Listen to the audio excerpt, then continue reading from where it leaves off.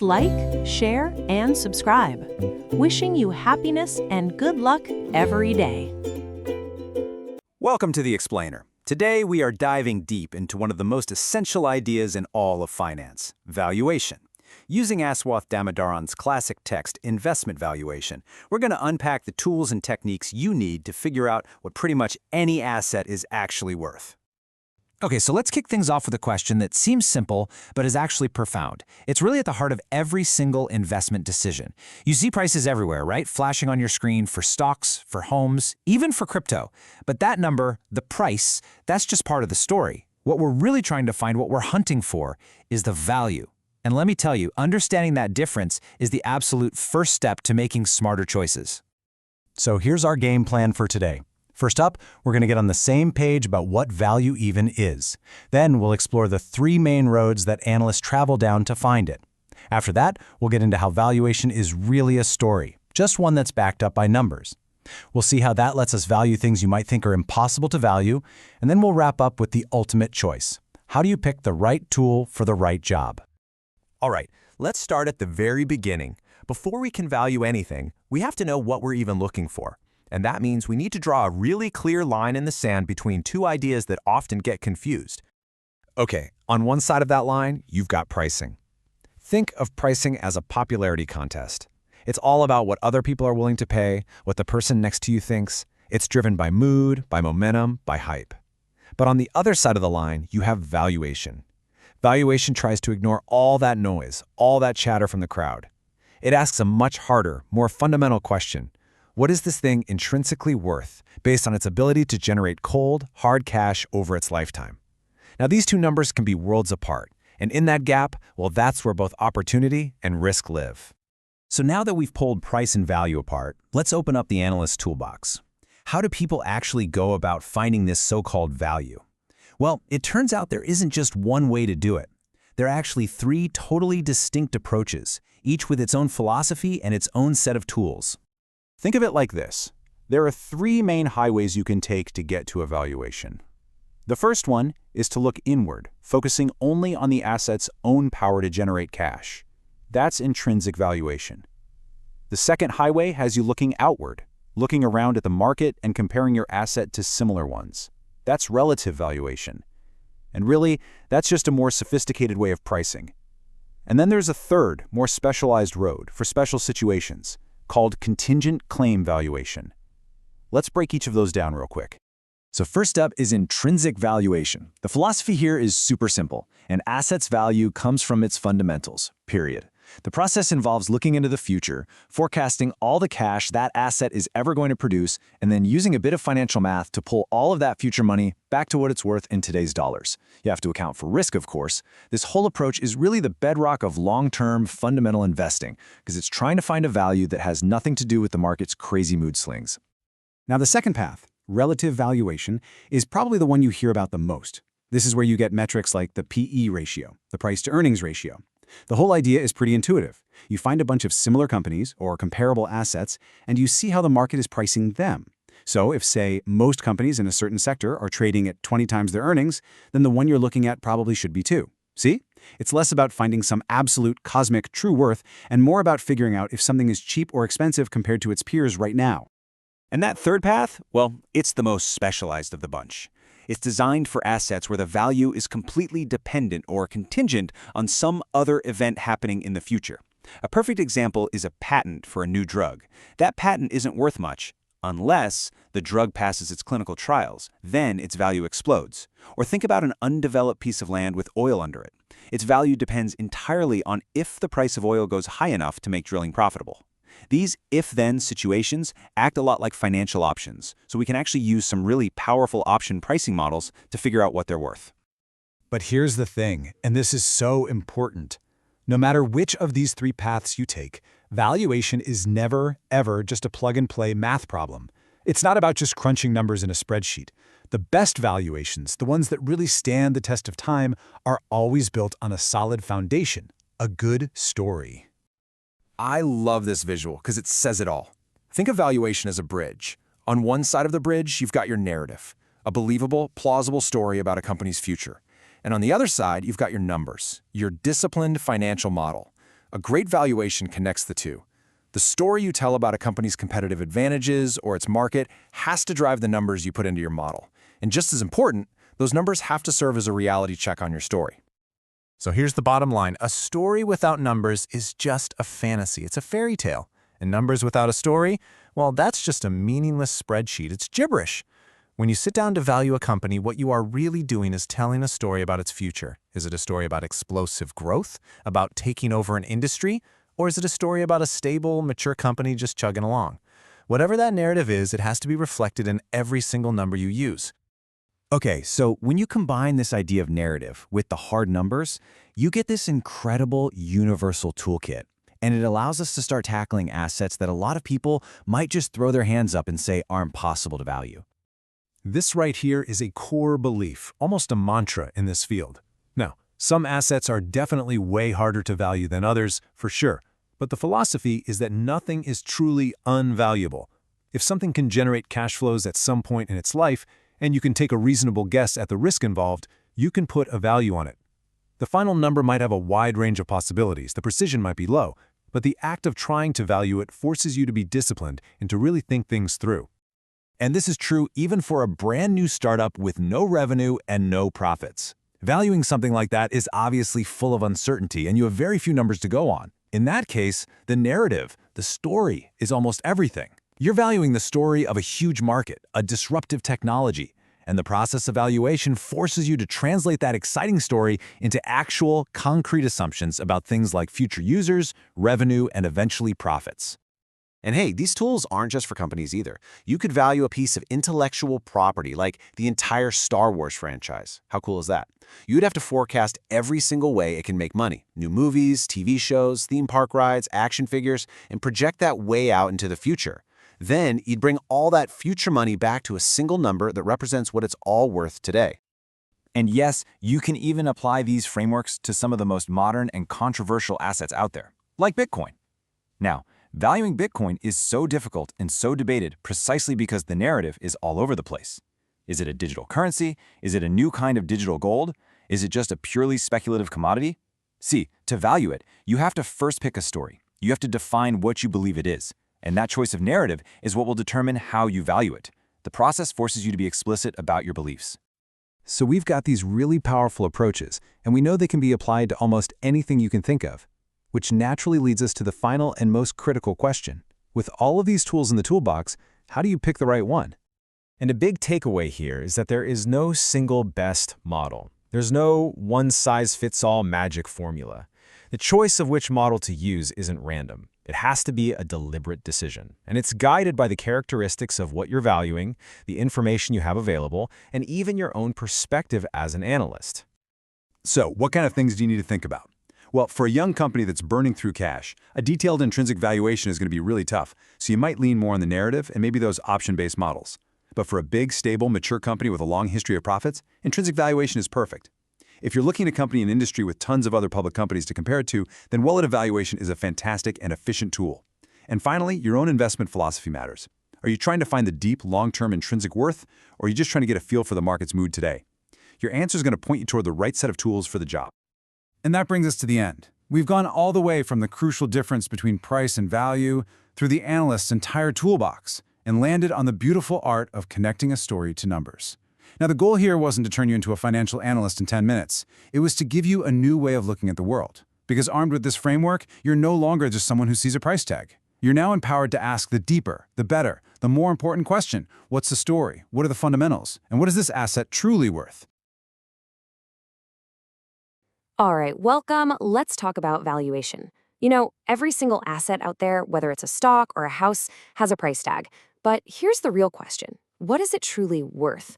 For anyone trying to invest successfully, that gap between the price and the real value, well, that's everything. Understanding that difference is the absolute first step you have to take. You know, it's funny. Oscar Wilde could have been talking directly about today's financial markets.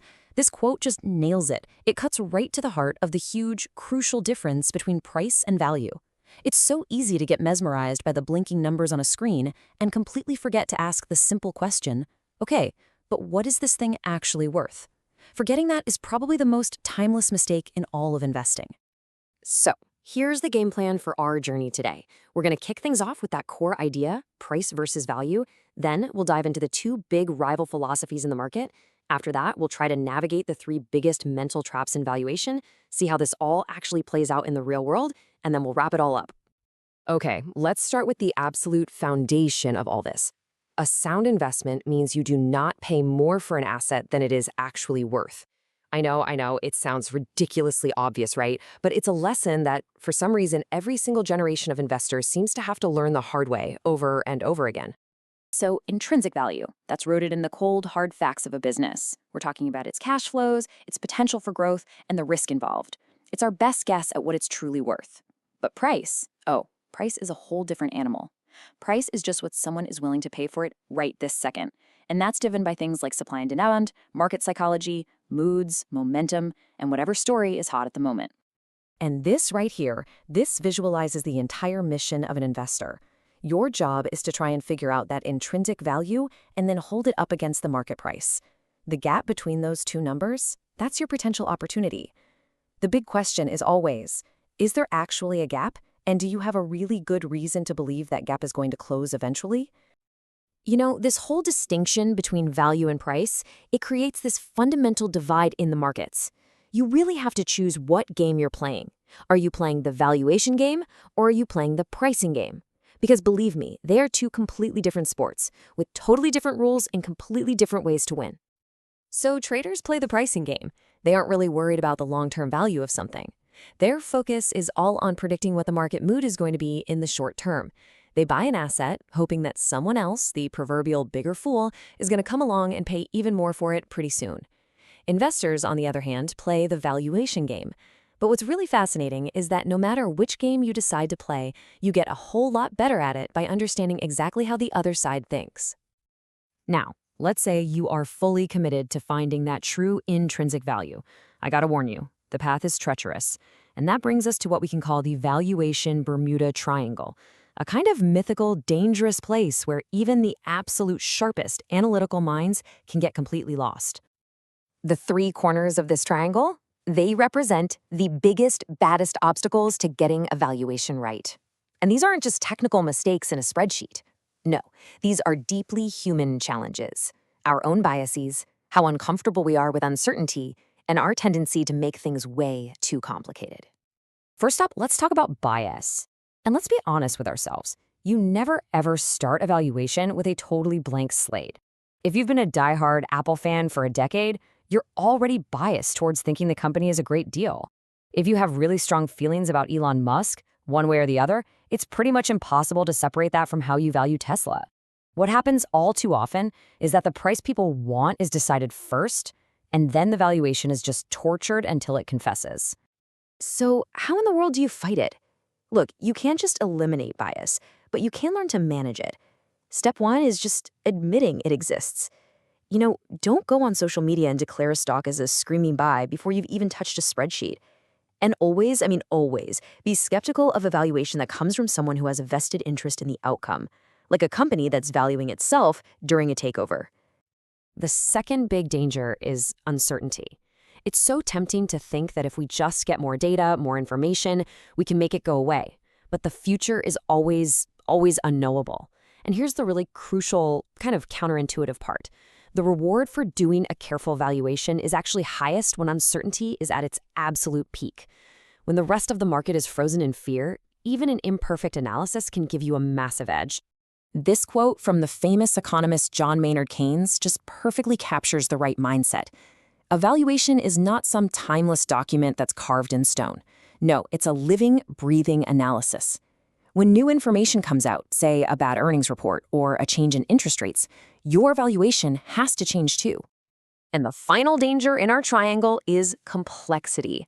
In this age of big data, the temptation is to build these massive monster spreadsheets with hundreds and hundreds of inputs. But that's a trap. The models become black boxes. They're so convoluted that we don't even understand how they work anymore. The risk of one simple little input error skyrockets. And when the model fails, it's so easy to blame the model instead of our own flawed thinking. So what's the antidote? It's something called the principle of parsimony. Basically, keep your analysis as simple as you possibly can, but no simpler. And always remember, A model is just a tool. It's a fancy calculator. It doesn't value a company. You do. You know, all these challenges, the bias, the uncertainty, the complexity, they lead directly to one of the biggest, oldest debates in all of finance. Are markets actually efficient? I mean, if valuation is this hard, is it even possible to find undervalued assets? Or is the market price always the right price? What's so fascinating is that both extreme positions in this debate have this built-in paradox. Think about it. If you believe markets are perfectly efficient, then doing all this valuation work is completely pointless. But then you have to ask, wait a minute, who is doing all the hard work to make them efficient?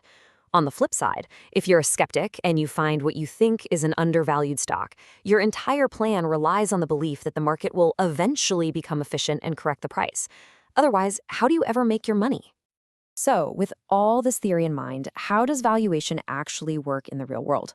Let's take a look at how different types of investors use or don't use valuation, because it is definitely not a one-size-fits-all kind of tool. This table really shows the whole spectrum. For a pure fundamental analyst, valuation is pretty much the entire game. Their only goal is to find those gaps between price and value.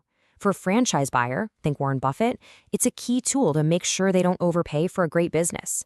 Then you have chartists, who are all about reading price patterns to figure out market psychology. For them, fundamentals are a sideshow. And finally, you've got market timers, who use these same valuation principles, but they're not looking at one stock. They're trying to value the entire market to call the big turns.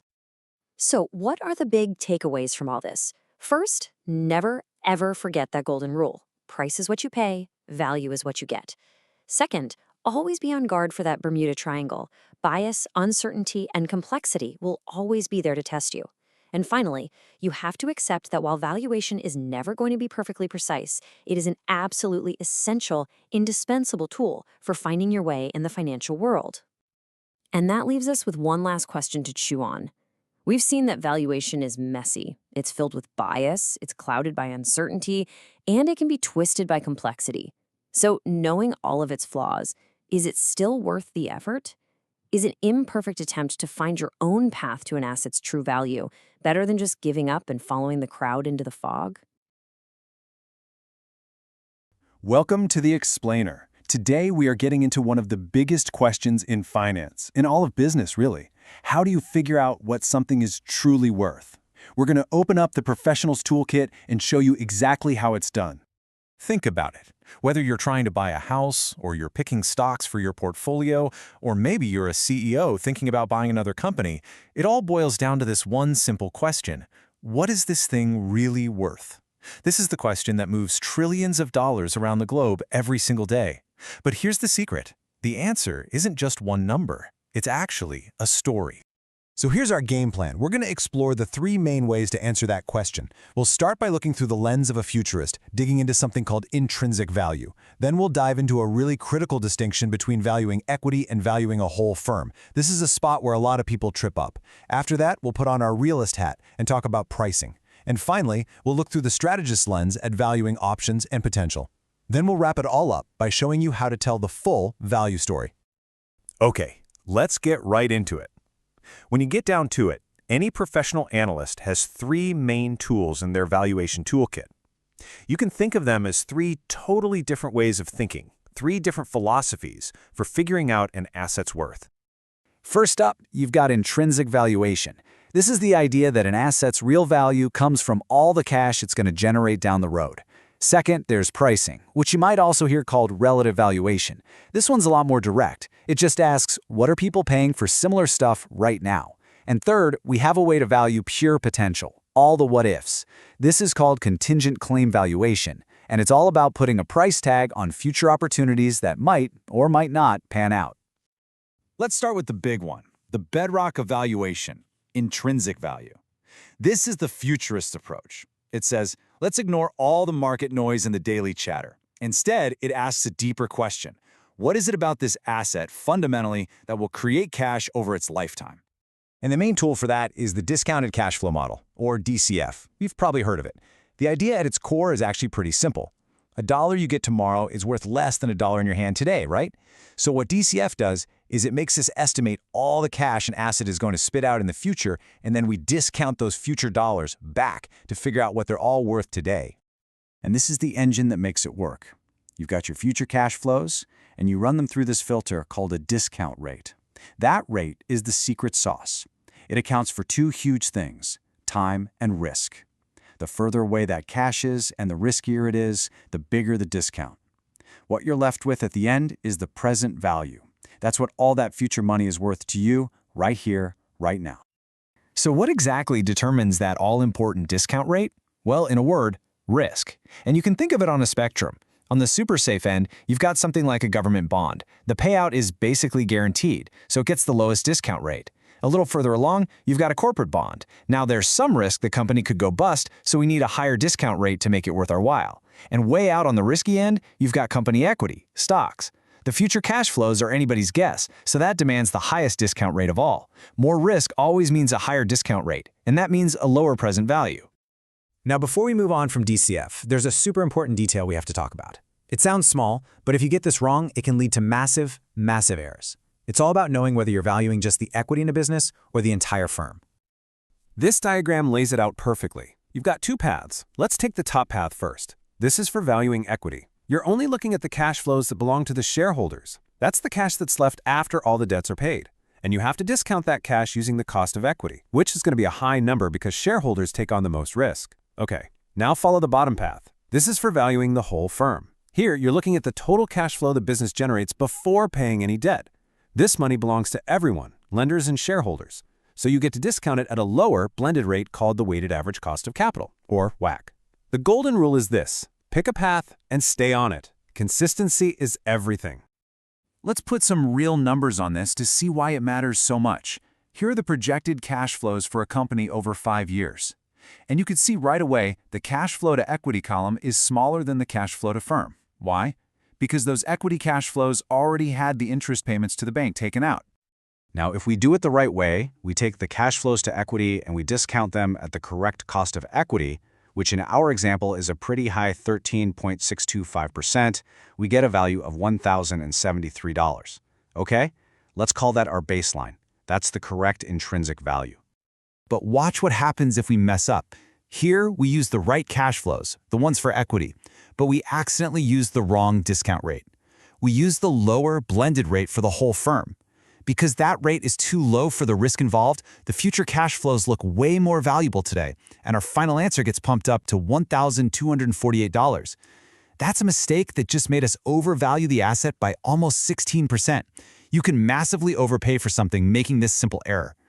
And it goes the other way too. What if we take the bigger, firm-level cash flows but then punish them with the super high, risky cost of equity?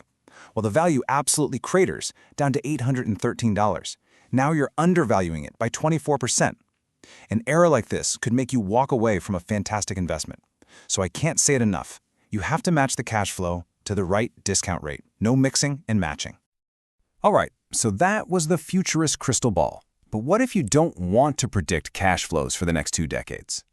What if you're a realist and you just want to know what the market thinks an asset is worth today? Well, for that, we switch to our second lens, pricing. You know, the logic here is something we all do naturally. If you're selling your house, what's the first thing you do? You look at what other houses on your street sold for. That's relative valuation. Instead of a complex forecast, you use a simple market shortcut, like the famous price-to-earnings ratio, or PE. And the appeal is obvious, right? It's quick, it's easy, and it's based on what people are actually paying for things in the real world. Here's a classic example. Let's say we're trying to value a new software company. So we go out and we find the PE ratios for a bunch of other software firms. You can see they're all over the place, from about 10 all the way up to almost 38. So what do? We calculate a simple average and we get 24. So it seems pretty straightforward, doesn't it? We just take our company's earnings, multiply it by 24, and boom, we've got our value. Job done. Right? Well, this is exactly where the beautiful simplicity of pricing can become its greatest weakness. And here's the trap. Our original average was 24. But check this out. What if an analyst says, you know, those two companies with the lowest PE ratios, they're not really comparable. So they toss them out. Suddenly the average jumps up to 26.7. Or they could say the two highest PEs are the outliers. They kick those out and the average drops to 21.2. The problem is that the definition of comparable is totally subjective. It's in the eye of the analyst, which means this method can be nudged to give you pretty much any answer you want. So, if DCF is about forecasting the future and pricing is about what's happening today, what about those assets where the value isn't in current cash flow at all? What about when the value is all about the potential for tomorrow? For that, we need our third and final lens, the strategist's view, using option valuation. This graph shows you the classic payoff of a call option. Look at it. If the price of the asset is below that strike price, the option is worthless. Zip. Nada. But the second the price crosses that line, the potential payoff is literally unlimited. The value is contingent on something happening. A standard DCF model just can't handle a payoff profile that looks like this. Let's use an example to make this really clear. Imagine an oil company owns a piece of land with undeveloped reserves. A DCF model would have to make a single guess about future oil prices and assume the company will drill no matter what. But that's not how the real world works, is it? An option valuation recognizes that the company has the right, but not the obligation to drill. They'll only do it if oil prices go high enough. That flexibility, that strategic choice, it has real, tangible value that only this method can capture. Phew, okay. So we've looked at value through three very different lenses: the futurist's DCF, the realist's pricing, and the strategist's options. Which, of course, brings us to the big question. So, which one is the right one? Which one should you actually use? And the truth is, you should use all of them. The goal here isn't to land on one single, magically precise number, because that number doesn't exist. Valuation isn't a science, it's a craft. Your DCF model is your anchor, grounding you in the company's fundamentals. The pricing multiples give you a reality check on the market's mood and how you stack up. And the option valuation lets you appreciate the hidden potential that cash flows don't show. When you weave all three of these perspectives together, you don't just get a number. You get a rich, compelling story about what an asset is truly worth. And that, at the end of the day, is what this is all about. All right, let's talk about how you can decode a company's real story. I'm not talking about the flashy press releases or the big headlines. No. If you really want to understand the health, the strategy, and, the actual risk of any business, you have to learn to speak its language. And that language, my friends, is written in its financial statements. So that's the big question, isn't it? How do you actually get to the truth? Because the real story, the one that tells you what a company truly owns, how it's making its money, and how risky its operations actually are, well, that story isn't always obvious. The clues, though, they're hiding in plain sight, right inside three key documents. That's right. For the next few minutes, think of us as financial detectives. Our clues are the balance sheet, the income statement, and the statement of cash flows. And together, these three documents help us solve the mysteries of just about any business out there. Today, we're going to learn exactly how to read them. Okay, so as we dive in, our entire investigation is going to be guided by these four fundamental questions. First, what are its assets actually worth? Second, how did it pay for all that stuff? Third, is it actually profitable? Is it making any money? And finally, the big one, just how risky is this whole operation? So here's our game plan. We'll kick things off with the balance sheet, what you own versus what you owe. Then we'll jump to the income statement to see if they're making a profit. After that, we'll follow the money with the cash flow statement, figure out how to gauge risk, and then we'll wrap it all up by exposing this really crucial gap between how accountants and investors see the world. So, our first clue is the balance sheet. Now, the absolute best way to think about this is like a photograph. It's a snapshot.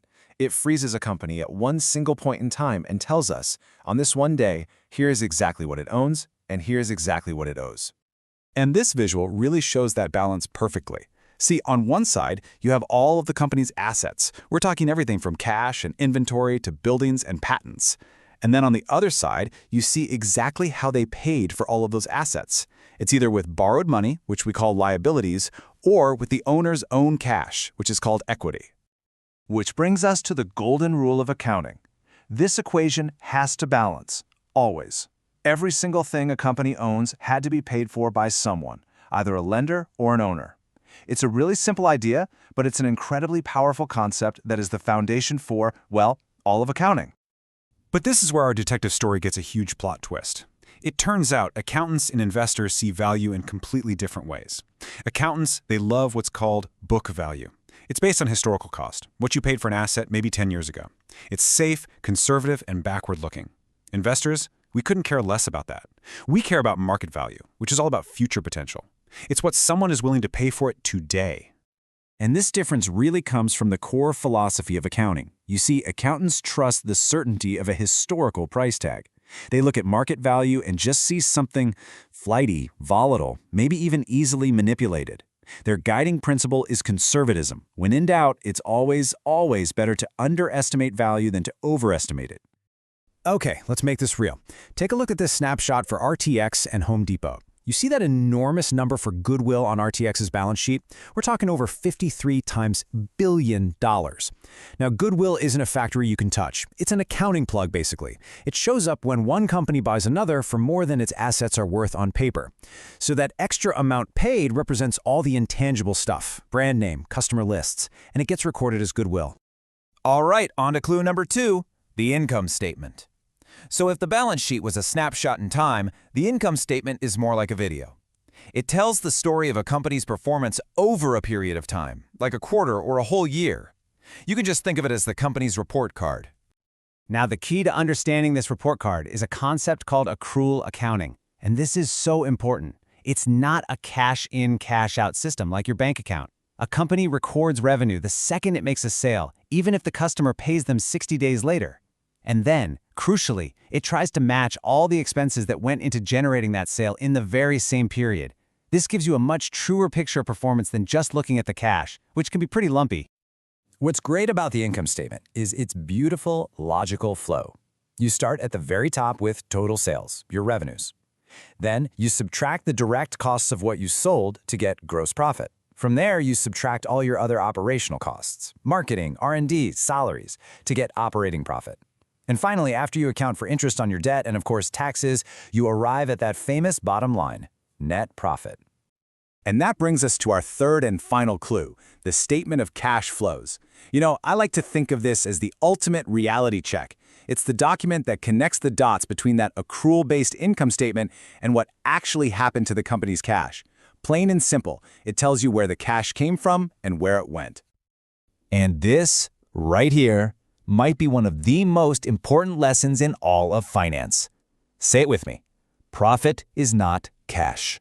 A company can report massive profits on its income statement and still go completely bankrupt because it ran out of cold, hard cash. That profitable sale on paper means absolutely nothing if your customer never actually pays you. This statement cuts through all the accounting jargon and just shows you the money. So the statement tracks three main activities. First, you've got cash from operations. This is the money coming from the core business. You want to see a big positive number here for a healthy company. Then you've got cash from investing, money spent buying things like factories or money raised by selling them.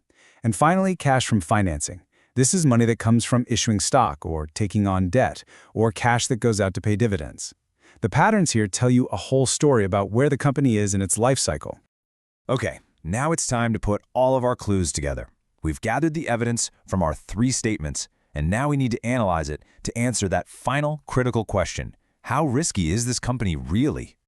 And to do that, we use this powerful set of tools called financial ratios. Think of these ratios as our detective's toolkit. They help us measure a company's financial health and, most importantly, its default risk. That's the risk that it won't be able to pay back its debts. Now, the specific tool we're going to pull out of our kit today is the debt-to-equity ratio. It's a really straightforward but incredibly revealing measure of how much a company is relying on borrowed money compared to the owner's own capital. A high ratio isn't always bad. It can juice returns, but it definitely increases the risk if things go south. And this brings us right back to that major tension between accountants and investors. So let's look at Home Depot. If we use the accountant's number, the book value of equity straight from its balance sheet, its debt-to-equity ratio is a jaw-dropping 3,224%.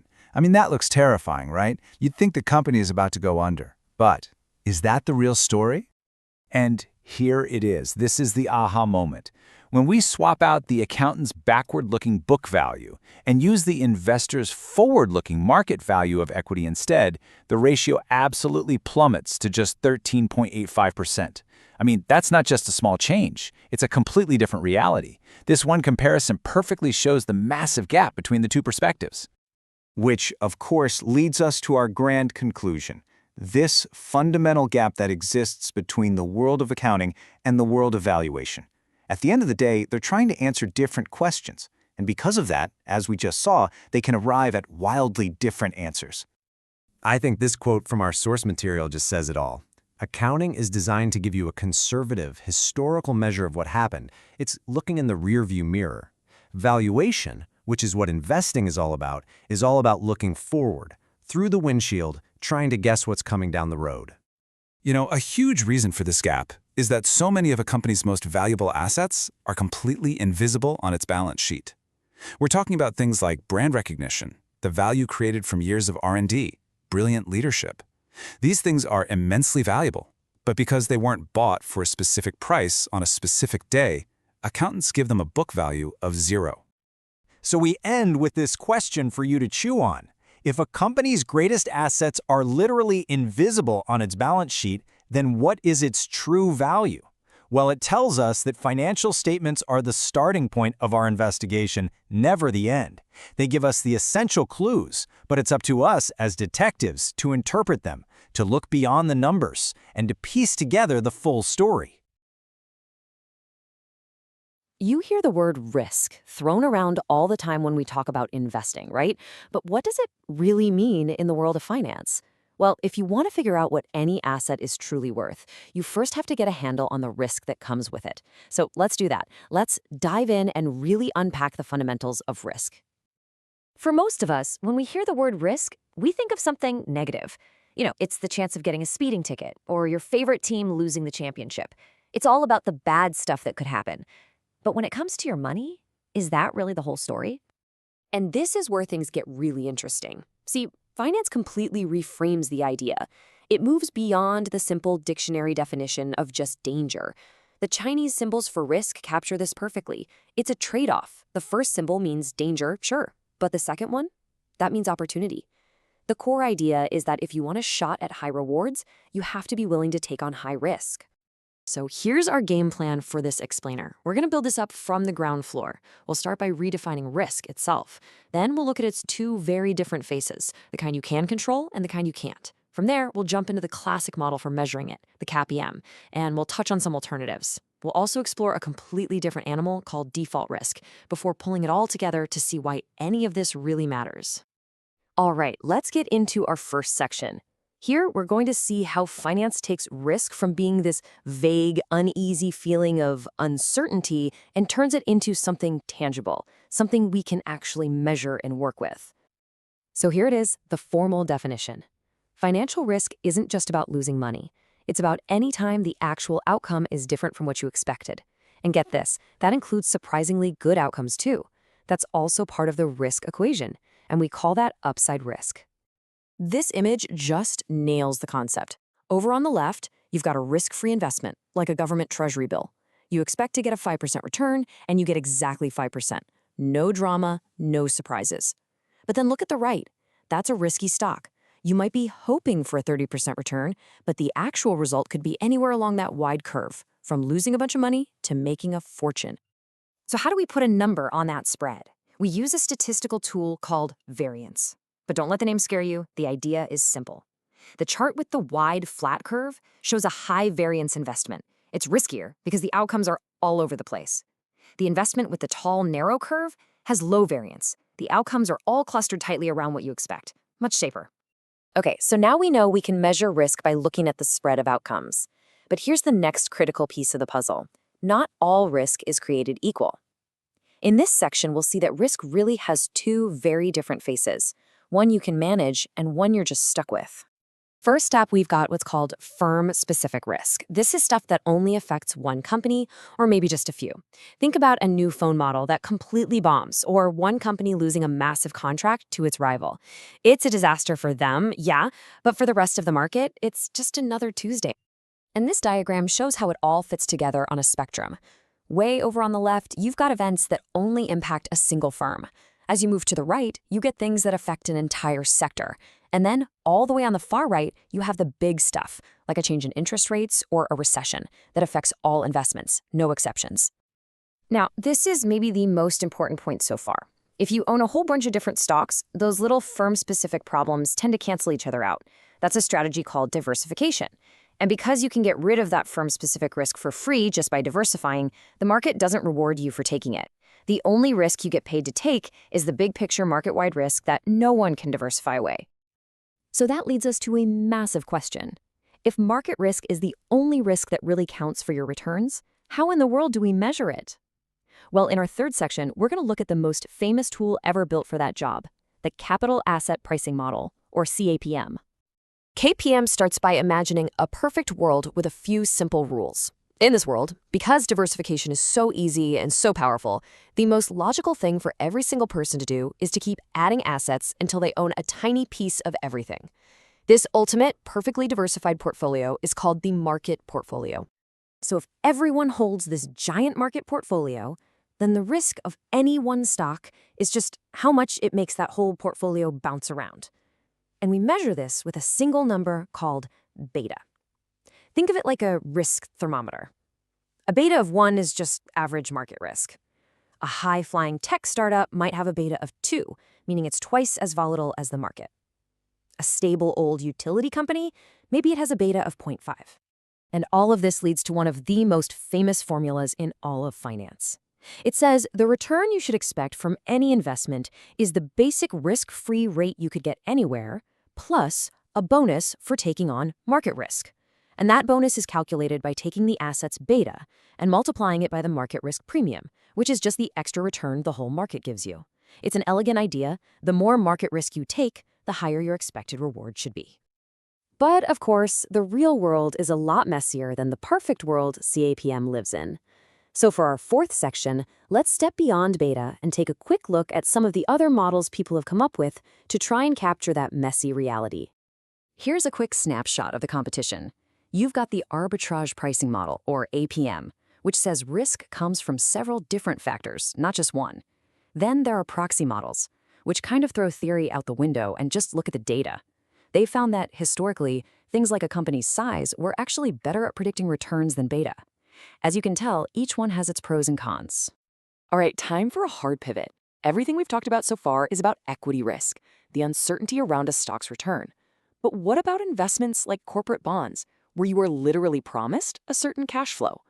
This brings us to Section 5, and a completely different beast, default risk. Default risk is exactly what it sounds like. It's the risk that the borrower just won't pay you back. See, with a bond, the best you can possibly do is get the payments they promised. There's no upside beyond that. The downside, though, is that the company could fail and you get nothing. Because of that, this firm-specific risk of default is a huge deal that can't be ignored or diversified away by the lender. And this flowchart shows you just how seriously this risk is taken. Rating agencies like S&P have this super rigorous multi-step process for figuring out a company's default risk. I mean, look at this. It involves deep research, meetings with management, an internal presentation, and then a formal committee vote to finally assign a rating. This is a very deliberate and thorough process. And what does all that work lead to? A really powerful connection between a company's financial health and its credit rating. Just look at the interest coverage ratio here. That's how many times a company's earnings can cover its interest payments. A top-rated AAA company can cover its payments almost 43 times over. A riskier B-rated company, they can only cover them about 1.7 times. The numbers really do tell the story. So we've gone all the way from the basic definition of risk to the nitty-gritty of market models and the whole separate universe of default risk. For our final section, let's bring it all home and ask the big question. Why does any of this theory actually matter to you and your wallet? Here's the crazy part. Despite all of its flaws, despite all the alternative models we've talked about, KPM is still the main workhorse of modern finance. Why? Well, as this quote says, it's because it's simple, it's intuitive, and frankly, the more complex models just haven't proven to be that much better at predicting what's going to happen next. And that leaves us with one last massive question to think about. Every single one of these models, from beta to bond ratings, is built by looking in the rearview mirror. They all analyze historical data. But the future is never just a perfect repeat of the past.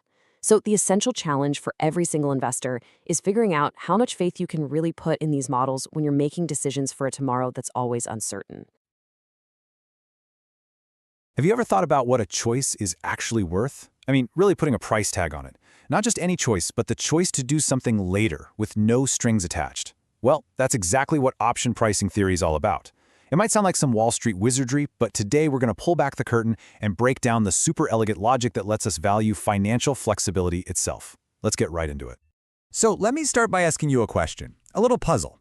How is it possible to make money from a stock's price going up or down without ever owning a single share? I know, it sounds kind of like a riddle, right? But the answer is a really unique financial tool called an option. It's what lets you speculate on where you think a stock is headed, or even protect the investments you already have. It gives you this incredible flexibility. All right, so here's the game plan for this explainer. First, we're going to start with the absolute basics, what an option even is. Then we'll dig into the key things that give an option its value. After that, we'll look at a couple of famous ways to calculate that value, one simple and one a bit more complex. And to wrap it all up, we'll see how all this theory actually gets applied in the real world. Okay, let's kick things off with the single most important idea in this entire topic. Seriously, if you get this, you get options. An option is all about having a choice. It's the right to do something without the obligation to do it. And that one little distinction is what makes options totally different from almost anything else you can buy or sell. So let's really break this down. The magic words here are right, but not the obligation.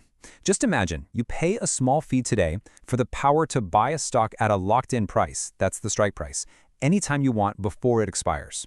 Now, if that stock skyrockets, awesome. You get to exercise your right and buy it on the cheap. But what if the stock completely tanks? Well, you're not forced to do a thing. You can just let the option expire, and all you've lost is that small fee you paid up front. That limited risk, that's what makes these things so powerful. Now, options come in two main flavors, calls and puts, and these charts show you everything you need to know. Take a look at the call option on the left. See that? You pay a small price, and if the stock price doesn't do much, that's your maximum loss. But once the stock price takes off past that strike price, your profit potential is, well, basically unlimited. It's a bet on the upside. Now look at the put on the right. It's a mirror image. You make money as the price goes down. This is how you can bet on a stock falling or how you can buy insurance on a stock you already own. So just to nail this down, the bottom line is this. A call option is your bet that the price is going up. It gives you the right to buy. A put option is your bet that the price is going down. It gives you the right to sell. That's really it. One is for when you're feeling optimistic. The other is for when you're feeling pessimistic.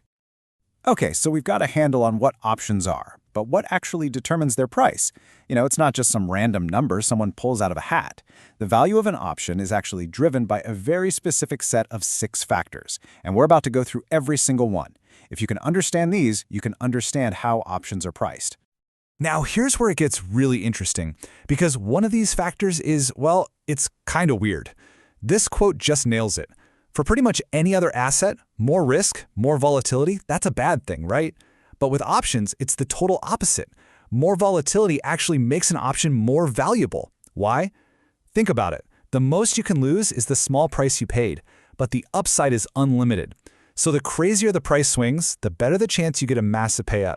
So this table lays out the 6 ingredients in the option pricing recipe. Let's just walk through them real quick. First, the stock's price itself. This one's easy. Stock goes up, the right to buy it, a call, is worth more. The right to sell it, a put, is worth less. Makes sense. Second, volatility. Like we just said, more chaos is good for both calls and puts. It just increases the odds of a huge price move, and your downside is always capped. Third, the strike price. For a call, a lower strike price is better. It's an easier target to hit. For a put, a higher strike price is better, because you get to sell at a higher price. Fourth, dividends. When a company pays a dividend, the stock price usually drops. That's bad for calls, but it's good for puts. Fifth, time. More time is always better. It gives the stock more chances to make a big move in your favor, so it makes both calls and puts more valuable. And last, interest rates. This one's a little funky, but basically, higher interest rates make calls more valuable because you get to delay spending your money. It's the opposite for puts. Okay, so now we know the ingredients. How do we actually mix them together to cook up a price? Well, before we jump into any crazy formulas, let's get our heads around the core logic with a really simple and beautiful idea called the binomial model. This is the foundation for everything else. So the whole idea behind the binomial model is to simplify the future. It just pretends that in the next moment, a stock's price can only do one of two things. It can go up by a certain amount, or it can go down by a certain amount. You can see it right here. From the starting point, the price just branches out. And by stringing these simple up or down steps together, you can build this tree that maps out all the possible paths the stock could take. But the real genius here, the big breakthrough, is this idea of a replicating portfolio. And the logic is just brilliant. It asks, what if we could build a little mini portfolio, just using some stock and some borrowing, that perfectly copies the option's payout? I mean, no matter what happens, up or down, our little portfolio pays out the exact same as the option. If we can do that, then the option has to be worth the exact same as what it costs to build that portfolio today. If it wasn't, you could make risk-free money, and the market just doesn't let you do that. So we can actually start at the end of the tree and work our way backward to find the price today. Let's make this real with an example. This shows that final step of working backward. We've already figured out that in the next period, our option will be worth either $33.96 or $4.99. And the model shows that if we go out right now and buy 0.8278 shares of the stock and borrow $21.61, that little combination will perfectly match those future values. So what's the option worth today? It's just the cost of that portfolio, the shares we bought minus the money we borrowed, which gives us $19.42. It's just such an elegant piece of financial engineering. So that binomial model is a fantastic way to understand the logic, but let's be real, the world doesn't move in these neat little up and down steps. Stock prices move constantly, continuously. And this is where that simple model evolves into probably the most famous formula in all of finance, the Black-Scholes model. So the jump from the binomial tree to Black-Scholes is a big mathematical one, but the core idea is exactly the same. Just imagine those little time steps in our tree getting shorter and shorter and shorter until they're basically instantaneous. That clunky tree of discrete steps just smooths out into a continuous line. The Black-Scholes formula is what you get when you apply that same replicating portfolio logic to this continuous world. Now, the formula itself can look pretty scary, but it's really just a recipe with 5 key ingredients we've actually already seen. You need the stock's current price, S, the option strike price, K, the time you have left, T, the risk-free interest rate, R, and that super important measure of chaos, the variance, sigma squared. That's it. You plug those 5 things in and out pops the option's theoretical price. And here it is, the famous formula. But listen, don't get hung up on all the letters and symbols. Just remember what we've been talking about, the replicating portfolio. Because that's all this formula is calculating. That first part, that tells you how much stock you need to buy. And that second part, that's how much money you need to borrow. The value of the call option is just the cost of the stock you buy minus the loan you take out. It's the price of the perfect replica. Now, of course, these beautiful, elegant models are built on some simplifying assumptions. The real world, yeah, it's a little bit messier. So the question is, how do we tweak these models to handle all the complexities that life throws at us? Let's take a quick look. Yeah, the real world throws a few curveballs. First, dividends. The basic model assumes stocks don't pay them, but most do. When that happens, the stock price drops, and you have to adjust for that. Second, early exercise. The classic formula is for what are called European options, which you can only cash in at the very end. But most options you see are American, meaning you can cash them in anytime you want. That extra flexibility is valuable, and it needs to be priced in. And finally, things like warrants can actually create new shares, which can dilute the value for existing shareholders. The models have to be adjusted for that too. So when you boil it all down, option pricing isn't just about stocks and finance. It's really a way of thinking about how to value flexibility, how to value choice when you're facing an uncertain future. And that brings me to one last thought for you. Think about it. Where else in your own life do you pay a little extra for the right but not the obligation to make a choice down the road? You know, buying a refundable plane ticket, putting a deposit on a house, even just paying to apply to a college? These are all what we call real options. They all have a price because having flexibility, that itself has value. And that is the really powerful idea at the heart of all this. All right, today we are diving headfirst into one of the biggest, most hotly debated questions in all of finance. Seriously, this is a question that pits Nobel Prize winners against Wall Street legends. And it's a simple one, but trust me, the answer changes everything. Can you actually beat the market? Let's get into it. I mean, at the end of the day, this is really what we're asking. You see a fund manager with a phenomenal year. Was that all down to their genius, their brilliant insights, or did they just get really, really lucky? You know, like flipping a coin and having it land on heads 10 times in a row. How you answer that question really shapes your entire approach to investing. And this debate basically creates 2 completely different schools of thought. On one side, you've got active investing. This is the world of stock pickers, market timers, everyone hunting for that hidden gem, that undervalued stock, or trying to guess the market's next big swing.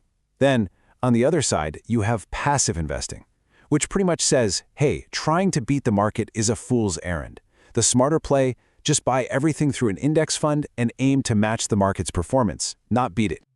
So, here's our game plan for today. First, we're going to unpack the big, powerful theory that says you can't beat the market. Then we'll look at some really puzzling evidence that suggests, well, maybe you can. We'll dig into how researchers actually test this stuff, explore the huge role our own psychology plays in all this, and then finally, we'll try to land on a verdict.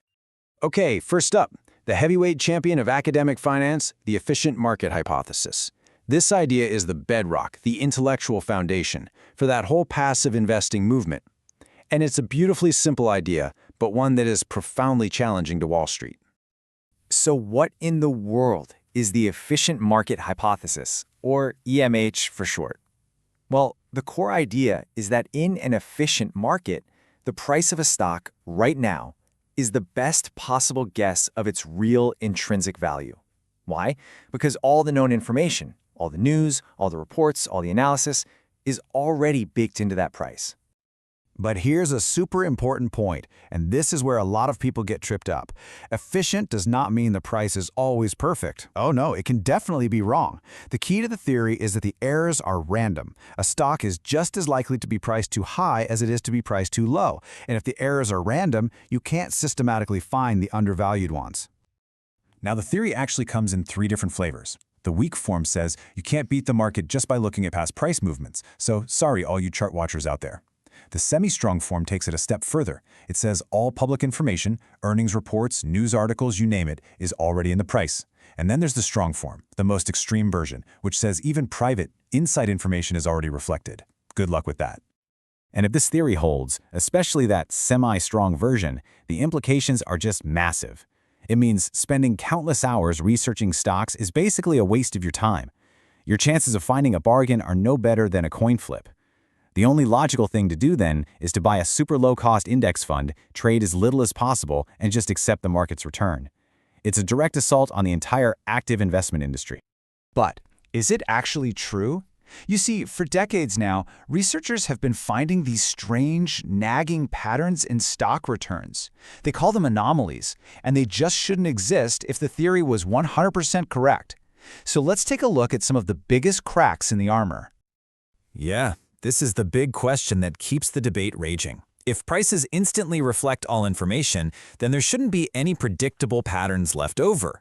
And yet, when you comb through the data, you find them. Okay, check this out.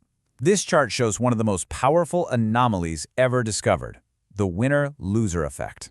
What researchers did was simple. They created a portfolio of the absolute worst-performing stocks, the losers, and another portfolio of the best performers, the winners. Then they just watched what happened next. And as you can see, that loser portfolio, the top line on the graph, went on to absolutely crush the winners over the next 5 years. It's pretty compelling evidence that markets get way too pessimistic or way too optimistic, and then it takes years for them to correct that mistake. And then there was the famous small firm premium. For more than half a century, smaller company stocks consistently delivered higher returns than big company stocks, even when you adjust for risk. But what's so fascinating, and what this chart shows so well, is that since the early 80s, that premium has kind of vanished. It tells you something really important. Even when we find an inefficiency, the market can be an adaptive creature. It can learn and eventually price that anomaly away. Now, this one is a real head-scratcher for the theory because it's a direct shot at the idea that markets react instantly. When a company announces surprisingly great earnings, the stock price jumps up, but then it keeps on drifting upwards for up to 2 months. The market's reaction isn't instant, it's slow and drawn out. The same thing happens in reverse for bad news. It's like the market is slow to digest the full impact of the news. So, you're probably wondering, how do these researchers actually find these things? Well, it's not just random data mining. There's a really specific scientific method they use to measure how the market reacts to new information, and it's called an event study. And the process is actually pretty straightforward. First, you pick an event, like an earnings announcement. Then, you grab all the stock returns for the days surrounding that event. Now, here's the key part. You have to calculate the excess return. Think of it this way. What did the stock do above and beyond what you would have expected it to do on that day, given what the rest of the market did? That little extra bit is the surprise. And then you just average those surprises across hundreds of companies to see if a real pattern emerges. And this slide just visualizes it perfectly. The graph on the left, that's what a perfectly efficient market looks like. News hits, boom. The price instantly jumps to its new correct value. End of story. But if the reaction is slow, like that middle graph, that's an inefficiency. Or if the market goes crazy and overreacts, like the graph on the right, and then has to slowly come back down to earth, that's also an inefficiency. And maybe, just maybe, an opportunity. So if the market isn't this perfect, rational, calculating machine, what's causing all these glitches? Well, the leading explanation is us, the quirks, the biases, the weird things we do as human beings. And this brings us to the fascinating field of behavioral finance. Yeah, behavioral finance basically throws out the idea that we're all perfectly rational economic robots. It shows we have these predictable biases. We hate admitting we made a mistake, so we'll hold on to our losing stocks for way too long, just praying they'll come back. We also have a tendency to chase whatever is hot and follow the herd, which is a great recipe for creating market bubbles. And more information doesn't always help, sometimes it just makes us overconfident. And if you want to see just how powerful this irrationality can be, look at this. This is from a lab experiment, and it is just stunning. In this experiment, the traders knew the exact true value of the asset at every single point in time. That's the solid black line. They knew it was steadily going down. And yet, look at what happened.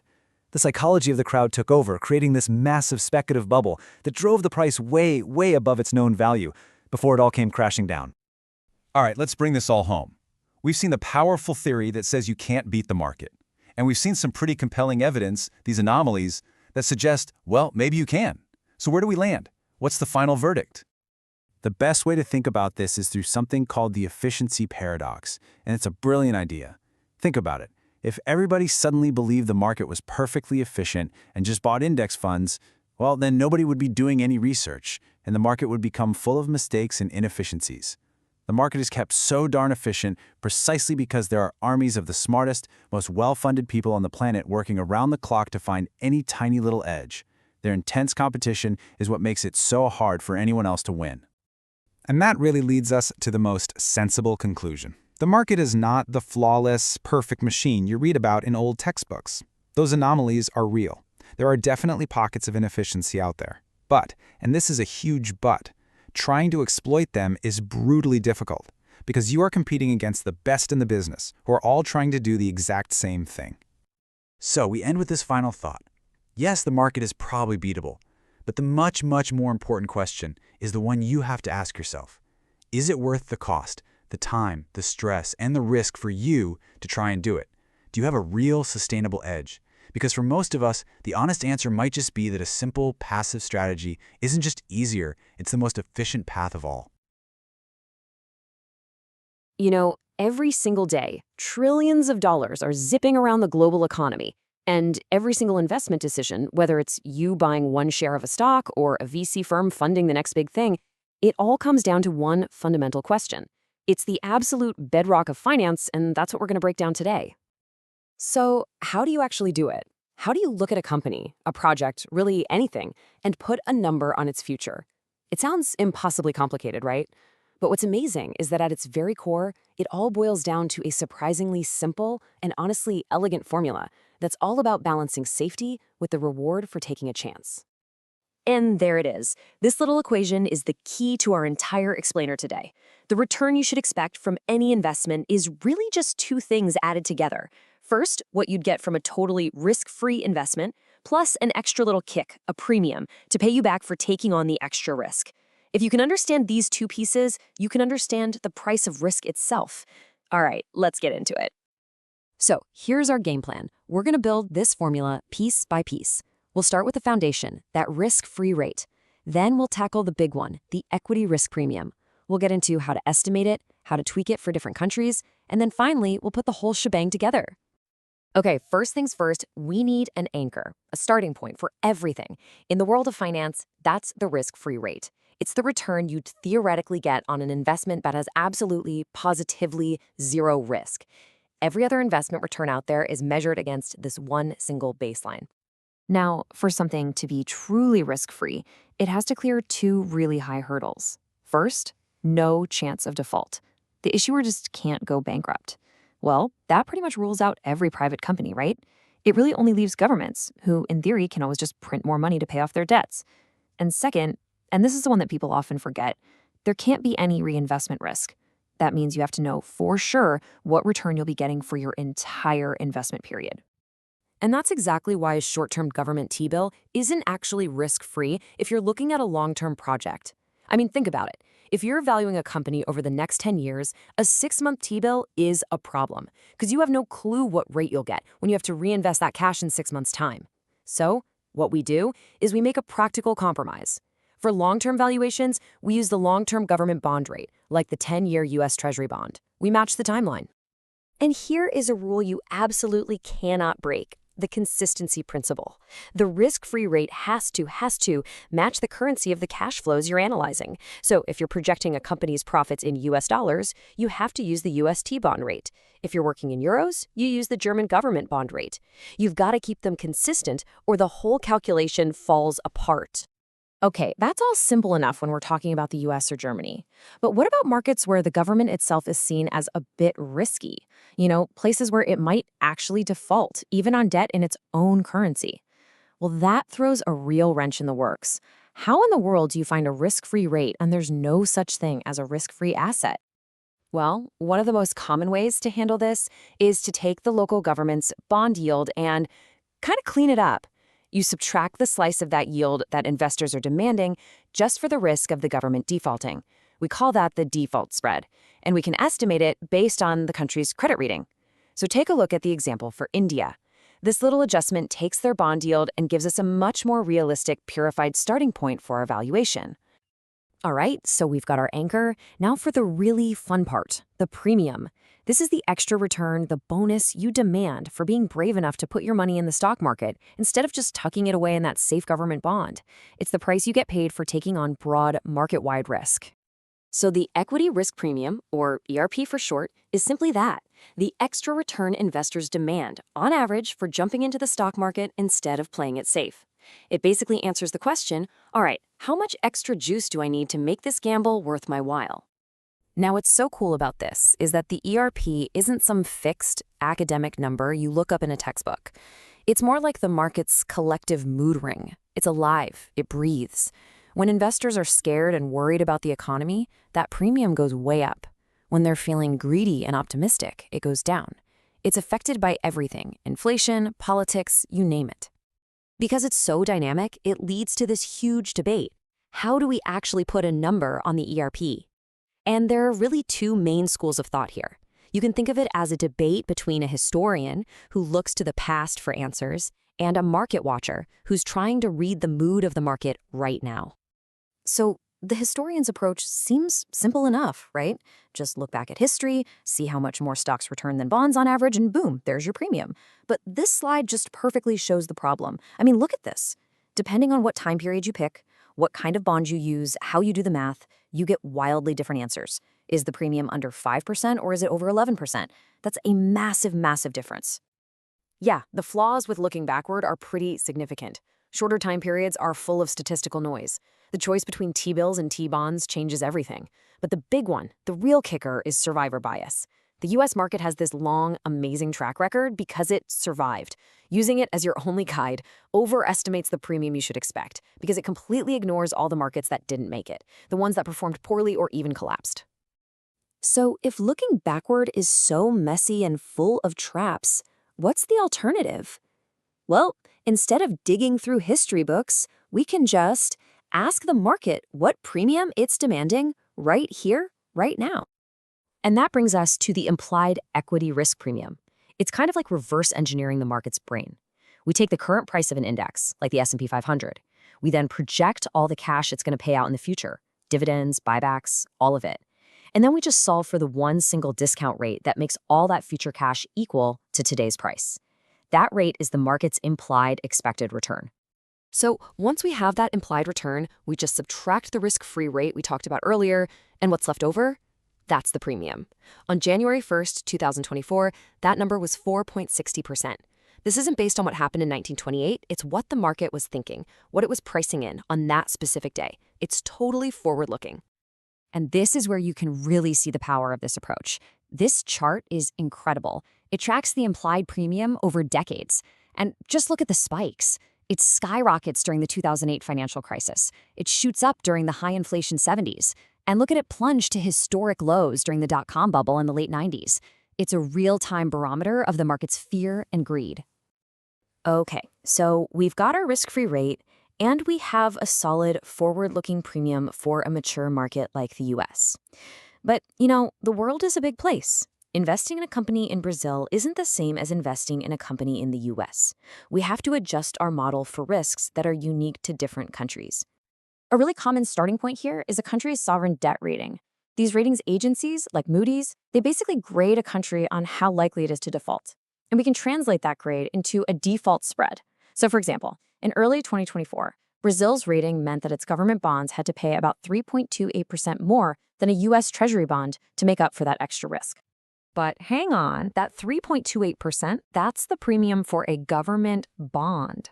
A country's stock market is always going to be riskier, more volatile than its government bonds. So we need to scale up that premium. And one way to do that is to multiply that bond default spread by the ratio of how volatile the country's stock market is compared to its bond market.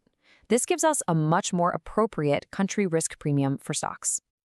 Okay, deep breath.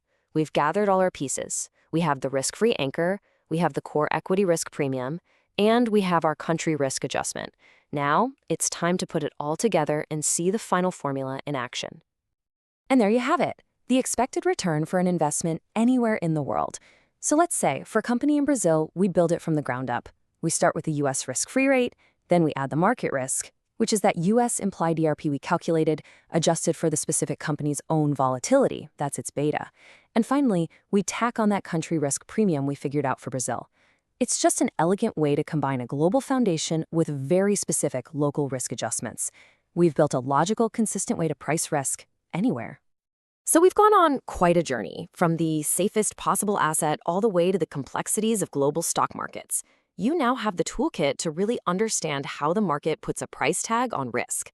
So I'm going to leave you with a question. Based on everything you see happening in the world today, what do you think that implied premium looks like right now? Is the market demanding a high price for taking a chance or a low one? In other words, is it a time of fear or is it a time of greed?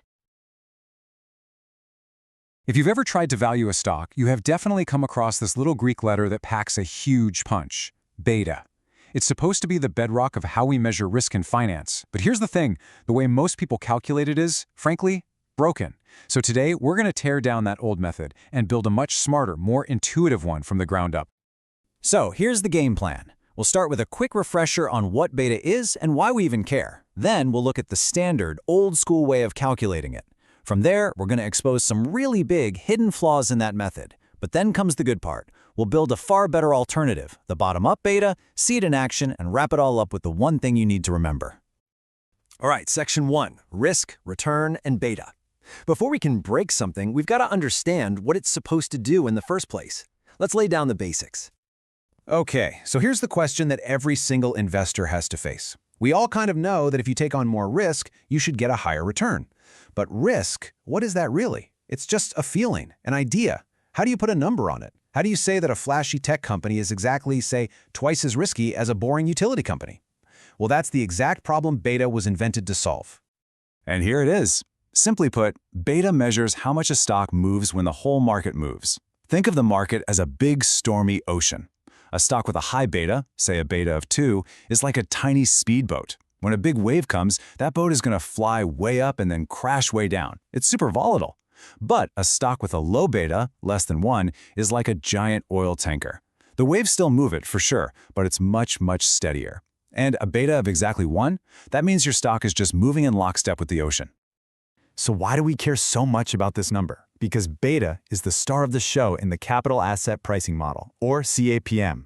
This is one of the most famous formulas in finance for figuring out the return you should demand for owning a stock. The first part and the last part of that formula, they're about the market in general. But beta, that's the part that's all about your specific company. And if you get the beta wrong, your entire valuation is basically built on a foundation of quicksand. Okay, section 2, let's talk about the standard method. How has Wall Street been coming up with this incredibly important number for decades? Let's pull back the curtain. The way it's usually done is by looking in their rearview mirror. You take a stock's returns, maybe every month for the last 5 years, and you plot them against the market's returns for those same months.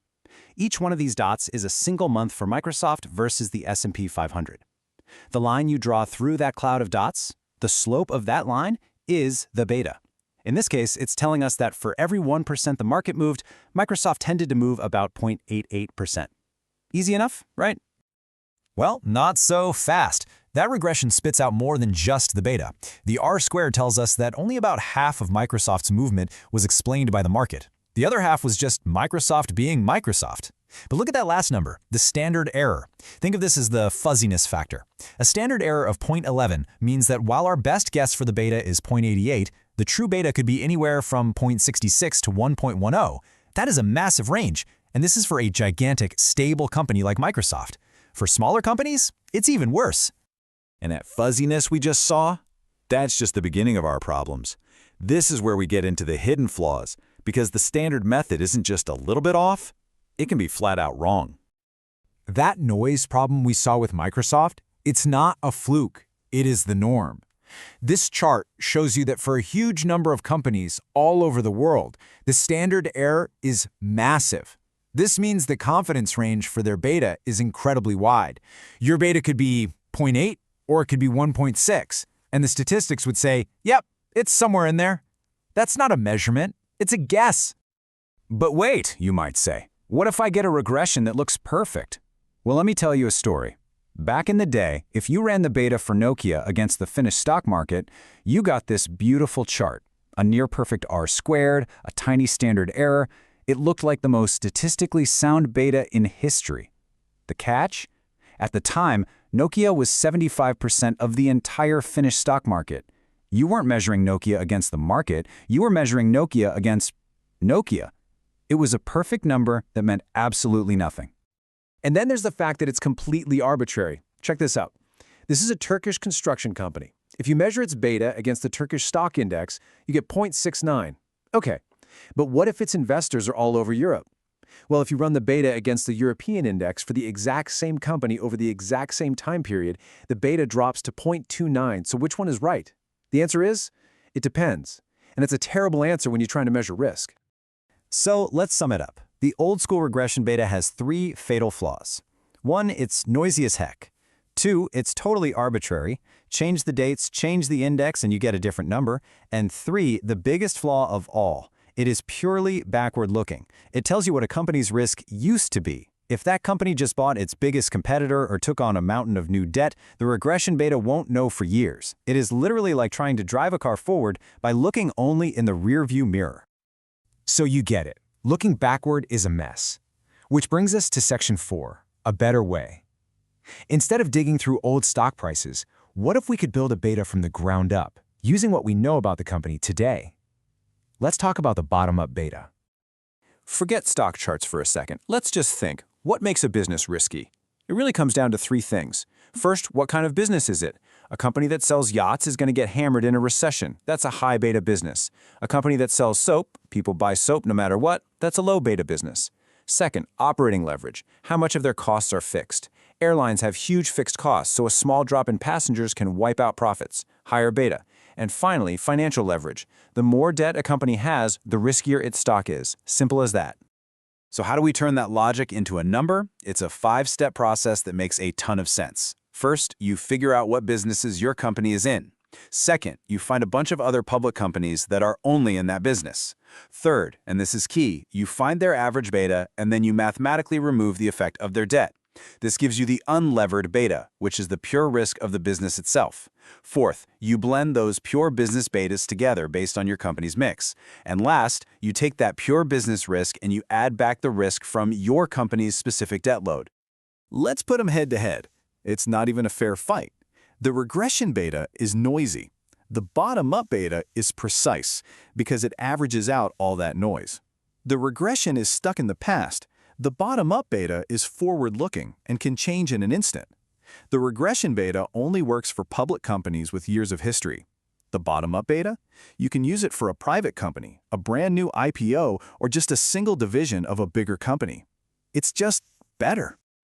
Okay, Section 5. Enough theory, let's put this thing to the test. Let's take a huge real-world corporate event and see how the bottoms-up beta handles it. We're going to look at Microsoft's monster acquisition of the gaming company Activision Blizzard. Now, a historical regression would be totally blind to this for years, but for us, we can calculate the new beta on day one. Here's the data we need, the unlevered, pure business betas for each company and their market values just before the deal. So, step one is to figure out the new combined business risk. All we have to do is take a weighted average of the two unlevered betas. And since Microsoft is so much bigger, the final number, 1.126, ends up being super close to Microsoft's original beta.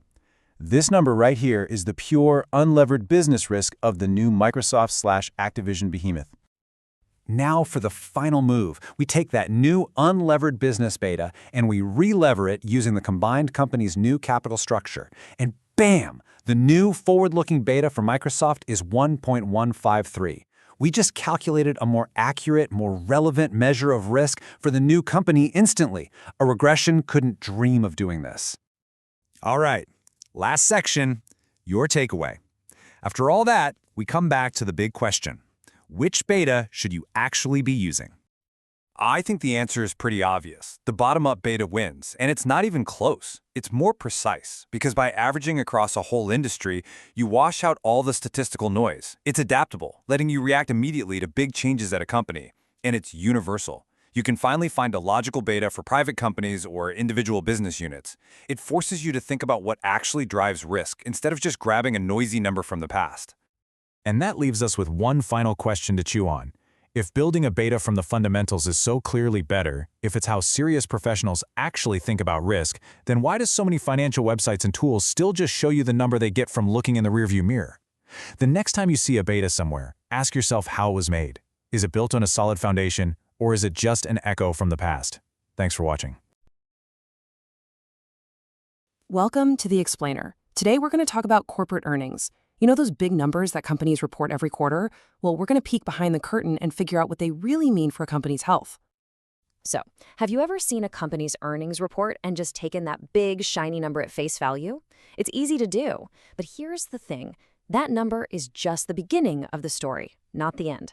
For anyone who's investing or even just curious, getting to the bottom of what a company truly earns, well, that's everything. And to really get why, you have to understand this sort of fundamental tug-of-war. Think of it like this. Accounting is like a historian. It's meticulously recording everything that's already happened, all the assets in place. But finance? Finance is more like a fortune teller. It's trying to predict the future, to figure out the value of growth assets that don't even exist yet. And that clash, that's where all the interesting stuff happens. All right, let's get into it. Here's what we're going to cover. First, we'll nail down that accounting versus finance reality. Then, we'll talk about getting our data up to speed, uncovering hidden investments, finding secret debt, and finally, cleaning up the numbers to find a company's true earnings. Okay, first up, accounting versus financial reality. At its heart, this is all about two different groups of people asking two totally different questions. Right, so here's the breakdown. The accounting view is all about rules and looking back. It's a history book, a scorecard of what's already done. But the financial view, our view, has to be about what's happening right now and what's going to happen next. It's about future cash flows. It's about growth. And that's a whole different ballgame. Okay, let's get to our first big adjustment, making sure we're not working with stale information. I mean, you wouldn't use a year-old weather report to decide what to wear today, right? Valuation is a right now kind of thing, but accounting reports are always looking in the rearview mirror. And this table with Apple's numbers, it shows this perfectly. Check out their operating income. The big annual report from September 2023 said about $114 billion. But if you stitch together the most recent quarterly reports to get what we call a trailing 12-month number, it's actually over $118 billion. That's a $4 billion swing in just half a year. It's a way more current and frankly more useful picture of how they're doing. All right, now we get to one of the biggest, and I mean biggest, disconnects in all of accounting. It's how we handle expenses that aren't really expenses at all. They're investments in the future. And the poster child for this problem is R&D, research and development. So accounting basically has two boxes for spending. The first is for operating expenses. Think of the fuel and airline birds. It's used up right away. The second is for capital expenses, like building a factory, something that creates value for years. Here's the crazy part. The rules say you have to put R&D, which is obviously an investment in future products, into the used up now box. It's like saying building a house is the same as paying your electric bill. It makes innovative companies look way less profitable and have fewer assets than they really do. But don't worry, we can fix this. There's a process called capitalizing R&D. It sounds fancy, but all we're really doing is taking R&D out of that expense box and putting it where it belongs, in the long-term asset box. We just have to figure out how long the R&D is valuable, add up the spending, create this new research asset, and then tweak the income numbers to match. Let's make this real with a biotech company like Amgen. For them, R&D is everything. So let's say their research creates value for about 10 years. We go back, look at their R&D spending for the last decade, and figure out how much of it is still working for them. And look at that total. We just uncovered a hidden asset, a research asset worth more than $23 billion. That's billion with a B, and it was just invisible before. So what? Why does this matter? Well, look at this. Before our adjustment, Amgen's return on equity was a mind-boggling 107%. I mean, that sounds like they're literally printing money. But once we account for that $23 billion R&D asset, the actual capital they invested, that number comes crashing down to a more believable 25%. Still great, but the original number wasn't just wrong, it was completely misleading. And this isn't just about changing one number. It creates a ripple effect through the whole system. As you can see here, we adjust the operating income up, but then we also add this big new asset to the balance sheet. Suddenly, you have a much clearer picture of how profitable the company really is and how much capital it's actually using to get there. Okay, on to our next mission, finding the hidden debt. And believe it or not, until just a few years ago, there was this massive form of debt that was practically invisible on most companies' books. I'm talking about operating leases. Just think about a big retailer. They don't own most of their stores, right? They lease them. But if you sign a 10-year contract that you absolutely cannot break, promising to pay rent, how is that any different from a loan? It's a promise to pay. It's debt. But for the longest time, the rules let companies keep it off the books. So how do we bring this hidden debt into the light? It's actually pretty straightforward. We treat those future rent payments like they're loan payments. We find out all the payments they've promised to make, and then we calculate what all that future money is worth today. That's called its present value. That number, that's the debt we add to the balance sheet. Here's a classic example with The Gap, back in 2011. This table lays out all the rent they promised to pay in the future. You can see the commitments for year 1, year 2, and so on. We then do that magic of calculating the present value for each year's payments. And when you add it all up at the bottom, boom, over $4.2 billion in hidden debt. And the change is, again, just staggering. On paper, The Gap had zero debt. That's what the official report said, zero. But after we do this one adjustment, they suddenly have over $4.2 billion in debt. And look what happens to their return on capital. It drops from a fantastic 48% down to 30%. Now, 30% is still really good, but the story the numbers tell is completely transformed. And just like with R&D, this change makes waves across the financials. We add a lease asset on one side that represents their right to use all those stores. And on the other side, we add the lease debt. Now, finally, you can see the company's real leverage, the true amount of capital, both owned and borrowed, that it's using to make money. Okay, time for the final piece of the puzzle. Normalizing the earnings. We've fixed the balance sheet by finding hidden assets and hidden debt. Now it's time to scrub the income statement itself and get rid of all the noise from accounting tricks and one-off events. Check out this quote. For 18 quarters in a row, more companies beat earnings estimates than missed them. You might think, wow, analysts must be terrible at their jobs. But that's not it. The truth is, companies have gotten incredibly good at playing the game, at managing their earnings to give Wall Street exactly what it wants, a nice, smooth, upward trend. And they've got a whole bag of tricks to pull this off. They can decide to sell an asset this quarter instead of next to book a gain. They can recognize revenue a little early. My favorite is when they take a massive one-time charge, which basically means they throw all their bad news into one quarter so that all the future quarters look amazing by comparison. It's all about smoothing things out. Here's a perfect example from Xerox back in the day. They reported a net income of $585 million. Okay, not bad, but in that same year, they also took over $1 billion in one-time charges. If we add those back in, because they're not part of the normal day-to-day business, their adjusted net income skyrockets to almost 1.8 times billion dollars. Their actual earning power was nearly 3 times what they put on the front page. So, what's the big takeaway from all this? It's simple, really. That earnings number you see in the headlines, it's not the truth. It's the beginning of a conversation. It's a clue. The real work is digging in, looking between the lines, and asking yourself, what's the real story here? Because once you start making these adjustments, that's when you can truly start to understand a company's health. Welcome to The Explainer. Today, we are going to crack the code on a fundamental mystery in finance. How do you get from a company's reported earnings all the way to the actual real cash it generates? You know, this is where the accounting numbers meet reality, and it's an absolutely crucial skill for any investor. So, we're basically going to be detectives on this journey. We'll start with the central mystery itself, earnings versus cash. Then we'll chase down 2 major clues, the real impact of taxes and the true cost of growth.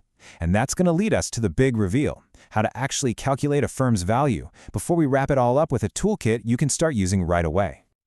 All right, let's dive right into our first section. Here, we're going to lay the groundwork for the whole mystery we're trying to solve, which is this really confusing but super important relationship between what a company says it earned and the cash it actually has in the bank. This right here, this is the bedrock principle of valuation. I mean, it's not about profits on paper. It's all about the cold, hard cash that a business can produce. But, you know, the simple truth immediately leads to a huge point of confusion.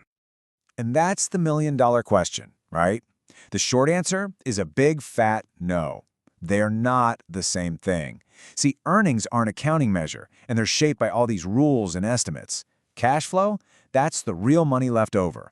And trust me, understanding how to bridge that gap is maybe the single most important skill in valuation. So to get from those reported earnings to the true cash flow, we've got a really clear 3-step process. We're going to start with the operating earnings, then we adjust for the cash that goes to the government, taxes, and finally, we subtract the cash that gets put right back into the company to fuel future growth. So let's go ahead and tackle that first adjustment, taxes. Okay, time to investigate our first major clue. Now, taxes might seem straightforward, but believe me, the number a company reports can be worlds away from the rate that actually determines its future value. So we're faced with 2 different tax rates. Over on the left, you've got the effective tax rate. That's the one you see in an annual report. It's really just an accounting number. But on the right, you have the marginal tax rate. This comes from the tax code itself, and it's the rate a company pays on any new income it makes. That makes it way more relevant when you're trying to look into the future. And this chart, wow, this really brings that difference to life. It shows the effective tax rates for thousands of companies. Just look at how spread out they are. I mean, while the top marginal rate in the US is around 25%, you can see that a huge number of companies pay way, way less than that. That gap is exactly what we need to dig into. So why is there such a big gap? Well, it's not random. It really comes down to 4 key things. You've got different accounting rules for reporting versus tax. There's the use of special tax credits. Companies can defer their tax payments. And of course, they can earn income in countries with lower tax rates. So why is the marginal rate the one we should trust? Well, it's because all those tax credits and deferrals and little accounting tricks, they aren't permanent. Over the long haul, as a company gets more mature, its tax rate is almost always going to drift towards that official marginal rate. So for valuation, that is the number you want to use, period. This slide is just a perfect real-world example of these tax shields in action, using projections for Tesla way back in 2011. The company had these huge past losses, what are called net operating losses, or NOLs. Now just look at the table. In years 6, 7, and 8, even though Tesla is projected to make hundreds of millions in profit, its taxes paid are 0. That's because those old losses act like a shield against new taxes, right up until they're completely gone. Okay, so we've decoded the tax clue. Now let's get into the second major piece of our puzzle, reinvestment. This is all about the cash a company spends today to hopefully generate a lot more growth tomorrow. So, to put it simply, reinvestment is just the part of the income a company doesn't pay out to its investors. Instead, it plows it right back into the business. And this breaks down into two main buckets: spending on long-term stuff like factories and equipment, and the cash you need for all the short-term, day-to-day operations. Now, to get the real picture of this spending, we've got to look beyond the standard accounting definition. Yeah, we start with the basic formula, but then we have to add two huge items that accountants often treat as just operating expenses: research and development, which is obviously an investment in the future, and the money spent buying up other companies. And just look at the mind-blowing difference this makes. For Cisco, back in 1999, its official net capex was a mere $98 million. But Cisco's whole growth story was about innovation and buying other tech companies. So, when we correctly add in its R&D and acquisition costs, its true reinvestment just skyrockets to over $3.7 billion. I mean, if you ignored this, you would fundamentally misunderstand the entire company. Okay, so the second piece of reinvestment is the change in what we call non-cash working capital. It's basically the cash a company needs for its day-to-day operations. And it's so important that we exclude cash and short-term debt here because we don't want to double count anything. Think of it like this: it's the money tied up in your inventory and in customer IOUs minus what you owe your own suppliers. And this need for cash varies wildly by industry. This chart shows that while tons of companies need to set aside cash for working capital, a surprising number, especially in the US, actually have negative non-cash working capital. That means they are so incredibly efficient that they're basically using the credit from their suppliers to fund their own operations. It's a really powerful source of cash. All right, we've followed the clues, we totally get the tax effect and the true nature of reinvestment, so let's get to the payoff. Let's see how all these pieces finally come together to solve our big mystery. And here it is.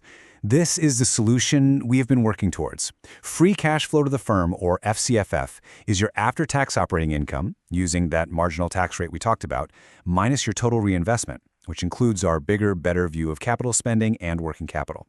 This is the true, honest-to-goodness cash a business generates in a year before any debt payments, which is why you'll often hear it called unlevered cash flow. And this case study on Convoy Inc. just perfectly illustrates why getting these details right is so critical. Look at the first scenario. Using the company's low reported tax rate of 20%, its value is estimated at almost $3 billion. But in the second scenario, when we use the much more realistic long-term marginal tax rate of 40%, the value absolutely plummets to under $2 billion. That is a nearly $1 billion difference from a single crucial adjustment. So, we've cracked the case. We've seen exactly how to move from a simple and sometimes misleading accounting number to a really powerful measure of true cash generation. Let's quickly summarize the tools you now have to look beyond the headlines. So to wrap it all up, just always remember these 4 steps. First, be skeptical of reported earnings. Second, investigate the tax story and always use the marginal rate. Third, capture the full cost of growth. That includes R&D and acquisitions. And finally, put it all together to calculate the true free cash flow. This approach, I promise you, will give you a much more powerful and insightful view of any company you look at. And that, right there, is the key takeaway. The very next time you see a headline screaming about record profits, you are now equipped to ask the deeper, much more important question. Yeah, that's great, but what's the cash flow? And now, you know exactly how to find the answer. Welcome to The Explainer. You know, every single investor, whether you're a pro on Wall Street or just buying your very first stock, has to answer one huge question. How fast is this company actually going to grow? If you get it right, well, you might just find the next Amazon. Get it wrong, and let's just say you don't. Today, we're going to break down the 4 distinct paths to building a growth forecast you can actually believe in. All right, let's start with a really fundamental idea. A company's value, its real worth, comes from 2 different places. First, you've got its assets in place. These are the investments it's already made that are turning out cash right now. But honestly, the bigger piece of the puzzle, especially for exciting companies, is its growth assets. That's the expected value from all the future investments it's going to make. It really is the difference between what a company is today and what it could become tomorrow. So in this explainer, we're basically building a complete toolkit for you to estimate that future growth. We'll kick things off with 2 really common but kind of flawed approaches, just looking at the past and blindly trusting the experts. Then we're going to get into 2 much more powerful methods, figuring out growth from a company's fundamentals and building a forecast from the top down. So why are we so obsessed with growth anyway? Well, for so many companies, particularly the young, innovative ones, the vast majority of their value isn't tied up in what they own today. Nope. It's all in those growth assets, those blank pages just waiting to be filled, representing their potential to invest, to expand, and ultimately to write the next chapter of their story. Okay, let's dive into our first path. This is the most intuitive starting point for just about everyone. Looking at how a company has performed in the past. How fast did it grow last year? Or maybe over the last 5 years. It sounds so simple, right? But believe me, it is absolutely loaded with traps. So the very first trap is just how you calculate the average. You could use an arithmetic average, which is simple addition and division, but it's really misleading. It's kind of like averaging your speed on a road trip without thinking about the total distance you actually traveled. The geometric average, on the other hand, is smarter. It accounts for compounding. It gives you the true, smooth growth rate from your starting point to your final destination. And for any company with earnings that bounce around, this choice can give you wildly different answers. And you can see this perfectly right here with Amazon. Now, for something stable like revenues, the two averages are pretty close. No big deal. But just look at their operating income, that EBIT line. The arithmetic average screams a massive 44.89% growth. But the geometric average? A much more realistic 26.65%. That huge gap is all because of earnings volatility, and it shows you exactly why the geometric average is almost always the more honest number to use. But you know what? There's an even bigger problem with relying on the past. Way back in 1960, a researcher named Ian Little was looking at the correlation between a company's growth in one period and its growth in the next. And what he found was pretty much no relationship at all. He coined the perfect term for it, higgledy-piggledy growth. And this phenomenon is just so clear right here. This chart tracks how long high growth actually sticks around. So year 1 is a group of high growth companies. By year 2, for every single metric, revenues, earnings, you name it, the persistence of that growth has dropped off a cliff. We're talking by more than half. The takeaway here is pretty brutal. Past performance is a terrible, terrible predictor of future performance. The classic cautionary tale here, of course, is Cisco. In the 1990s, they were an absolute rocket ship, growing revenues at a compounded rate of over 75% a year. But look what happened in the next decade. Growth just plummeted. So what happened? Well, it's the law of large numbers. It is simply impossible to keep growing at that kind of percentage rate once you become a massive company. Okay, so if a company's own history is an unreliable guide, what about the experts? This brings us to our second path. We just outsource the forecast to equity research analysts, or maybe even the company's own management. I mean, surely they know what's coming, right? Well, maybe. The first thing you've got to realize is that analyst coverage isn't spread out evenly. They tend to focus on the biggest companies, the ones with high trading volume and lots of big institutions owning them. So if you're looking at a smaller firm, you might not even have this option at all. But even when they do cover a company, how good are they? The evidence is pretty clear on this. Analysts are actually quite good at predicting earnings for the next quarter, maybe 2. They have great access to recent company info and industry buzz, but as that forecast horizon stretches out to 3 or 5 years, their advantage completely evaporates. Their long-term forecasts often end up being no better than simple models just based on old data. So if the past is a poor guide and the experts are unreliable for the long term, where in the world do we turn? This brings us to our third and honestly our most powerful path. We're going to look inside the company. Instead of just guessing, we're going to calculate growth based on the firm's own actions.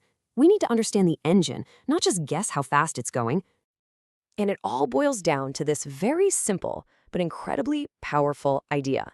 You see, sustainable growth doesn't just happen by magic. It's manufactured. And the recipe really only has 2 ingredients. First, a company has to take a chunk of its earnings and plow that money right back into its operations. It has to reinvest to build new factories, to develop new products, or to expand into new markets. And second, it's not enough to just reinvest. The company absolutely has to earn a good return on that new investment. It's that beautiful combination of how much money you put back in and how well you invest it that truly drives growth. This gives us a fundamental formula for growth in equity earnings. Your expected growth rate is your retention ratio, that's just the percentage of earnings you keep in the business, multiplied by your return on equity. Now look at these 3 very different companies. Intel keeps a lot of its earnings and gets a high ROE, which leads to massive expected growth. Then you have Con Ed, a stable utility. It keeps less and earns less, which results in that slow, steady growth you'd expect. Now, that formula works perfectly if you're valuing a company's equity. But to value the entire firm, and that includes its debt, we need a slightly broader metric. And this is where the reinvestment rate comes in. It measures how much of the total after-tax operating income is being plowed back into the business, whether that's for new equipment or just funding day-to-day operations. The other side of that formula is the return on invested capital, or ROIC. And as you can see, trying to calculate this is like walking through a minefield. For instance, accounting rules often make companies expense all of their research and development immediately. This makes both their reported income and their invested capital look smaller than they really are, which can artificially pump up that ROIC number. It's the same with old assets bought years ago. They might be undervalued on the books because of inflation, again, skewing the picture. Getting this number right takes some serious detective work. But what about young companies? You know, the ones with hardly any history, super volatile financials, and maybe they're not even making money yet. Their fundamental numbers can be really shaky or even meaningless. This brings us to our fourth and final path, building a forecast from the top down. So with this approach, we completely flip the script. We don't start with the company's current financials. We start with the size of the prize. We ask two pretty simple questions. First, just how big is the entire market this company is playing in? And second, what share of that big pie can it realistically capture as it gets bigger? It's a forecast that's built on ambition, not just on accounting. A perfect example of this in the real world is the forecast for Airbnb when it went public. Its valuation had nothing to do with past profits. It was based entirely on a story about the future, a projection for how much the total global hospitality market would grow, and then an estimate of the market share Airbnb could realistically grab over the next decade. So there you have it. We've journeyed through 4 very different paths to estimating growth, and each one has its own strengths and its own weaknesses. The real magic, the real power, comes not from choosing just one, but from combining all of them. So let's assemble our final toolkit. The biggest takeaway here is that these are not competing methods where you have to pick a favorite. They are complementary tools in your valuation toolkit. You start with the past, you check it against what the analysts are saying for the next year or so, you anchor your long-term view in the company's actual fundamentals, and you do a sanity check on the whole thing with a top-down market analysis. By triangulating between all 4, you can arrive at a much more robust, much more defensible estimate of a company's future growth. So the next time you see a company's growth projection in a news article or an analyst report, you won't just see a number anymore. You'll be equipped to look under the hood, to ask the right questions, and to really find out what kind of engine is truly driving that growth. All right, welcome to The Explainer. Today we're jumping into one of the biggest questions in all of finance. How in the world do you value a company that's supposed to last forever? Well, the answer is wrapped up in a concept called terminal value, and we're about to break it all down. So here's the big problem, right? We can forecast a company's cash flows for 5, maybe 10 years out. But then what? We can't just keep forecasting into infinity. So how do we capture all that potential value that lies way out beyond our forecast horizon? Here's our game plan for figuring this out. First, we'll define what I'm calling the forever problem. Then, we'll look at 3 ways to solve it, but we're really going to zero in on the most powerful one, the stable growth model. We'll dig into its core assumptions, see how companies actually evolve into this stable state, and finally, we'll bust some common myths that can lead to some pretty major valuation errors. Okay, so how do analysts actually solve this forever problem? How do you take a company's entire future and boil it down to a single workable number? The solution is this really elegant idea called terminal value. See, a firm's value is basically 2 pieces. The present value of all the cash flows you can reasonably forecast, say for the next 5 or 10 years, plus the present value of its terminal value. And that terminal value is the key. It represents all the cash flows from that point forward, all wrapped up into one single number. But getting to that final number, it's not a one-size-fits-all kind of deal. There are actually 3 main paths an analyst can take to calculate terminal value. Okay, so these are the 3 main tools in the toolbox. First up, liquidation value. This is where you basically assume the company shuts its doors and you sell off everything. The buildings, the inventory, the whole shebang. Second is the multiple approach, where you take a market metric like an EV to EBITDA multiple and apply it to your company's future earnings. And third, the one we're going to focus on, the stable growth model, which assumes the company just keeps on chugging along forever, growing at a nice, steady rate. And what's really fascinating here is the totally different philosophy behind these. Liquidation value, well, that assumes the story ends. The company has a finite life. The stable growth model, on the other hand, is all about the going concern idea. This business is going to keep on operating, keep reinvesting, and spitting out cash forever. And this quote, man, it just nails why we're going to focus on the other two methods. The source material is crystal clear here. Using a market multiple isn't really an intrinsic valuation, it's pricing. You're just looking at how the market is pricing other, similar companies today and slapping that on your company in the future. It mixes two totally different disciplines, and honestly, it kind of undermines the whole point of a discounted cash flow analysis, which is to find a company's true intrinsic value. So, that brings us to the crucial point. For most healthy ongoing companies, the stable growth model is really the only way to go. It's the most logical, the most theoretically sound choice. It fits perfectly with that going concern idea we just talked about. And this is it, the powerhouse formula. You take the cash flow from the first year after your forecast ends, and you divide it by your discount rate R minus your stable growth rate G. Simple, right? But don't let that fool you. Its power and its potential for big-time errors is huge. Your entire valuation basically comes down to getting R and G right. So let's break down those assumptions, because you can't just pull numbers out of thin air. There are some really strict rules you have to follow to make this model work logically. Okay, to get a realistic stable growth rate, you've got to think about a few things. Like, is this a domestic company or a global giant? Are we talking nominal or real terms? But here's the single most important rule, the one you absolutely cannot break. A company cannot grow faster than the economy it's in, forever. I mean, think about it. It's just mathematically impossible. And you know what? There's some really strong proof for this limit. This chart is fascinating. It shows the 10-year US T-bond rate, which we use as a proxy for the risk-free rate, plotted right against the nominal GDP growth of the US economy. Just look at how closely they track each other for decades, through high inflation, low inflation, you name it. That's why the long-term risk-free rate is such a great conservative cap for your stable growth rate. All right, so we've got a ceiling for the growth rate. But what about the floor? What if a company is in a dying industry? Can you actually use a negative growth rate, basically saying it's going to shrink forever? Yep, absolutely. And honestly, in a lot of cases, it's the most realistic thing you can do. Imagine a company that's in an industry being phased out by new technology. A negative growth rate lets you model a slow, orderly wind down, where the company effectively liquidates itself over a very long time. It's that perfect middle ground between just shutting the doors tomorrow and pretending it'll grow forever.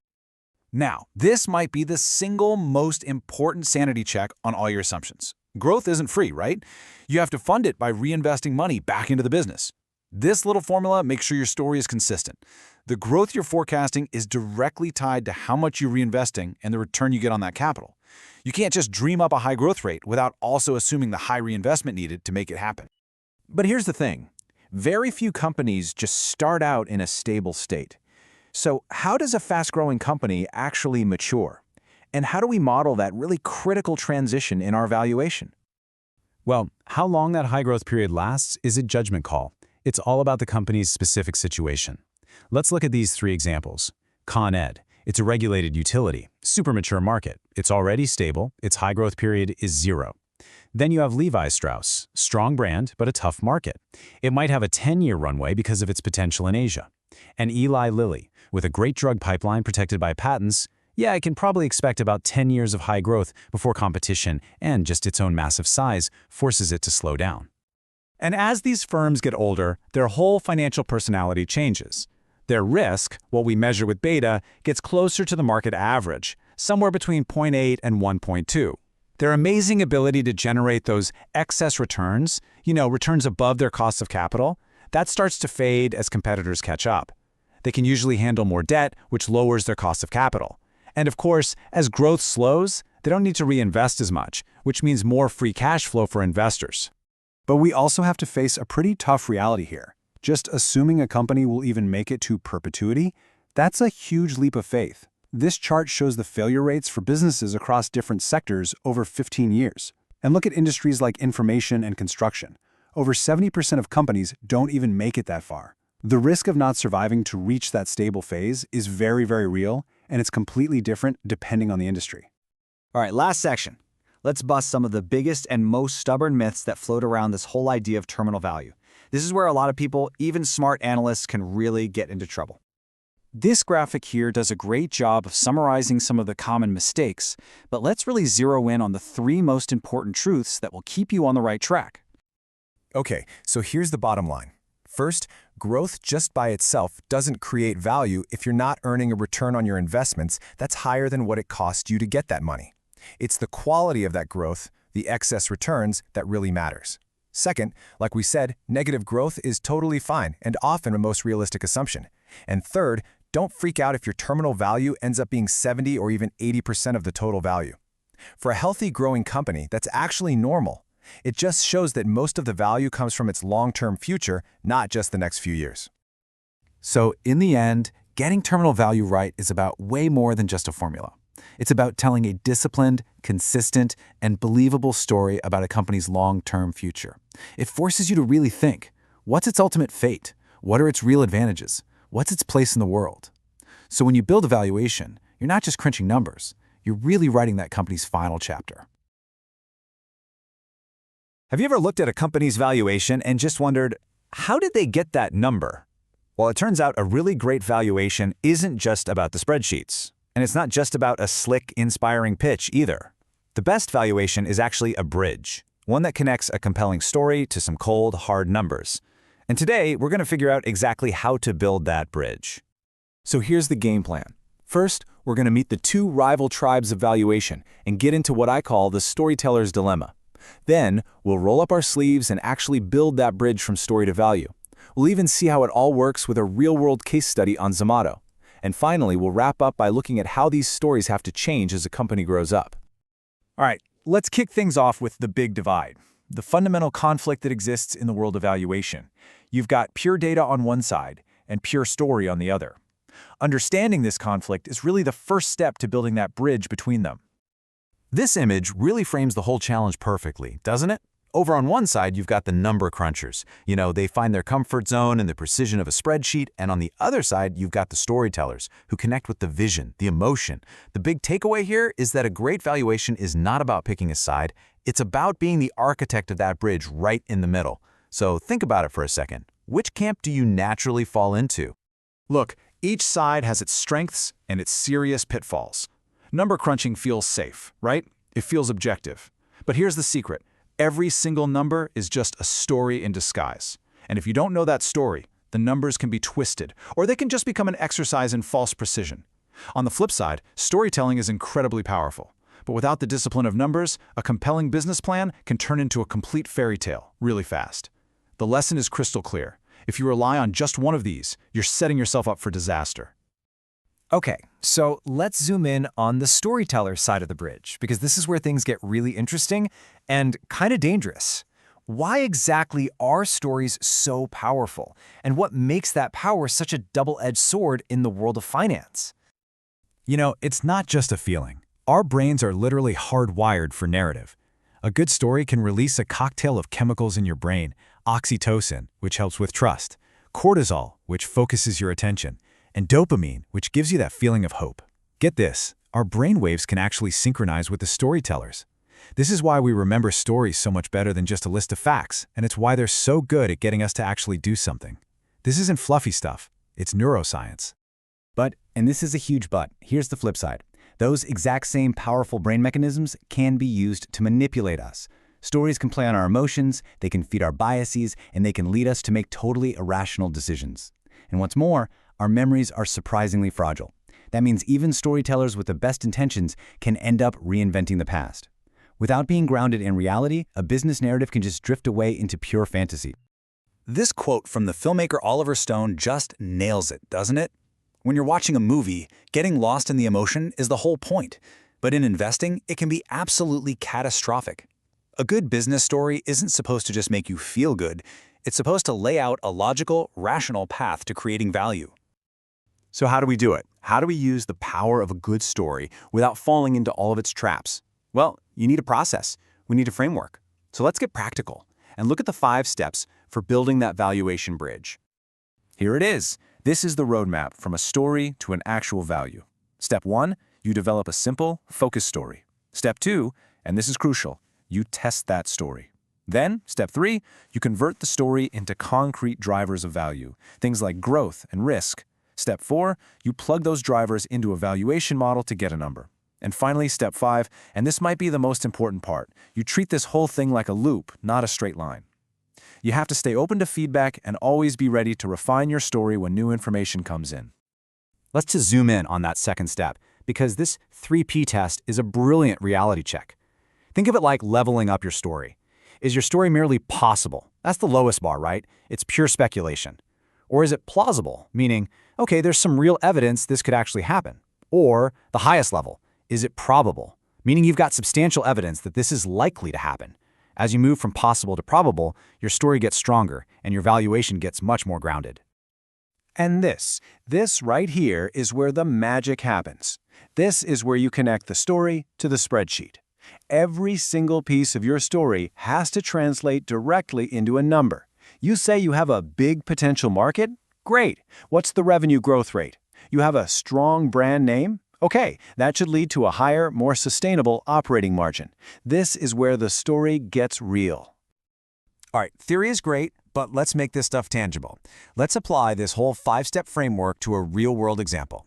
The Indian food delivery company Zomato, right around the time of its big IPO in 2021. So first, you got to understand the context. Back in 2021, just look at these numbers. The Indian food delivery market was a tiny sliver compared to China or the US. Look at the number of users, 50 million versus 450 million in China. Now, for an investor, a huge gap like that doesn't scream weakness, it screams opportunity. It immediately sets the stage for the possibility of massive, massive growth. So here's the narrative that was built for Zomato's IPO. First, the total market is going to absolutely explode in size. Second, Zomato will be a dominant winner, capturing a huge 40% slice of that pie. Third, as the market matures, it's going to become highly profitable, with operating margins hitting 35%. Fourth, it'll keep reinvesting to fuel that growth. And fifth, they're honest about the risk. It's tied to the Indian economy, and they even build in a 10% chance of total failure. See? It's a clear, focused story. And here it is, the bridge we've been talking about, built specifically for Zomato. You can see exactly how each piece of that narrative plugs directly into a specific driver of value. The India growth story, that drives your revenue growth. Zomato as a winner, that determines your market share. The idea of an intermediary model, that justifies those high target operating margins. Every part of the story has a home in the spreadsheet. So, after all that, after running that entire narrative through the valuation model, what number actually pops out on the other side? 43.40 rupees per share. Now, the beauty of this is it's not a random guess. It is the direct mathematical result of the story we just told. And if you disagree with the number, you have to tell me which part of the story you think is wrong. That's the power of this process. But of course, stories aren't static. They don't just get set in stone. So let's pull back for our final section and look at how this balance between narrative and numbers shifts over a company's entire lifetime. This arc just visualizes a company's life so perfectly. Notice this shift. For a brand new startup, the valuation is almost all narrative. It's the dream, the potential, the what if. But as that company grows up and matures, it starts to accumulate a history of actual results.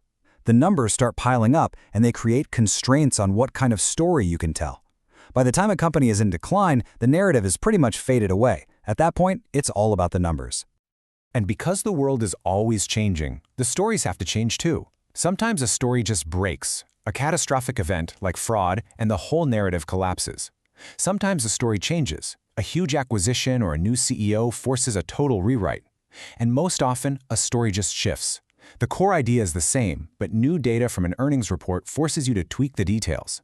This is a great reminder that intrinsic value is never a fixed point. It's a living number, because the story itself is always evolving. Which brings us to our final and maybe the toughest challenge for any investor. You have to have enough faith in your story to not panic at the first sign of trouble. But you can't have so much faith that you start ignoring the facts that are telling you your story is just plain wrong. Finding that balance, that's the true art of valuation. So I'll leave you with this. How do you balance faith in your story with the facts that challenge it? Something to think about. Thanks for joining me. Have you ever looked at a stock price just jumping all over the place and thought to yourself, yeah, but what is this company really worth? Well, Today, we're going to pull back the curtain on how financial analysts try to answer that exact question. We're diving deep into the core models they use to cut through all that market noise and find a stock's true intrinsic value. So let's get right into it. This isn't just some question for a textbook, It is the fundamental puzzle that drives every single investment decision out there. Is that price blinking on your screen the right price? Or is there a deeper, more fundamental value that maybe, just maybe, the market is overlooking? That's the puzzle we're setting out to solve today. At the end of the day, the value of any stock really just boils down to the cash it's expected to generate for its shareholders. But here's the catch, and it's a big one. Cash flow isn't just one single number. As you can see right here, we can measure it in 3 totally distinct ways. We can look at the actual dividends the company pays out, we can look at those dividends plus stock buybacks to get a much fuller picture, or we can measure the potential cash it could pay out. Each one is like a different lens for looking at the very same company. So here's our game plan. We're going to start with the absolute bedrock principle of value itself. Then we'll build on that, adding one tool at a time, starting with models for those nice, stable companies before we tackle the high-growth ones. We'll see how the rise of stock buybacks totally changed the game, introduce the most powerful way to measure cash flow, and then finally, we'll put it all together with a guide on how to pick the right model for any situation. All right, first things first. Before we even think about touching a formula, we have to establish the cornerstone idea, that one single powerful principle that every single valuation model we're about to talk about is built on. This right here is the core concept. Look, $1 in your hand today is worth more than the promise of $1 next year. Why? It's simple, right? You could invest that dollar today and earn a return on it. So to value a stock, what we do is project all the cash we think we're going to get from it in the future, and then we discount each of those future payments back to what they're worth in today's money, all while adjusting for the risk that we might not actually get that cash. It's a really simple idea, but with absolutely profound implications. Okay, so we've got our foundation set. Now let's pick up our first tool from the valuation toolkit, the Gordon Growth Model. This is the classic, you could even say elegant, solution for valuing mature, predictable companies that are growing at a really steady, sustainable pace.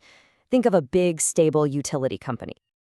Now, the formula itself looks deceptively simple. You just take the dividend you expect for the next period and divide it by the difference between 2 key numbers, the cost of equity and the perpetual growth rate. That cost of equity is just the return an investor demands for taking on the risk of owning that stock. You can think of it as your opportunity cost. It's the return you could be getting on a different investment with about the same amount of risk. The model's logic is just that a stock's value is its upcoming cash flow, capitalized forever. But, and this is a huge but, this elegant simplicity comes with a giant warning label. This model has an Achilles heel, and this chart makes it painfully clear. The valuation is incredibly sensitive to your inputs. As that growth rate you assume gets closer and closer to your cost of equity, the bottom part of that formula, the denominator, it shrinks towards 0, and the value you calculate just shoots off towards infinity. A tiny 0.5% change in your growth assumption can literally double your valuation. Your inputs have got to be rock solid. And that sensitivity is exactly why using it in the real world is so tricky. So let's see this in action. Back in May of 2024, the utility Con Edison, it seems like a perfect fit for this model. Stable business, predictable dividends, the whole thing. So when analysts plugged in what looked like reasonable assumptions, the model spit out a value of about $62 a share. But at the time, the stock was trading for over $94. That massive gap suggests one of two things.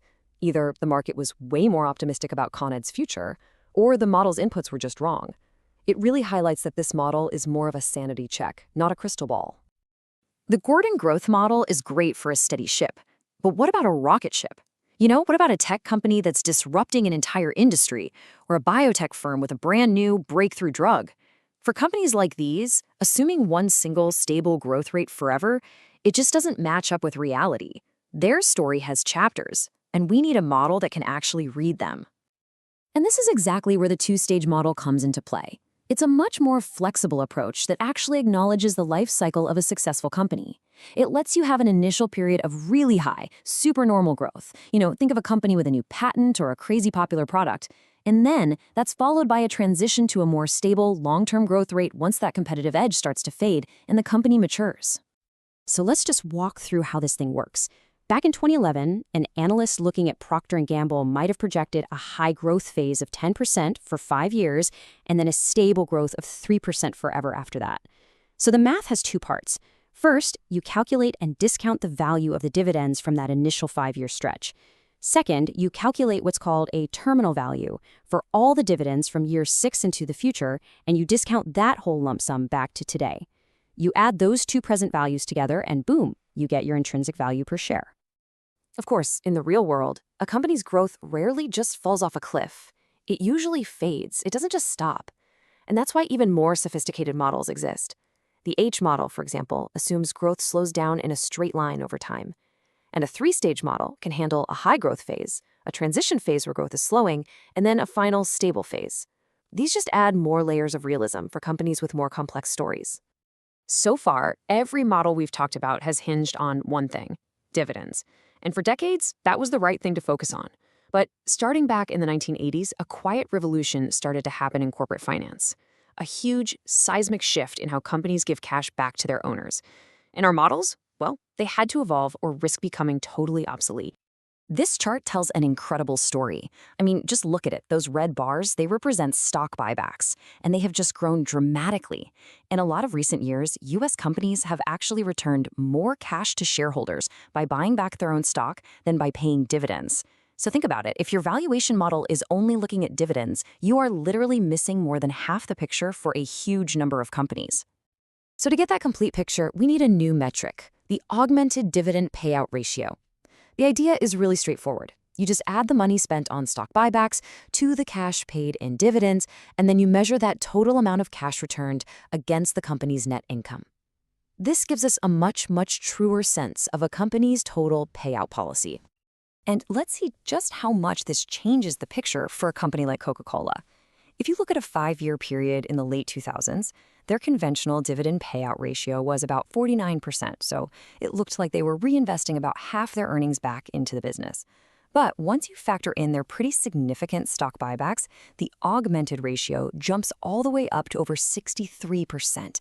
That's a huge difference, and it has major implications for how you estimate their future growth and, because of that, their intrinsic value. Okay, so we've gone from just dividends to total cash returned. But both of those are still focused on what managers choose to pay out. To see past their decisions, we need to measure not what a company does pay, but what it could pay. And this brings us to the most powerful tool in our kit: free cash flow to equity. Now, I know the calculation might look a little intimidating, but there's a really clear logic to it. Think of it like this. We're trying to find the real cash that's available for the owners. So, first you start with net income. Then, second, you subtract the money spent on long-term stuff like factories. Third, you subtract money that's tied up in short-term things like inventory. And finally, you adjust for any new debt the company took on or old debt it paid off. What you have left over is the free cash flow to equity, the pure, unadulterated cash that could be handed right to shareholders without hurting the business one bit. And this is why FCFE is so critical. It gives you the unvarnished truth about a company's ability to generate cash. I mean, some companies generate way more cash than they pay out. They just choose to hoard it instead. A dividend model would seriously undervalue them. On the other hand, you have companies that might borrow money just to keep their dividend going, which is a policy that is clearly not sustainable. An FCFE model just cuts through all those managerial choices. It shows you the company's true, sustainable capacity to return cash, and that makes it the most flexible and often the most accurate way to value a company. Okay, what a journey. We've gone from the simplest dividend model all the way to the really robust FCFE approach. We have built up a fantastic toolkit. But now, with all these options, how on earth do you choose the right tool for the job? Let's try to crystallize everything we've learned into a simple practical guide. This little summary here helps you match the model to the company. So is it a mature, stable company with a long, consistent history of paying dividends? The Gordon Growth Model is a great place to start. Is it a company with a temporary competitive advantage and a clear high growth phase coming up? You're going to need a multi-stage model for that. Does the company rely heavily on stock buybacks? Well, you absolutely have to use an augmented dividend model. And finally, for any company whose dividend policy just seems out of whack with its ability to make money, the FCFE model is going to give you the most complete and intellectually honest view. And that leads us to the ultimate and kind of humbling question for any investor. After all of your meticulous analysis, if the intrinsic value you calculated is different from the stock's market price, you are at a critical crossroads. Have you genuinely found a mispricing that the entire market has somehow missed? Or, and this is probably more likely, is there a flaw in one of your own dozen assumptions about growth, or risk, or cash flow? That constant tension between having confidence in your analysis and having humility before the market's collective wisdom, that is where the real art and the endless challenge of valuation truly begins. Welcome to The Explainer. Have you ever wondered how experts put a price tag on an entire company? I'm talking everything from a huge tech giant down to your favorite local coffee shop. Well, today, we're going to break down that complex art of firm valuation into clear, simple visuals. So, we're kicking things off with a question that's way bigger than just looking at a stock price. What is an entire company really worth? See, we're not just looking at one piece of the pie today. We're trying to value the whole bakery, the entire engine that makes the business run. So, here's how we're going to tackle this. First, we'll get right to the single most important number at the heart of any valuation. Then, we'll jump into the two main methods the pros use. Think of it as the all-in-one approach versus the build-it-yourself model. We'll even figure out how to value those massive, complex companies. And by the end, you'll know exactly which tool to grab from your new valuation toolkit. Okay, so first things first. Why do we even need to value the entire firm? Well, it's because a company gets its money from more than just shareholders, right? You've got lenders, bondholders. To get a true picture, we have to see the total value of the business before it gets carved up. We're looking at the whole pie. This gives us a pure, kind of unbiased look at the business's total worth, completely separate from how it's financed. It really answers that fundamental question: what is the core engine of this business actually worth? Long before we start figuring out who gets what slice. All right, let's get to the absolute core of this. The foundation of any firm valuation isn't profit, it's not revenue, it is all about cash. And to measure that, we use this crucial metric called free cash flow to the firm, or FCFF for short. Seriously, this is the bedrock of everything else we're going to talk about. The easiest way to think about FCFF is as the total cash pot the business generates before anyone gets paid. No interest payments go out, no dividends to shareholders, nothing. It's the raw cash flow from just running the business available to all the people who put up the capital. That's why you'll often hear it called unlevered cash flow. It's pure before debt enters the picture. So how do we actually figure this out? Well, we build it piece by piece. You start with the operating profit. That's EBIT. And you immediately take out what's owed to Uncle Sam. Then you add back expenses that aren't actually cash leaving the building, like depreciation. And finally, and this is so important, you subtract the real cash the company is plowing back into itself to maintain and grow the business. What's left is the true spendable cash flow of the entire firm. Now, this table is so important because it shows you why FCFF is the right tool for this job. You can see how other common metrics just don't cut it. Free cash flow to equity, for example, has already paid the lenders. And EBITDA? It completely ignores taxes and all the cash you need to reinvest. Using the wrong metric here is like trying to measure how far you've walked with a bathroom scale. You'll get a number, sure, but it's going to be totally meaningless. Okay, now that we've got our core ingredient, FCFF, let's look at the first recipe for valuation. This is the cost of capital approach, but you'll almost always hear it called the WACC method. It's really the workhorse technique, the one you'll find being used all over the world of finance. The logic here is actually pretty simple. $1 tomorrow is worth less than $1 today, right? So we take all those future cash flows we expect the company to generate, and we discount them back to figure out their value in today's money. The magic ingredient is the discount rate we use, the weighted average cost of capital, or WACC. It's basically the blended average rate the company pays to all its investors, both lenders and owners, to fund everything it does. I love this analogy of a pre-built computer because it's just perfect. With the WACC method, everything is already bundled into one package for you. All the effects of the company's financing decisions, like the super valuable tax break it gets from using debt, it's all baked directly into that one single WACC number. It's a clean, all-in-one solution. Let's see how this actually works in the real world. Let's look at Target back in 2010. At the time, all their long-term leases for thousands of stores weren't officially counted as debt on their balance sheet. But, think about it. A lease is a long-term promise to pay which acts just like debt. So the first step in a proper valuation was to dig up those lease payments, figure out what they were really worth, and treat them like the debt they really were. And here you can see the ripple effect of that one single adjustment.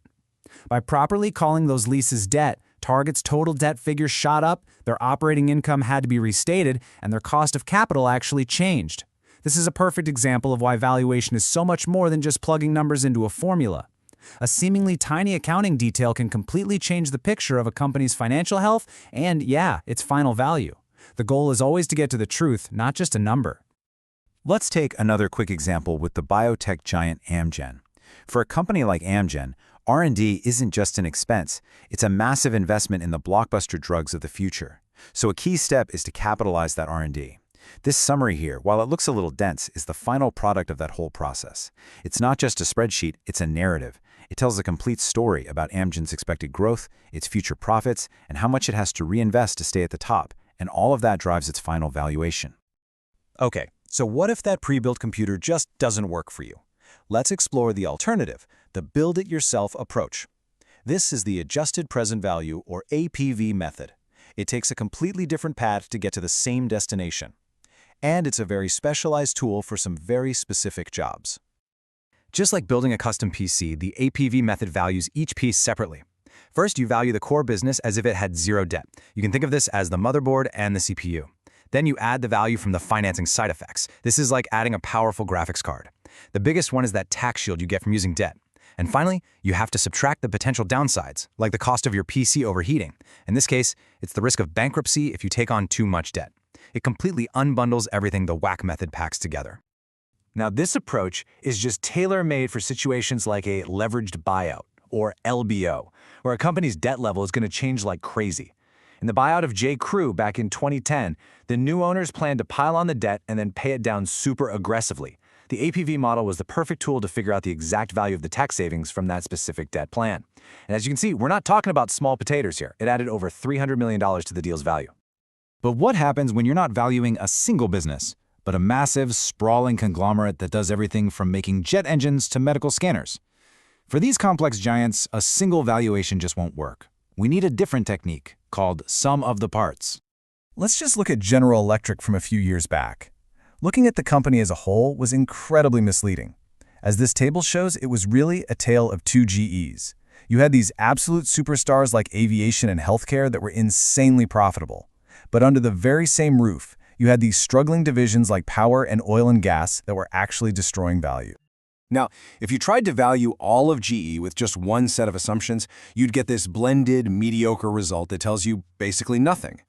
The sum of the parts approach dissects the company. You value the high-flying aviation business with its own growth rates and the struggling power business with its own much lower expectations. By adding up the individual pieces, you get a far more accurate and insightful picture of where GE's real value was hiding and where the big problems were. So, we've got our two main tools in the valuation toolbox, the pre-built WACC and the custom-built APV. Both of them can get you to the right answer, but the real key is knowing which one to pick for the job you're doing. Here's the simple rule of thumb. WACC is your go-to for stable, predictable companies that aren't planning any huge changes to their debt levels. It's the straightforward all-in-one tool.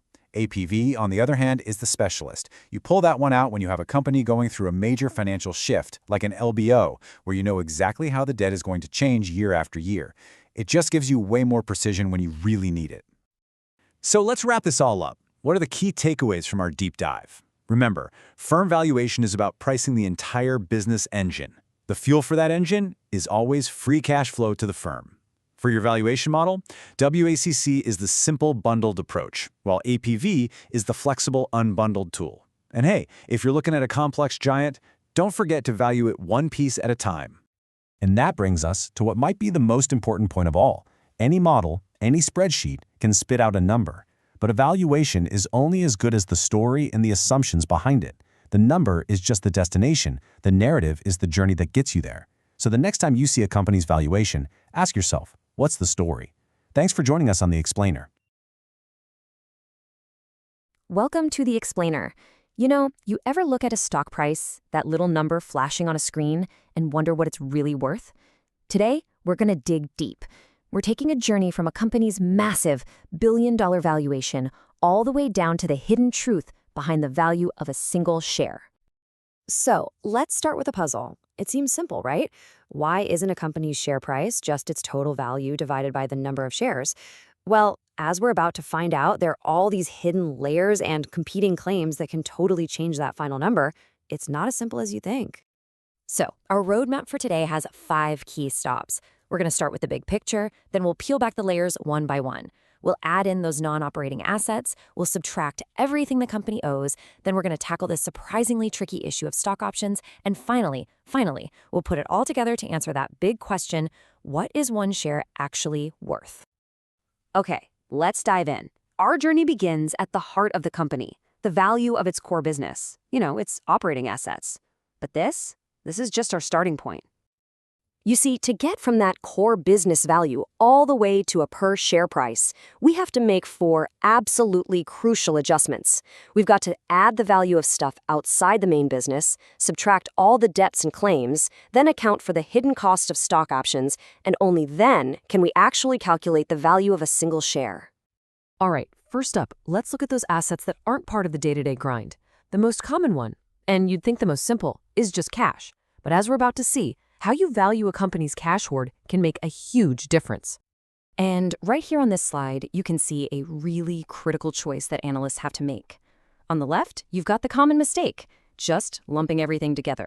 Now, the problem with that is you end up applying a high discount rate, which you use to account for business risk, to a company's cash, which is basically risk-free. That's a classic mistake, and it just undervalues the company. The right way to do it, over on the right, is to value the risky business and the safe cash separately, and then add them together. Much more accurate. This brings us to a really fascinating question, and it's something every investor should think about. I mean, on the surface, a dollar is a dollar, right? But in the hands of a company, its value to you, the shareholder, can be a totally different story. So why on earth would investors value a company's cash at less than, well, its cash value? It really comes down to 2 main reasons. First, if that cash is just sitting around in some low-yield account, it's basically losing value compared to what it could be earning. And second, and this one's a big one, investor mistrust. If the management team has a history of making terrible acquisitions, investors are going to see a giant pile of cash, not as an asset, but as ammunition for the next bad decision. And believe me, this isn't just some textbook theory. Let's take a look at Microsoft way back in the year 2000. The company was sitting on an absolute mountain of cash, a war chest of nearly $24 billion. And this story is the perfect illustration of how the value of cash isn't just about the numbers. It's all about investor confidence. See, back in 2000, Microsoft could do no wrong, so investors valued that cash at 100 cents on the dollar. But fast forward to 2011, after a decade where the stock didn't do much of anything, well, that trust was gone. Analysts actually started applying a discount to Microsoft's cash because they were worried it wouldn't be put to good use. So we valued the business, we've added in the cash, and now we've got the total value of the firm. But hey, that value doesn't all belong to the shareholders. Nope. First, we have to subtract every single claim that other people have on the company. And I'm not just talking about bank loans. We have to subtract all the non-equity claims. That means the market value of its debt, any preferred stock, potential lawsuit payouts, and even things like underfunded pension plans.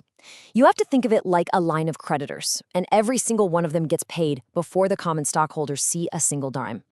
All right, so we have the total value for equity. Now we just divide by the number of shares, right? If only it were that simple. The thing is, many companies, especially in tech, have this massive option overhang that acts like another claim on that equity value. So what are these things? Employee stock options are a form of compensation. They give employees the right to buy shares at a fixed price sometime in the future. Now, if the stock price soars, these options become super valuable. But here's the catch for existing shareholders. When they're exercised, the company either has to issue brand new shares, which dilutes everyone's stake, or it has to use its cash to buy back shares on the market. Either way, it reduces the value available to investors. And this is absolutely crucial. The common ways people try to account for these options are just flawed. The fully diluted approach, way too simple. It completely ignores the cash the company gets when the options are exercised. The treasury stock approach is a little better because it adds that cash back. But here's its fatal flaw. It completely ignores the time value of the option. Think about it. An option with 5 years left before it expires is worth so much more than its simple exercise value, and all that extra value belongs to the employee, not the shareholder. And just to see the scale of this problem, just look at Cisco back in 2011. The company had 732 million options outstanding. That is a staggering number of potential new shares just waiting in the wings, all at different prices, all with different lifespans. It's a huge potential dilution. And when you do the math properly, when you use a real option pricing model to value all of those outstanding options at Cisco, you get this number: over $2 billion. That's the true value of that option overhang, a massive claim on the company's equity that belongs to the employees, not to the common shareholders. So what's the right way to do it? Simple. You have to treat these options just like any other liability or claim. You use a tool, something like the Black-Scholes model, to calculate their total present value. Then you subtract that entire amount from your total equity value. And what's left over? That is the true value that actually belongs to the common stockholders.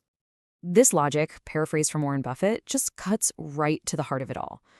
Arguing that stock options aren't a real expense is like saying paying an employee with gold bars instead of cash doesn't cost anything. Of course it does. It is a very, very real cost of doing business. And this really matters because you're tying compensation to an asset that is incredibly volatile. I mean, just look at this chart of returns. In the 90s, stocks were on a tear, delivering incredible returns, over 17% a year on average. But then look at the next decade, from 2001 to 2010. They were basically flat, actually slightly negative. That volatility creates a powerful incentive for employees, for sure, but it also represents a very real and unpredictable cost that any proper valuation simply cannot ignore. So after this whole journey, through the assets, through the debts, and through these hidden option claims, we have finally arrived at our destination, the true underlying value of one single share. So let's wrap it all up with a final checklist for any investor. To find the true value per share, you have to follow these steps in this order. Start with the core business. Add in those non-operating assets. Subtract all the debt and other claims. Subtract the full value of that option overhang. And only then can you divide by the number of shares to get your real answer. This framework, it doesn't just give you a number. It gives you a whole new way to think critically about the market. Because that price you see flashing on your screen, that's just the surface. The real story and the real value, that's almost always hidden just underneath. Whenever you're looking at any kind of investment, doesn't matter if it's a hot new tech stock or even a rental property down the street, you're really asking just one simple question: is this a good deal? And while that sounds so straightforward, figuring out the answer, well, that's the whole game of investing. In this explainer, we're going to unpack one of the most common, and maybe one of the most misunderstood, tools for answering that exact question: relative valuation. Okay, let's jump right in. Here's what we're going to cover. First, we'll look at the two big picture philosophies of valuation. Then we'll get into why everyone, and I mean everyone, loves using multiples, and why that can be really, really dangerous. And finally, we're going to build a practical toolkit with 3 absolutely essential tests that you have to run before you ever trust a valuation multiple. So to get started, you have to realize there's a choice to be made. There are 2 fundamentally different ways to think about what any asset is worth. One way is all about its deep, intrinsic, fundamental value, and the other is about how the market is pricing it right here, right now. Think about it like you're buying a house. Discounted cash flow, or DCF, that's like hiring a structural engineer. They're going to get in there, meticulously inspect the foundation, the plumbing, the roof, and estimate all the future costs to tell you what that house is truly worth, all by itself. Relative valuation, on the other hand, that's like pulling up Zillow to see what the 3 houses next door just sold for. It couldn't care less about the foundation. It only cares about the current market price in that neighborhood today. Now, that detailed engineer's report, the DCF, it's incredibly rigorous, no doubt.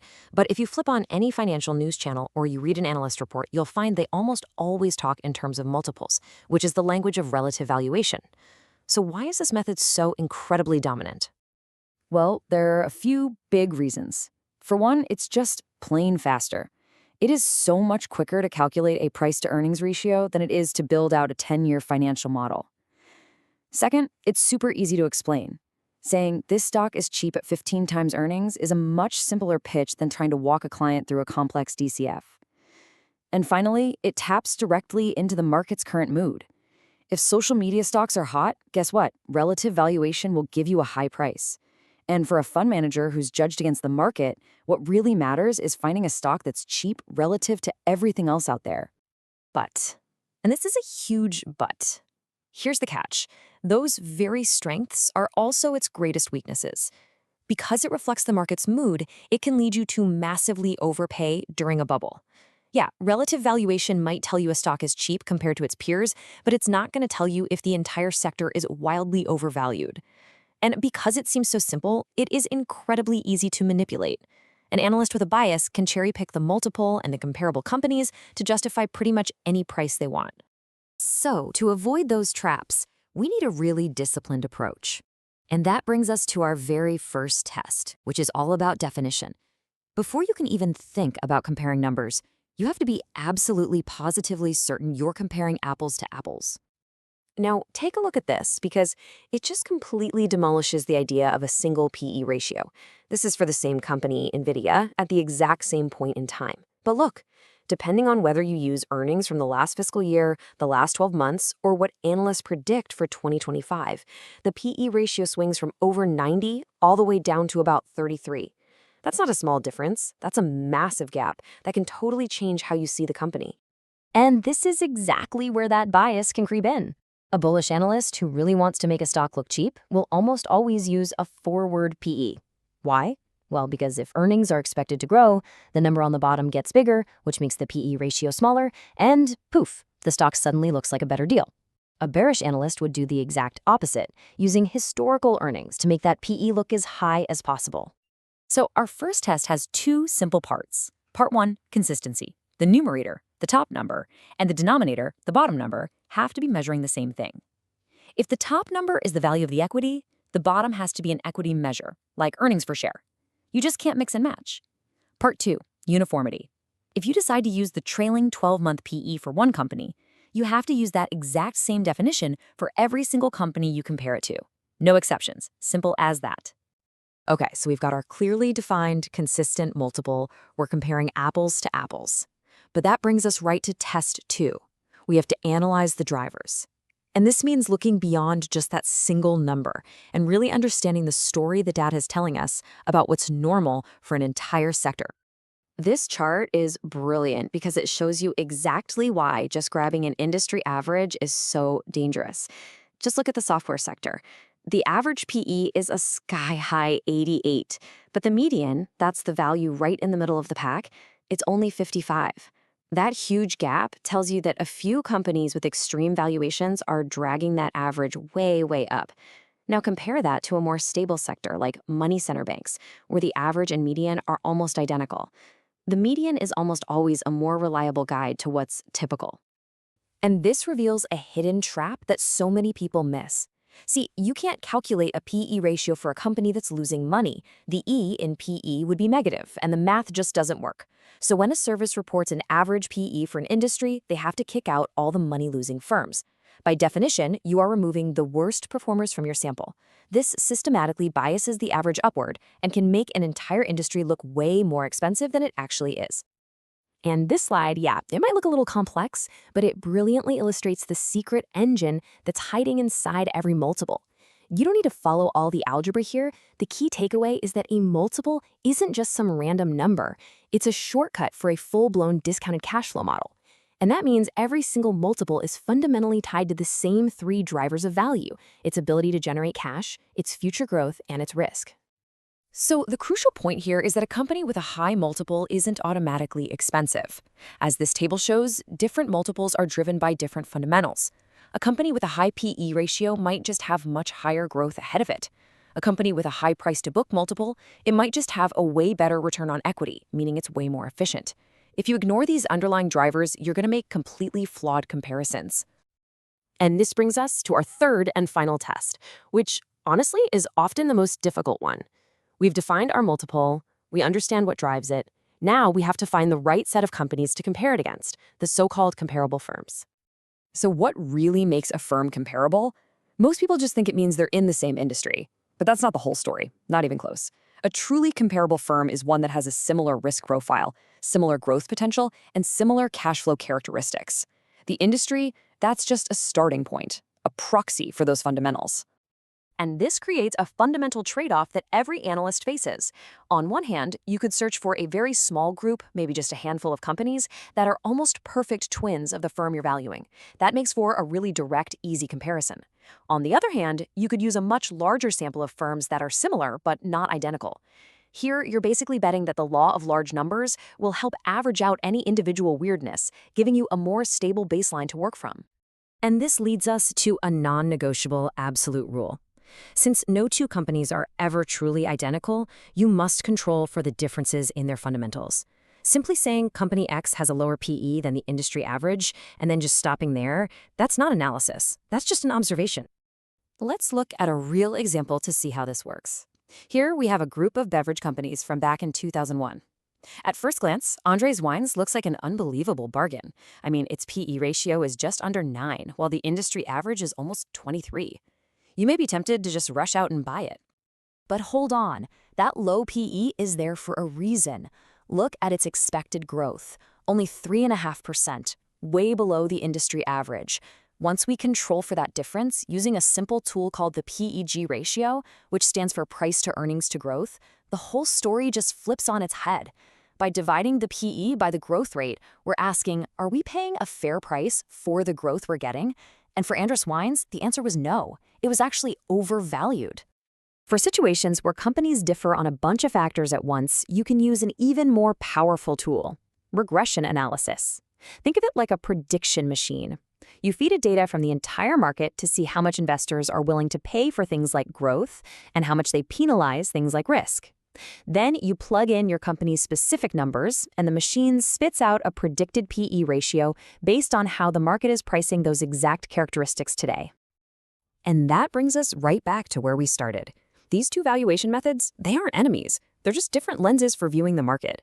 A DCF valuation is built on the belief that markets make mistakes, sometimes huge ones across entire sectors, but that, over time, they will eventually correct back to fundamental value. Relative valuation, though, assumes that while any single stock might be mispriced, the market as a whole, on average, gets it right. So I'll leave you with this one question to think about. When you use a simple market multiple to judge an investment, are you actually uncovering its deep intrinsic value? Or are you just taking the market's temperature and measuring its current mood? The answer to that question will define you as an investor. All right, let's talk about one of the most famous, most quoted, and honestly most misunderstood numbers in all of finance, the price-to-earnings ratio, or the good old PE ratio. It looks so simple, right? But believe me, there's a whole universe hiding just under the surface. Okay, let's get into it. So, this is the big one, isn't it? This is the question everyone asks. You've probably heard it a million times. Whoa, that stock's PE is way too high. It's got to be overvalued. But is it really that simple? Is a big number always a red flag? Well, as we're about to find out, the real answer is a whole lot more interesting than just a simple yes or no. So here's our game plan for this explainer. We're going to start with the basics. What exactly is the PE ratio? Then we'll pop the hood and see what really drives it. After that, we'll play the comparison game, looking at different countries and industries and see why that gets so tricky. We'll even check out a popular shortcut, the PEG ratio, and then wrap it all up with a totally new way to think about this famous number. All right, first things first. Before we can start busting myths, we've got to build a solid foundation. Let's just make sure we're all on the same page about what a PE ratio actually is. So at its heart, the formula is beautifully simple. You just take the stock price and divide it by the company's earnings per share. And what you get is a multiple. It basically tells you how many dollars investors are willing to pay today for every single dollar of that company's earnings. Think of it like the market's price tag. But here's where the plot thickens. Which earnings are we actually talking about? And this right here is the first fork in the road. Are we looking backward or forward? A trailing PE uses the real, actual reported earnings from the last year. It's history, it's a fact. But a forward PE, that's totally different. It uses estimates of what analysts think the company is going to earn over the next year. It's a forecast. And just making this one choice can give you two completely different PE ratios for the very same company. Now check this out. This isn't just some academic theory. This chart shows you the PE ratios for U.S. companies at the beginning of 2024. See the different colored bars? The current and trailing PEs are spread out one way, but look at the forward PE. The whole thing is shifted. That's because analysts are generally optimistic, right?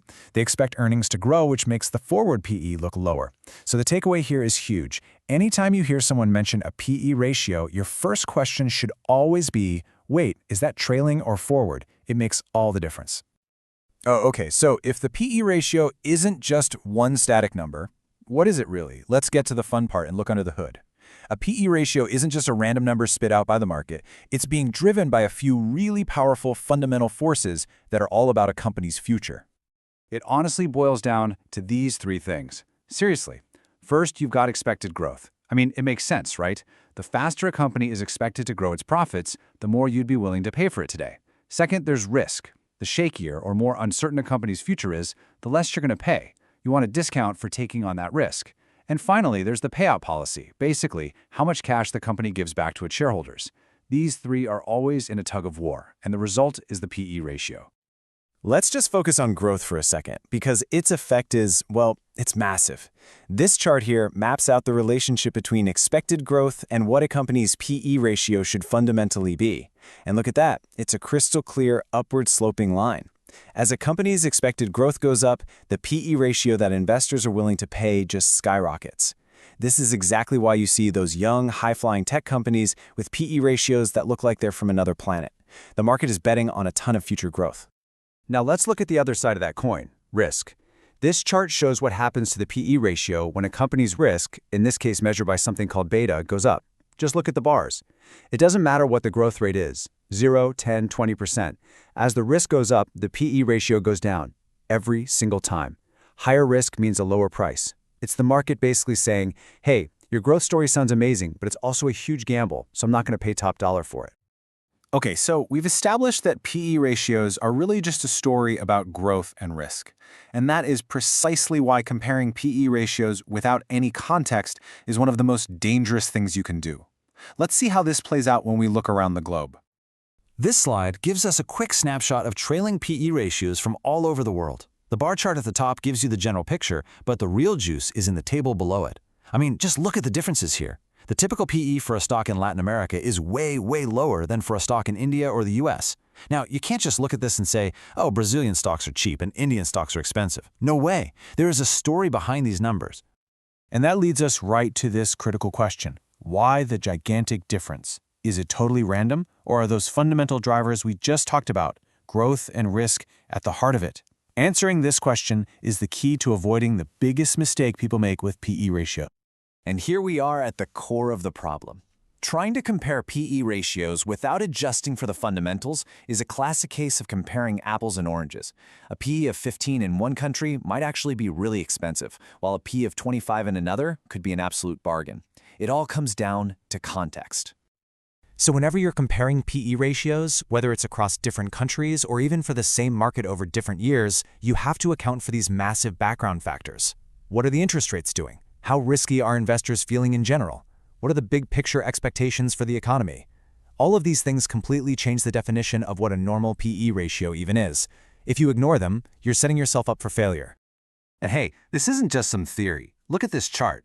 This is over 60 years of data from the US market. The solid line is something called the earnings yield. Now, don't let the name scare you. It's just the inverse of the PE ratio. We flipped it upside down to make it easier to compare. The dotted line is the interest rate on Treasury bonds. And just look at them. They practically dance together for 60 years. When interest rates go up, earnings yields go up, which means PE ratios go down. When rates fall, PEs rise. This is powerful proof that you cannot look at a PE ratio in a vacuum. The world around it matters a lot. So if comparing raw PE ratios is so messy because of growth, what if we could just build growth right into the number itself? Well, that's the promise of a really popular tool called the PEG ratio. It's a pretty clever shortcut, but as we're about to see, it might not be the perfect fix everyone thinks it is. The formula itself is super simple. Just take the PE ratio and divide it by the expected growth rate. And the logic is really appealing. You could have a company with a high PE of, say, 40, but if its growth rate is also 40%, its PEG ratio is just 1. Meanwhile, a company with a lower PE of 20 but a slower growth rate of 10% would have a PEG of 2. The whole idea is to try and level the playing field by putting a price tag on growth itself. Let's see how this works in the real world. This table compares the software industry to the overall market.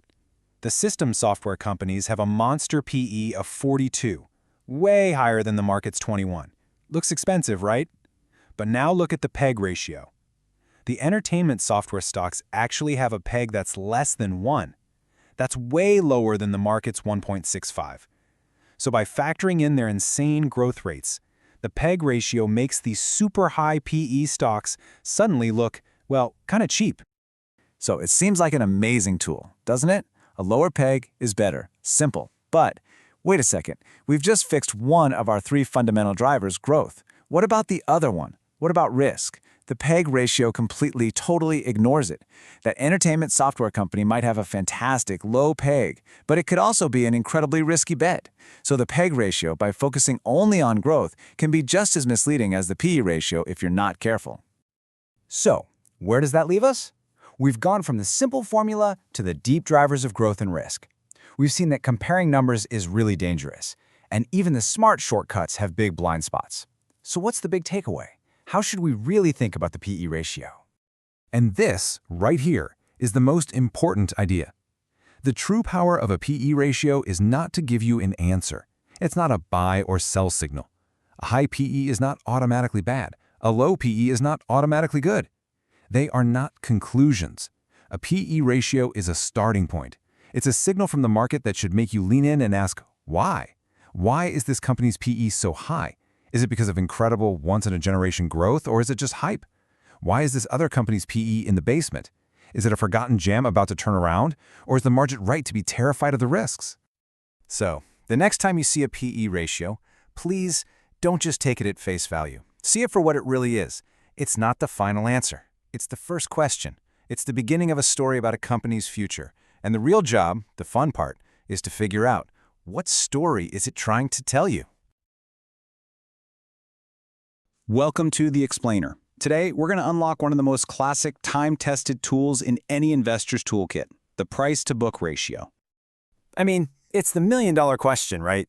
For as long as there's been a stock market, investors have been on the hunt for that one magic number that tells them if a stock is a total bargain or just way too expensive. And for a lot of people, that go-to tool is the price-to-book ratio. It seems simple on the surface, but here's the thing. Using it the right way is what separates a true bargain from a company that's cheap for a reason. So let's dive in and figure this out. All right, here's what we're going to cover. First, we'll break down the basics, price versus the company's books. Then, we'll pop the hood and look at the real engine that drives this thing. After that, we'll see how you can actually use it, and we'll wrap up with a big debate that's been going on for years. Okay, Section 1. Let's start right at the beginning. When we say price to book, what are we actually comparing here? Think of it like this. It's really a tale of 2 different values. On one side, you've got the book value. This is what the company is worth on paper, its net assets. It's like the original cost to build a house, brick by brick. But on the other side, you've got the market value. And that's what people are willing to pay for that same house right now, today. It's all about future hopes and dreams. So, the ratio itself, super simple. You just take the company's total market value, that's its market cap, and you divide it by its book value. The number you get tells you exactly how many dollars investors are willing to pay for each single dollar of the company's net assets. So if you see a PBV of, say, 2, it means the market's paying $2 for every $1 of stuff on the balance sheet. Okay, so what's the big deal? Why do people love this metric? Well, for starters, book value is way more stable than something like quarterly earnings, which can be all over the place. It gives you a nice, solid anchor. Plus, you can even use it when a company isn't making any money. But, and this is a big but, it's not perfect. Accounting rules can really skew the numbers, and it's kind of useless for, say, a software company where the real assets, the code, the brand, aren't even on the balance sheet. And this chart? This gives you a fantastic snapshot of what the real world looks like. See how it's not a nice, neat bell curve? It's heavily skewed to the left. Most companies are all bunched up down here at the low end. So while the median company might have a price to book of around 1.5, the average gets yanked way up by that long tail of super high growth, high multiple outliers over on the right. All right, now we're getting to the good stuff, the engine room. What really drives a company's price to book ratio? What makes it high or low? This is the key.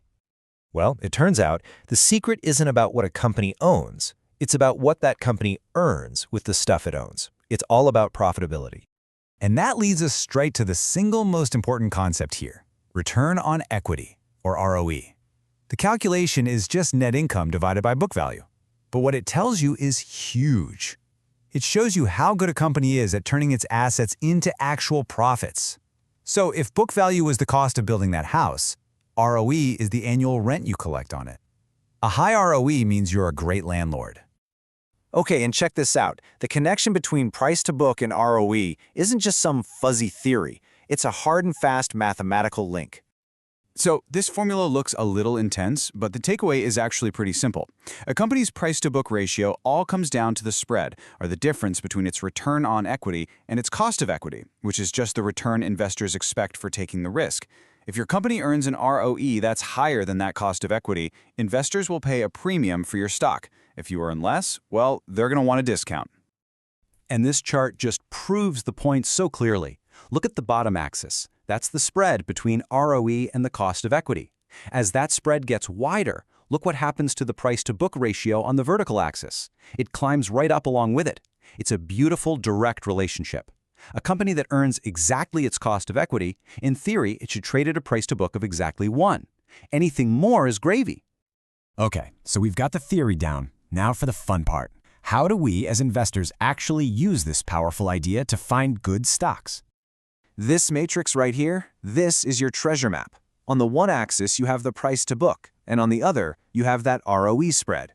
Up in the top right, you've got your superstars, high returns, and they're priced like it. Bottom left are the strugglers, low returns, low price. But the sweet spot, the X on the map, is that bottom right quadrant. These are the companies with a low price tag, but a high return. That, my friends, is the classic definition of an undervalued gem. And this isn't some quirky thing that only works for 1 or 2 companies. Look at the entire S&P 500 over 40 years. The red bars show the market's price-to-book ratio, and the blue line is the overall return on equity. They're practically dancing together. When ROE for the whole market goes up, the price people are willing to pay for the market goes up too. This is an absolutely fantastic case study. IBM. The gray bars are its price to book. The line is its ROE. Back in the 80s, IBM was a king. High ROE, high PBV. But then, trouble hit. Into the early 90s, its ROE just collapsed, and its price-to-book ratio fell right off a cliff with it. But then, an incredible turnaround story. As the company reinvented itself, and its ROE soared, the market took notice, and the PBV ratio shot back up to amazing new highs. So, this really powerful link between a low price and potential value, it leads to one of the great long-running debates on Wall Street.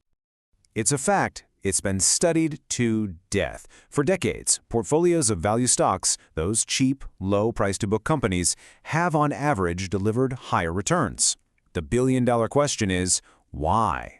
Well, there are basically 2 camps. On one side, you have the market inefficiency argument. These folks say the market just gets it wrong sometimes. It gets too pessimistic, undervalues these companies, and the extra return you get is your reward for seeing the truth before everyone else. But then you have the other side, the proxy for risk camp. They say, hold on, there's no such thing as a free lunch. These companies are cheap for a reason. They're riskier. And those higher returns are just the market paying you for taking on that extra danger. And what's fascinating is that this isn't just a US thing. This table shows the extra annual return you'd have gotten from buying low PBV stocks all over the world. Japan, France, the UK. The pattern shows up everywhere. This value premium, as they call it, seems to be a global phenomenon, which just makes the whole debate even more interesting. So all of this brings us back to one final really crucial point. The next time you see a stock with a low price-to-book ratio, you know that that number isn't the end of the story. It's just the beginning. It should make you ask a question. And now you know what to check for. It's all about the return on equity. You have to look past the price tag and check the engine, because a low price to book is only really interesting if it comes with a high, and just as importantly, a sustainable return on equity. That is the magic combination that can unlock real value. Thanks for joining this explainer. Ever wondered how you put a price tag on a company using just one number, its revenue? It's a really powerful tool, for sure. But if you use it the wrong way, wow, it can be incredibly misleading. So today, we're going to break down how to use revenue multiples the right way. Let's get into it. So here's our game plan. We'll start with the big puzzle that revenue multiples were actually designed to solve. Then we'll introduce the multiples themselves and peek under the hood to see what really makes them tick. After that, we're going to do something pretty fascinating. We'll actually put a dollar value on a brand name. We'll wrap up with a practical toolkit for you as an investor and the one final rule that you absolutely positively have to remember. All right, let's kick things off with the core problem, the thing that sent investors hunting for a different kind of tool in the first place. You know, most of the classic valuation methods, like the famous price-to-earnings ratio, they all need one thing: profit. But what happens when a company doesn't have any? This is the big one, right? Especially in today's world with all these young, super high-growth companies or even older firms that are just in a temporary slump. I mean, if a company is losing money, a PE ratio is totally useless. And this is where revenue multiples come strolling into the spotlight. So why turn to revenue? Well, there are three really solid reasons. First, and most obviously, revenue multiples work even when earnings are in the red. Second, revenue is just cleaner. It's less messy than profits, which can be influenced by all sorts of accounting choices. And third, sales just tend to be a lot more stable from one year to the next than earnings, which can jump all over the place. But, and this is a huge but, there is a massive catch. If you only focus on revenue, you can get tricked into thinking a company is worth a fortune just because its sales are growing like crazy, even while it's lighting mountains of cash on fire. You always have to remember, a business has to turn a profit eventually to be worth anything at all. Okay, so now we get why we use them. Let's actually meet the two main players in the world of revenue multiples. They sound kind of similar, but trust me, they're measuring very different things. First up, you've got the price-to-sales ratio, or PS ratio. This one's pretty simple. It's the market value of a company's stock divided by its total revenue. But a much more complete picture is the enterprise value-to-sales ratio. See, enterprise value, or EV, doesn't just look at the stock. It adds in the company's debt and then subtracts out its cash. This gives you a much better feel for the total value of the company's actual business operations. And this really gets to why most pros prefer EBITDA sales. It's just more robust, like the slide says, because it's consistent. You're comparing the value of the entire business, debt and all, to the revenue that entire business generates. The simple price-to-sales ratio can fool you because it ignores debt, which makes comparing two companies with different amounts of leverage really tricky. So, a multiple is just a number, right? By itself, it doesn't mean much. To make it really useful, we need to pop the hood and understand what fundamental business factors are actually driving that number up or down. Think of the price-to-sales ratio like a recipe. The key ingredients are a company's net profit margin, how much cash it pays out, how fast it's expected to grow, and how risky it is. That risk part is what we call the cost of equity. And the logic here is just common sense. A company that's more profitable, grows faster, and is seen as a safer bet is naturally going to get a higher price-to-sales ratio from the market. And it's a very similar story for the EV-to-sales ratio. It's got its own recipe too. But here, the superstar ingredient is the after-tax operating margin. We're also looking at how much it reinvests for growth, that growth rate, and the overall risk measured by the cost of capital. And again, it's simple. Higher margins, higher growth, and lower risk will all push that EV to sales multiple higher. It all boils down to the company's fundamental health. Okay, this is where the theory gets really, really fun. Let's use everything we've just learned to answer a question that seems almost impossible. How much is a famous brand name actually worth? The logic here is actually super elegant. A strong brand lets a company charge more for its products, right? And that leads directly to higher profit margins. And as we just saw, higher margins are the key ingredient for a higher EV to sales multiple. So the value of the brand is just the difference between the company's multiple and a generic competitor's multiple. Then you just multiply that by its sales. Simple. Okay, let's use the perfect case study, Coca-Cola. Based on its incredibly powerful fundamentals, we're talking amazing margins, solid growth, great return on capital. The source material estimates its true enterprise value at about $123 billion. That's a huge number, right? But how much of that is just the brand? Now for the big reveal. What if Coca-Cola suddenly lost all of its brand power? Poof, gone. If it had to sell its drinks with the razor-thin profit margins of some generic soda company, its entire enterprise value would absolutely crater, all the way down to just $12 billion. The difference between those two numbers, that's the estimated value of the Coca-Cola brand name itself, a jaw-dropping $111 billion. Just think about that for a second. Almost 90% of the entire company's value comes from that iconic red and white logo and everything we associate with it. Incredible. So now that we understand the theory and we've seen it in action, let's switch gears. Let's look at how an investor, someone like you, can use this in the real world to try and find stocks that the market might have gotten wrong. This matrix is a fantastic mental model for investors. Look at the top left. You've got companies with a high multiple but low profit margins. Those might be overvalued. Now look at the bottom right. That's the potential sweet spot. Companies with a low multiple despite having high margins. These could be the bargains, the mismatches we're looking for. And hey, this isn't just a theory. You can see this playing out with real data. This scatter plot shows a bunch of specialty retail companies. And there's a really clear trend, right? As a company's operating margin goes up, its EV to sales ratio tends to go up too. So that means any companies floating way above that trend line could be overvalued, and the ones way below it, well, those might be worth a much closer look. Of course, it's never that simple in the real world. This kind of analysis has some big limitations. For one, we're using past profit margins to guess at future value, and that's always a bit of a gamble. Second, that relationship isn't a perfect straight line. And third, and this is a big one, this simple chart completely ignores other critical things, especially risk. A stock might look cheap for a very, very good reason. This brings us to our final and honestly our most important section. If you only remember one thing from this whole explainer, please make it this concept, the companion variable. See, every single valuation multiple has one key thing that drives it more than anything else. It's like its best friend, its companion. For the PE ratio, that's growth. For price to book, it's return on equity. And as you can see highlighted here, for our revenue multiples, it is all about profit margins. For price to sales, you have to look at net margin. For EV to sales, it's all about that after-tax operating margin. So let's tie it all together. A low multiple all by itself means absolutely nothing. It's just a number. If you see a stock trading at a super low price to sales ratio, the very first question out of your mouth should be, okay, but what does its net margin look like? Because 9 times out of 10, you're going to find that a low multiple is just reflecting a low margin business. And that's really the ultimate takeaway here. A low multiple isn't automatically a buy signal.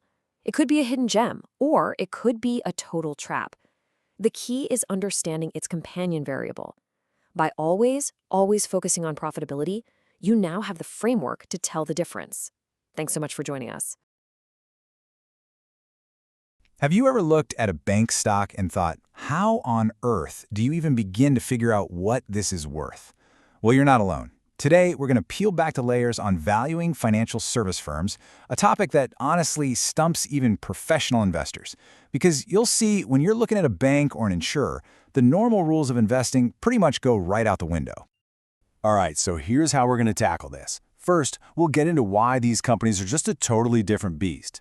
Then, we're going to open up the analyst toolbox and look at 3 key ways that try to find a firm's true value. After that, we'll talk about how to tell a healthy bank from one that's on shaky ground. And finally, we'll see how all of this played out in a real-life, headline-grabbing banking crisis. Let's dive in. So really, what is it that makes valuing a giant like HSBC so different from, say, Ford or Apple? I mean, they're all businesses, right? They're trying to make money. But the moment you look under the hood, you realize their financial DNA is from another planet, and it forces us to throw out our standard playbook and start from scratch. Okay, so what makes them so tricky? It really all boils down to 2 huge things that just completely mess with our usual valuation methods. The first one is how they think about debt, and the second is the massive, complex web of regulations they have to live in. It changes everything. Just look at this slide. It's such a perfect way to put it. For a normal company, like Ford, debt is just a tool, right? They borrow money to build a new factory, to design a new truck. It's capital. But for a bank, debt is the business. It's the raw material. They take in our deposits, which remember is debt the bank owes us, and they literally reshape that debt into products like loans and mortgages. That one simple fact completely flips how we have to analyze their finances. And if that wasn't enough, these firms are buried under a mountain of rules. Regulators are constantly looking over their shoulder, telling them exactly how much of their own money, their equity, they have to keep as a safety net. They put up walls on what they can invest in, and they even control who gets to start a new bank. All of this has a direct impact on their risk, their growth, and at the end of the day, what they're actually worth. Okay, so we've got these massive, unique challenges. How do analysts get around them? Well, since the usual approaches don't work, they've developed some really clever models that focus directly on the value of a bank's equity. Let's walk through 3 of the big ones they use to solve this puzzle. First up, we have the old classic, the dividend discount model. The logic here is beautiful in its simplicity. Stock is basically worth all the future cash you're ever going to get from it. And for a lot of these companies, that cash comes in the form of dividends. This model is perfect for those huge, stable, mature banks that have been reliably cutting checks to their shareholders for decades. And we can see it in action right here with HSBC. You plug in a few key inputs. You've got its earnings per share and the payout ratio. That's just what percentage of its profits it gives back to investors. Then you factor in the cost of equity, which is the return investors demand for the risk, and a reasonable long-term growth rate. And boom, the model calculates an intrinsic value. It gives us a real number we can use as a yardstick against the stock's current price. But what if a firm isn't paying out a big steady dividend? Maybe it's younger or in a growth phase. That's where the free cash flow to equity model comes in. And here is the genius twist. For a normal company, reinvestment is building a factory. For a bank, reinvestment is holding on to earnings to build up its regulatory capital. You see, that capital is the fuel it needs to make more loans, to grow its assets, and to expand the business. This valuation of Deutsche Bank from back in 2009 is a perfect example. You start with their expected earnings, but then you subtract the cash they have to set aside to meet that target capital ratio demanded by the regulators. Whatever's left over, that's the true free cash flow that belongs to the shareholders. It's a valuation method that's firmly grounded in the reality of how a modern bank actually operates. Now this third model, the excess return model, it gets right to the heart of the matter. It asks a really simple but powerful question. Is this bank actually creating value? It breaks down a bank's worth into 2 simple parts. First, there's the money investors have already put into it. That's its book value. And second, you add a premium based on how good it is at generating profits above and beyond what the market expects. Basically, is it a smart operator? Let's look at Goldman Sachs. According to this model, its value isn't just the $78 billion in capital it has on its books. No way. The market adds an almost $8 billion premium on top. And why? Because investors believe that Goldman is so good at what it does that it will consistently earn returns that beat the average, creating real, tangible value year after year.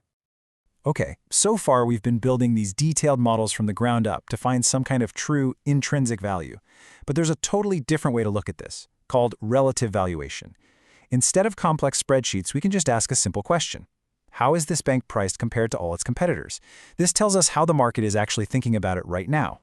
And for financial firms, the undisputed king of these comparisons is the price-to-book ratio.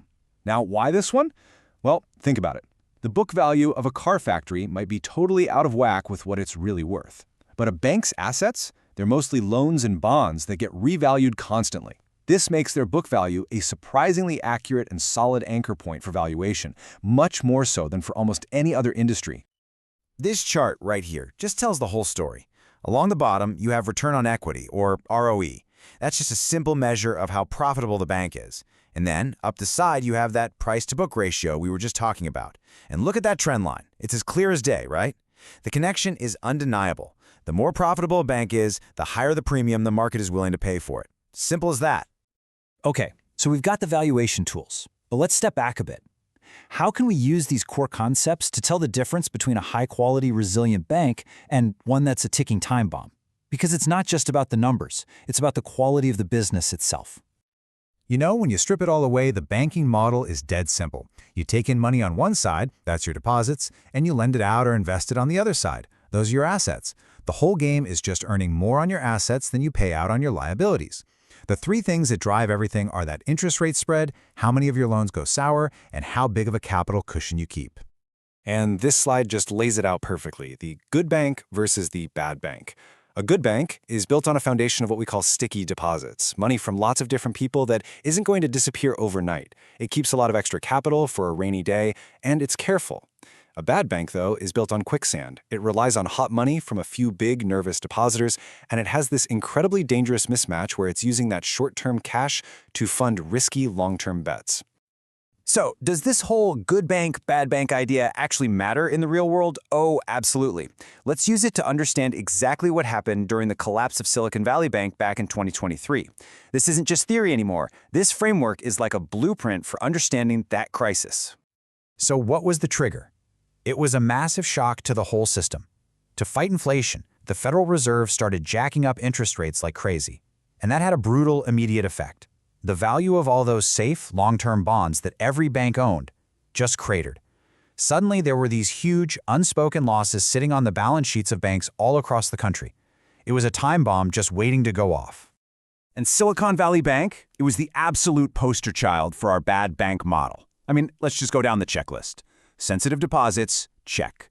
They were totally reliant on a tiny, super connected group of tech VCs and startups. Mismatched investments? Oh, yeah, big time. They took all that flighty cash and locked it up in long-term bonds. Risky loans? Check again. All concentrated in the volatile tech sector. And finally, that capital cushion? It looked okay on paper, but it was a complete illusion that was hiding those massive bond losses. It was a house of cards, and the wind just started to blow. And all of this leaves us with one last really interesting question to think about. What happened at SVB shows just how vital these frameworks are for seeing risk ahead of time. But it also makes you wonder, when a real panic hits, when fear is spreading on social media at the speed of light, do all these careful, rational valuation models even matter? Or does raw, primal fear just take over and run the show? It's that constant battle between value and emotion that makes markets so fascinating. Welcome to The Explainer. You know, we're going to tackle a really big one today. One of the toughest puzzles in all of finance, really. How do you value a company that's actually losing money? And this is such a fundamental question, right? Because the moment a company's earnings dip into the red, well, all the standard tools we usually rely on, they just break. You can't just plug negative numbers into your formulas and hope for the best. It just doesn't work. I mean, just look at this example. Let's say a company's actually getting better. They go from losing $200 million to losing only $100 million. That's a good thing. But if you use the standard growth formula, what do you get? A negative 50% growth rate. It's just bizarre, right? It makes absolutely no sense. The company is clearly improving, but the math tells you the opposite. And that, right there, is the core of the whole problem. So how do we solve this? Well, we need a game plan. First, we're going to really unpack this whole negative earnings puzzle. Then, we have to put on our detective hats because we need to diagnose why the company is losing money in the first place. And trust me, the why changes everything. After that, we'll dive into the right valuation tools for each different scenario. You know, everything from a company having a temporary bad year to one making huge long-term bets, and even those that are, well, teetering on the edge of survival. Okay, so let's get into it. What exactly breaks down when earnings go negative? I mean, why does it throw such a massive wrench in the works for anyone trying to figure out what a company is worth? Well, it really comes down to three major headaches for an analyst. First, like we just saw, growth rates become totally meaningless. They're just useless. Second, the tax math gets really complicated. See, the company isn't paying taxes now, sure, but those losses create something called a tax loss carryforward, and that's actually a valuable asset that can protect future profits from taxes. And third, and this is the big one, that core assumption that a business will just keep operating forever, what we call the going concern principle, suddenly that's in serious doubt. And that brings us to what is honestly the most crucial step of this whole process, diagnosis. Seriously, before we can even think about putting a number on a company, we have to act like financial doctors. The negative earnings, that's just the symptom. Our real job is to figure out the underlying cause, because the why behind the loss, it changes absolutely everything. So our whole framework, really, it hinges on three possible diagnoses. First, is this just a temporary, fixable problem, a short-term thing? Second, is the company losing money now because it's pouring cash into a huge, long-term investment that it expects to pay off big time down the road? Or third, is it something deeper? Are we dealing with fundamental, deep-seated issues that actually threaten its survival? The answer to that question is what dictates our entire valuation approach. But, here's the catch. Management, they're almost always going to tell you their problems are temporary. Don't worry, recovery's just around the corner. So as an analyst, you have to be a skeptic. You just have to. It's your job to make your own call. And you do that by looking at things like, is this management team credible? How long has this temporary problem actually been going on? And hey, are their competitors having the same issues, or is it just them? All right, let's dive into our first diagnosis. This is probably the most common one you're going to run into. A company that's fundamentally pretty solid, but it's just been hit by some kind of temporary setback. Think a bad year or a big economic recession. The main tool we use here is a concept called normalization. It's pretty straightforward, actually. Instead of using the current negative number, which we know is just a weird blip, we try to answer a much more useful question. What would this company earn in a totally normal year? And this is a super powerful tool for businesses that go through cycles, like car companies or oil producers. Okay, so check this out. Here's the idea in action with Toyota. You can see their operating margins for a decade leading up to the 2008 financial crisis. Then, in 2009, boom, that margin just cratered. But instead of using that one awful number, we can be smarter. We can look back across the whole economic cycle and find its average margin, which in this case was 7.33%. Then we just apply that historical average to its current revenues, and what we get is a much more realistic, much more normalized picture of its real earning power. And you know what? The exact same logic applies to commodity companies. I mean, look at this chart. The relationship here is just undeniable. ExxonMobil's operating income, those bars you see, it almost perfectly tracks the price of oil. The company's fortunes are basically tied directly to something it has zero control over. So what does this mean? It means trying to value Exxon based on whatever the price of oil is today, well, it's a fool's errand. It's pointless. The much smarter approach is to value the company as a function of the oil price. And this chart shows you exactly why. The estimated value per share changes. It changes dramatically at different price points. So the goal here isn't to find one single right answer. The goal is to understand the whole range of possible outcomes. Okay, let's move on to our second diagnosis. This one's really interesting, because here the losses aren't a sign of weakness at all. They're actually a sign of ambition. We're talking about companies that are losing money today because they are pouring cash into massive long-term investments for future growth. This chart shows the classic cash flow profile for one of these big infrastructure projects. People call it the J-curve, and you can see why. Think about building a new toll road, or an airport, or even a big telecom network. For years and years, it's just cash going out the door, huge outflows for construction. But then, once it's finally built and switched on, you get this really long, stable period of positive cash flow from all the fees and revenues. Now, trying to value these kinds of projects, it has its own unique challenges. The risk profile is sky high during construction, right? But then it drops way down once the thing is actually up and running. Debt usually starts off really high and then gets paid down over time. So what that means is your cost of capital can't just be one static number. No way. It has to change over the life of the project to reflect that shifting risk. It forces you to use a much more dynamic, multi-stage valuation model. And that brings us to our final diagnosis. And honestly, it's the most complex one. The deeply troubled firm. We're not talking about a company just having a bad year here. We're talking about a company's entire business model, maybe even its ability to stay solvent, is seriously at risk. And these deep problems, they tend to come in three main flavors. First, you've got strategic problems. Think back to IBM in the 80s when they totally missed the boat on personal computers. Second, you have operational problems, where a company is just plain inefficient. And third, there's financial leverage. This is where the business itself might be okay, but it's just been crushed because it borrowed way too much money. Each one of these requires a massive, fundamental business turnaround, and our valuation has to reflect the huge uncertainty of whether they can actually pull it off. A perfect case study for this is MGM Resorts. Back around 2011, the company was just drowning in debt. It had a CCC bond rating, which is basically a giant red flag signaling a real risk of default. So, to value it, you have to look at two totally different scenarios. First, you figure out a going concern value. This is the optimistic case, right? It's what the company is worth if it survives and actually pulls off its turnaround plan. And for MGM, that number was calculated at $22.77 a share. But that is only half the story. Because we have to weigh that optimistic number against the very real possibility of failure. So how on earth do you put a number on that risk? Well, analysts looked at the price of MGM's bonds, and because those bonds were trading at a huge discount to their face value, that was a clear signal that the market was really worried. From that discount, they could calculate an implied probability of default. And what was the market saying? It was signaling a staggering 35.42% chance that MGM would go under. And that brings us to the final step. The real value? It isn't just the optimistic case, and it isn't just the failure case. It's a blend of the two, weighted by probability. You take the survival value and multiply it by the probability of survival. Then you add that to the liquidation value, which, let's be honest, is often 0 for shareholders, and you multiply that by the probability of default. It's how you take an optimistic story and temper it with the cold, hard reality of risk. So, what this all really shows us is that valuing a money-losing company, it's not some kind of dark art. It's actually a very structured, diagnostic process. You start with the symptom, which is the negative earnings. Then you diagnose the cause. Is it just a temporary cold? Is it a long-term growth plan? Or is it a serious chronic illness? And once you have your diagnosis, you apply the right treatment.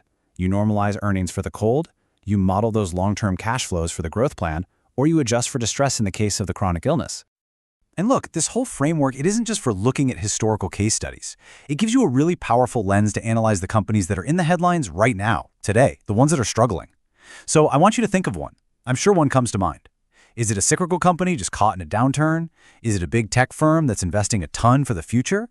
Or is it an old legacy business that's in real deep trouble? After everything we've talked about, what's your diagnosis? Welcome to The Explainer. Today, we are diving deep into a really fascinating puzzle in the world of finance. We're going to try and answer a question that, on the surface, seems to make absolutely no sense at all. So let's just get right into it. This is the question that's on everyone's mind when you see these crazy headlines about the newest tech startup, right? The company is just burning through cash, posting these huge losses year after year, and yet investors are throwing money at it, valuing it in the billions. How does that even work? Well, the secret isn't some brand new magical way of doing math that throws all the old rules out the window. Nope, the answer is actually a really simple but powerful shift in perspective. Those big losses and that lack of history, they're not necessarily flaws. They're really just symptoms of being young. To really get a handle on a company's value, you first have to figure out where it is on its journey. You see, every single business, whether it's 2 people in a garage or a massive global corporation, exists somewhere on this life cycle. Think about it this way. Early on, a startup's value is almost entirely based on its story. The narrative about its huge potential, the massive market it's going to capture, all the problems it's going to solve. There just aren't a lot of numbers to look at yet. A mature company, on the other hand, is the complete opposite. Its value is almost all about the proven numbers. Its revenue, its profits, its cash flow. The uncertainty for a startup, it's off the charts. For a mature firm, it's much, much lower. And what I love about this slide is how it maps this whole journey out visually. You can see right here in that early startup phase, it says all narrative. The only question that matters is how big is the story? But as the company grows, that story gets tested. Does the product actually work? Can they make money? Slowly but surely, the numbers start to creep in until you get all the way to the end where it's all numbers. The story doesn't matter as much anymore. Okay, so this brings us to the absolute core of what we're talking about today. If a young company's value is all tangled up in its story, how in the world do you translate that exciting narrative into a cold, hard financial valuation? You can't just make up a number, right? So how do you do it? Well, luckily for us, there's a disciplined framework that financial analysts use to systematically turn that story of what could be into a set of numbers that you can actually work with. The main tool in the toolbox is something called discounted cash flow, or DCF. It's a really fundamental idea in finance. It basically says that a company is worth the total of all the cash it's ever going to make in the future. But, and this is the crucial part, that future cash gets discounted back to what it's worth today. I mean, think about it. $1 you're promised 10 years from now is worth a lot less than $1 in your hand right now because of risk and just the time value of money. Now, this whole DCF thing sounds complicated, but you can really break it down into 4 key steps. First, you've got to tell the story of the company's growth by forecasting its future revenues. Second, you have to show how those revenues will eventually turn into real profits. Third, you got to figure out how much money the company needs to plow back into the business to make all that growth happen. And finally, you take all those future numbers and run them through the DCF model to find out what they're worth today. All right, theory is one thing, but to really make this stick, let's walk through a real-world example. We're going to look at a company we all know, Airbnb, right around the time of its big IPO, its initial public offering back in late 2020. Airbnb was, the absolute perfect example of a young, high-growth company. Its revenues had grown like crazy in the years leading up to the IPO, but it was also losing a ton of money. We're talking over $800 million in losses. And just to make things even more interesting, this was all happening smack in the middle of a global pandemic that had basically shut down all travel. So you had this amazing story, but the financials were an absolute mess. So, step one in valuing Airbnb was telling a story of absolutely massive growth. The analysis had to assume that as the world eventually recovered, Airbnb's revenues would just explode, growing from about $3.6 billion to over $21 billion in just 10 years. That's almost a 6 times increase. And this table here, it really shows you the sheer scale of that ambition. The story being told with these numbers is that in a decade, Airbnb would capture about 10% of the entire global hotel and hospitality market. I mean, that would make it bigger, in terms of revenue, than the biggest hotel chains on the planet. This is exactly what we mean when we say you have to quantify the story. Of course, having huge revenues doesn't mean a thing if the company never actually makes any money.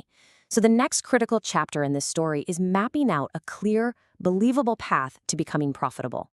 The valuation story here assumes that Airbnb's operating margin, which is just a way of measuring its core profitability, would improve dramatically.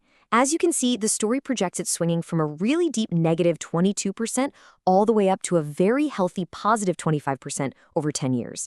And this wasn't just a number pulled out of thin air. That 25% target was based on the actual profitability of a more mature competitor, Booking.com.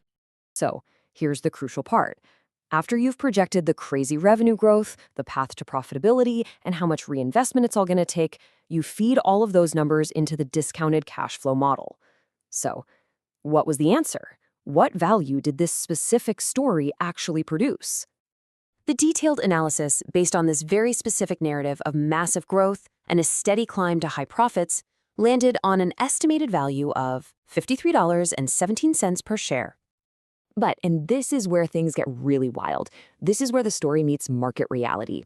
Airbnb actually set its IPO price at $68 a share, already well above our valuation. And then, on the very first day of trading, the price more than doubled, soaring up to $146. It just goes to show you, while our valuation story was optimistic, the market was telling an even more ambitious, even more incredible story about Airbnb's future. Okay, this brings us to the final and maybe the most critical piece of this whole puzzle. We have to acknowledge and try to quantify the immense uncertainty that is baked into every single one of these valuations.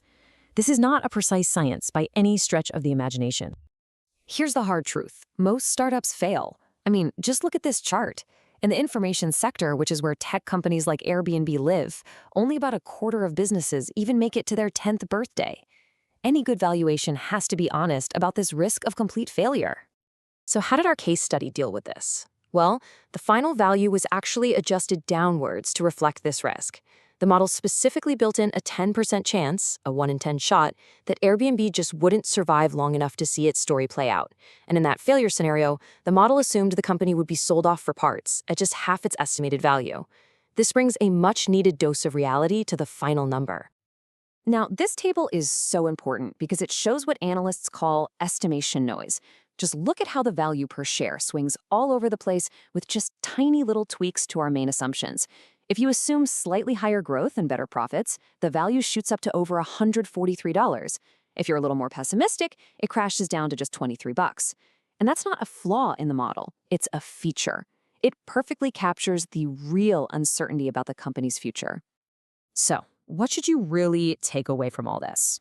The main thing is that valuing a young company is way less about finding a single correct number and way more about understanding the story and its most important parts.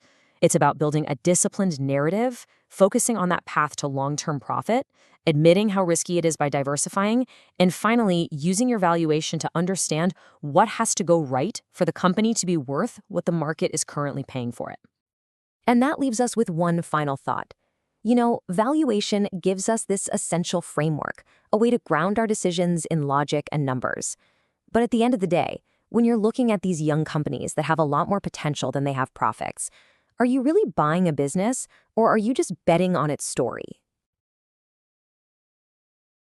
All right, let's dive into valuation, but with a really interesting twist. We're going to explore how one single business can have multiple, totally different, yet equally correct values. And it all boils down to one single crucial factor: who's the buyer? So that leads us to this core question. Can one company actually have two different correct values? I know it sounds like a riddle, but the answer is a huge, resounding yes. And if you stick with me, you're going to understand exactly why. So to really get a handle on this, we're going to follow two totally different businesses. On one hand, we have Chez Pierre, an upscale restaurant being sold to an individual buyer. And on the other, Infosoft, a software company that's about to go public in an IPO. They both want the same thing, to be sold, but their buyers couldn't be more different.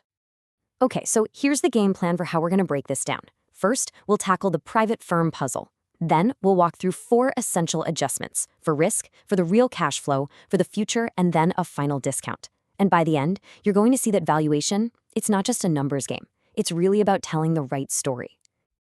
All right, first up, let's tackle the private firm puzzle.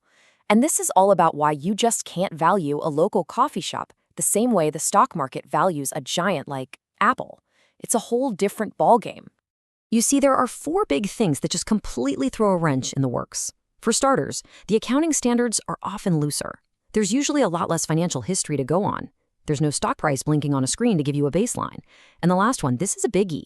The owner and the manager, they're usually the same person. And trust me, that little detail creates some really interesting wrinkles we'll have to iron out. Okay, so that brings us to our first huge adjustment, risk. And here's the thing, it turns out not all risk is created equal. When you're looking at a private firm, you've really got to distinguish between market risk and what we call total risk. Now, for public companies, everybody uses a measure called market beta. It's designed to capture the kind of risk you just can't diversify away, no matter how many stocks you own. We're talking big stuff like recessions. But here's the key, and this is super important. It all works on the assumption that the investor is well diversified.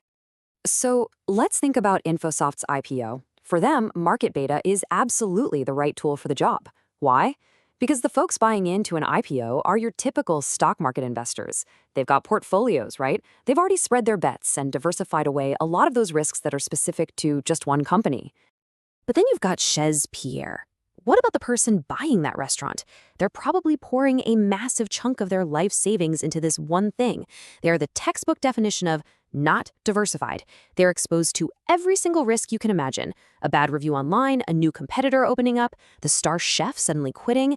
They are on the hook for everything, the total risk of the firm.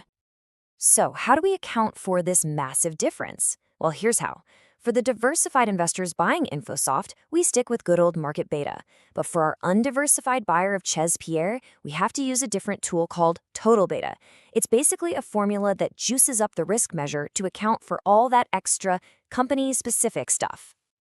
And man, does this make a difference. The impact is absolutely huge. For Infosoft, its market beta gives us a cost of equity that's the return investors demand of about 11.5%. But look at Chez Pierre. That much higher total beta skyrockets the required return all the way up to 17.65%. It's simple, really. The buyer is taking on way more risks, so they demand a much, much higher potential reward. All right, next up on our list, we've got to figure out the real cash flow. And this brings us right to a classic issue in small businesses, what we call the owner-manager problem. Okay, so take a look at this. This is the income statement for Chez Pierre, straight from the owner. And on paper, hey, this looks pretty good. A cool 1.2 million in revenue, operating income of 400 grand. But the real question is, can we actually trust that bottom line? And here's why. This is the crucial point. In a big public company, there's a bright, clear line between what the CEO gets paid and what shareholders get. But in a small private business, the owner, who's also the manager, well, they often don't pay themselves a real salary. They just take draws or pay personal bills from the business account. And what does that do? It makes the profits look way bigger than they actually are.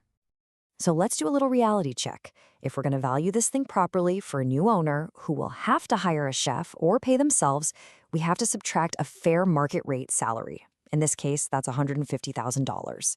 And just look at the fallout. The operating income plummets by more than 80 grand. Now that number, that's a much more honest picture of the business's true earning power. Okay, on to our third big adjustment. This one is all about the future. We have to make some pretty big assumptions here, and as you're about to see, those assumptions are wildly different for our 2 case studies. For Chez Pierre, its story is pretty much tied to its building and that 12-year lease, so we're assuming it has a finite life. Its terminal value at the end of that period is basically just what you could sell the ovens and tables for. It's a liquidation value. But Infosoft? It's a software company. The assumption there is that it can go on, well, forever, growing at a nice, stable rate. You can see how these two very different endings are going to have a massive impact on the final valuation.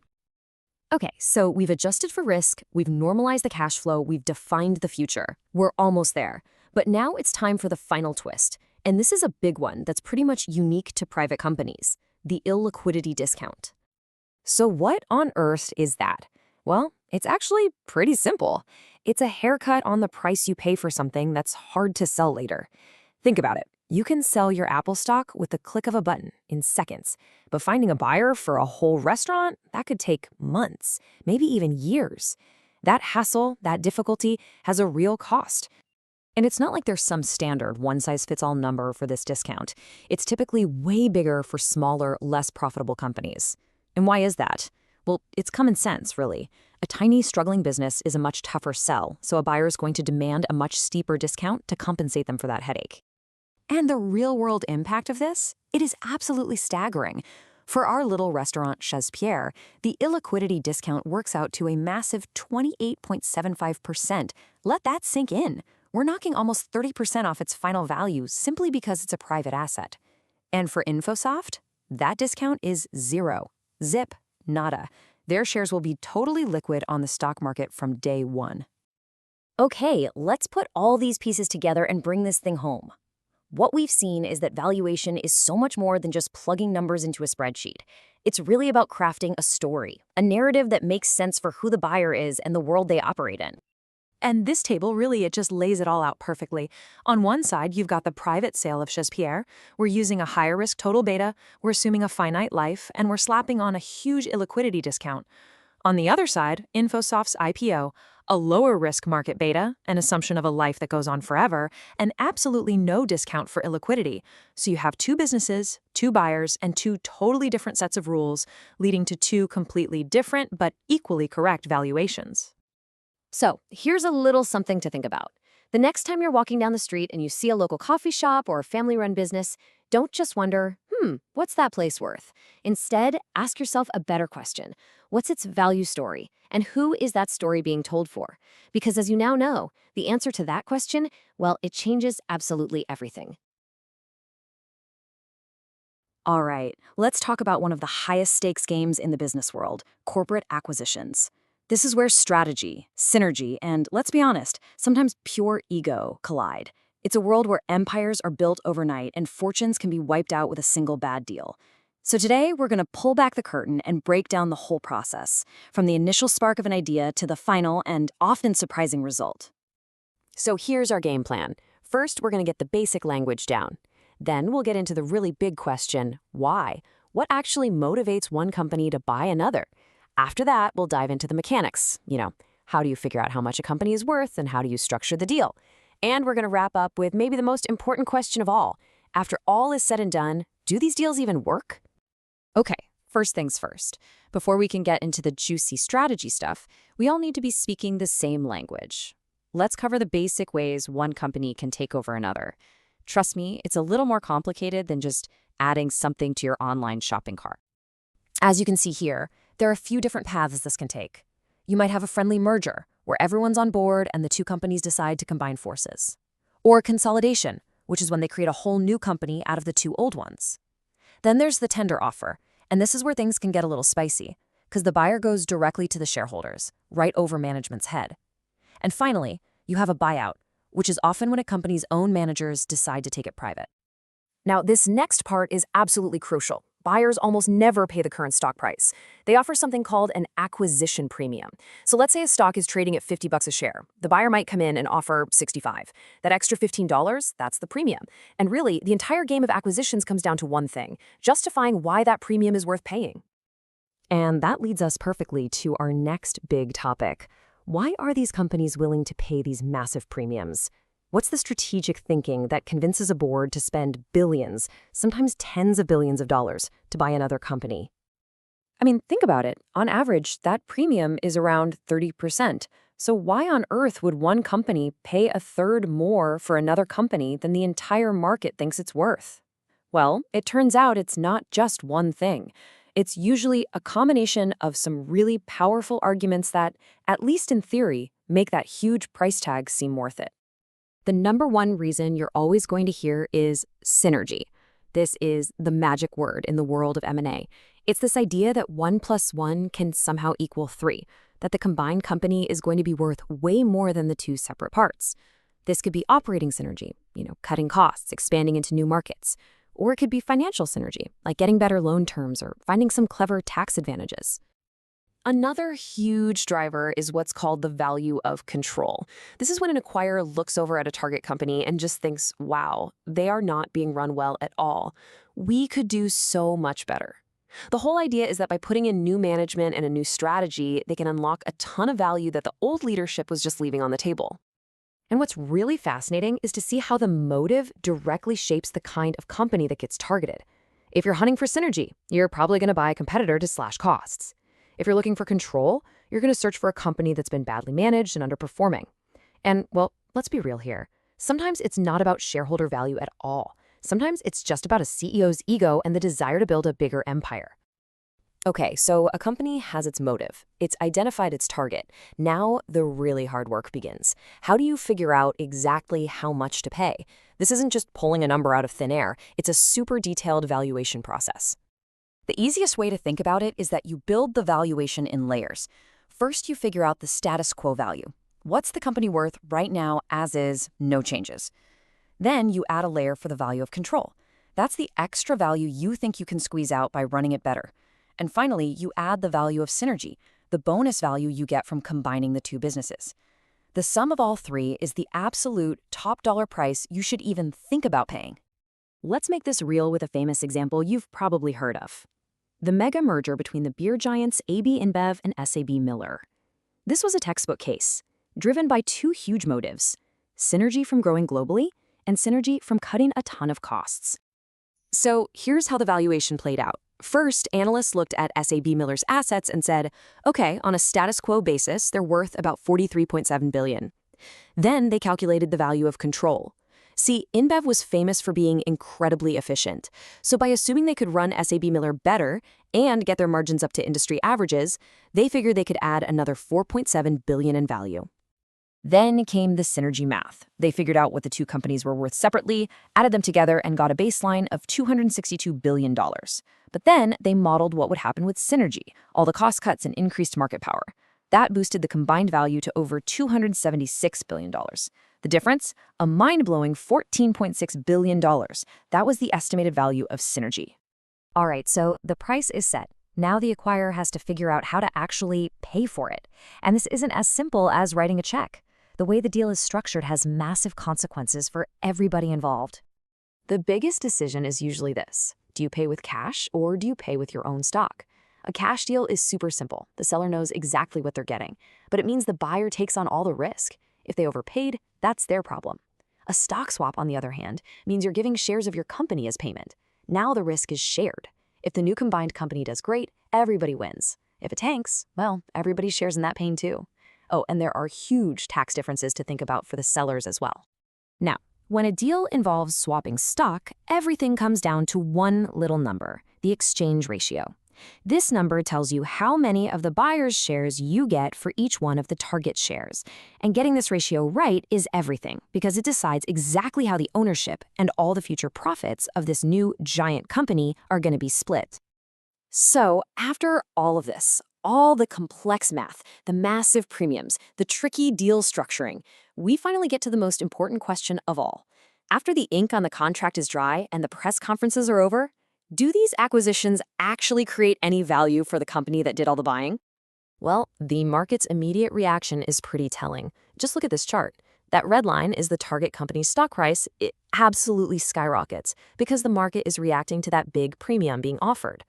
But now look at the blue line. That's the bidder's stock. It often just stays flat or even drifts down. Right from the get-go, the market is telling you that the shareholders of the company being bought are the clear winners here.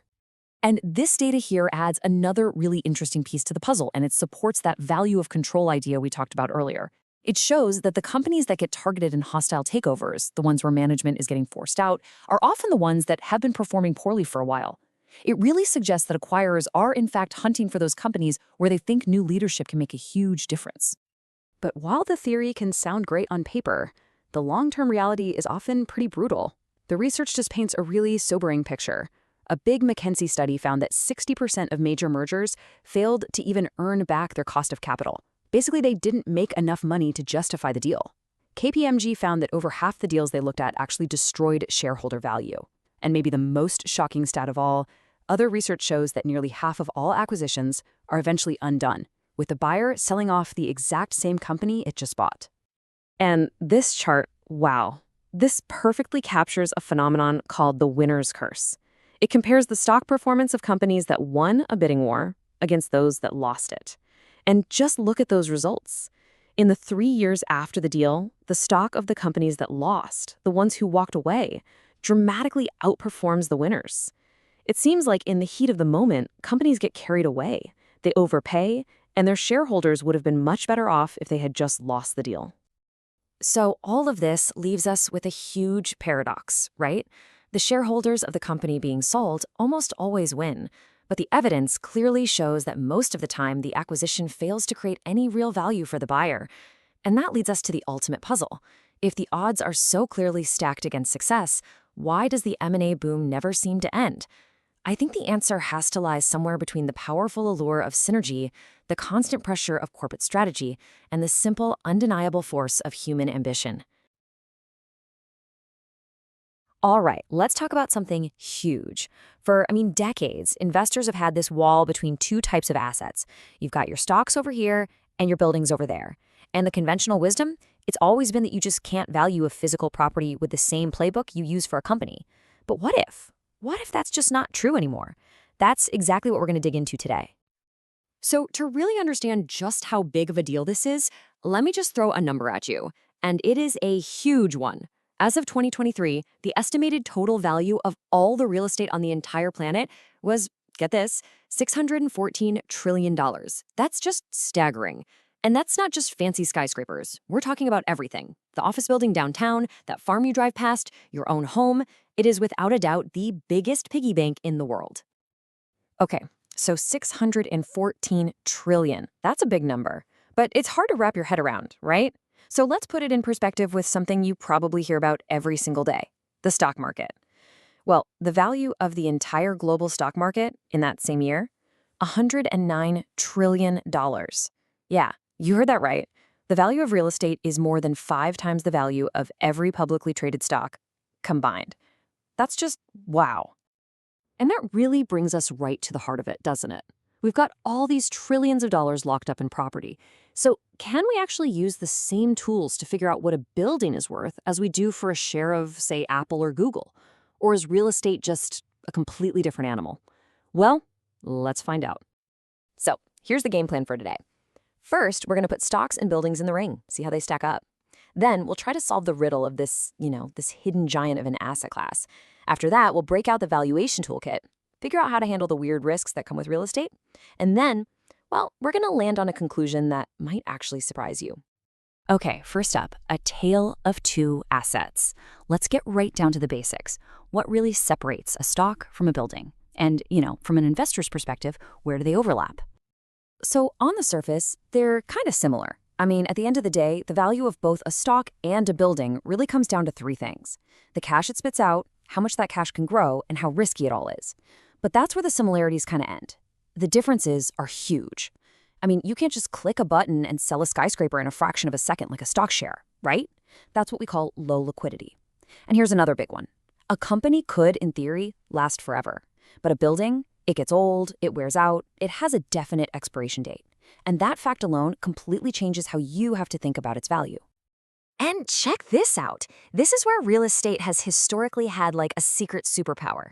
There was this landmark study that found something fascinating. When unexpected inflation hits, it just crushes stocks and bonds.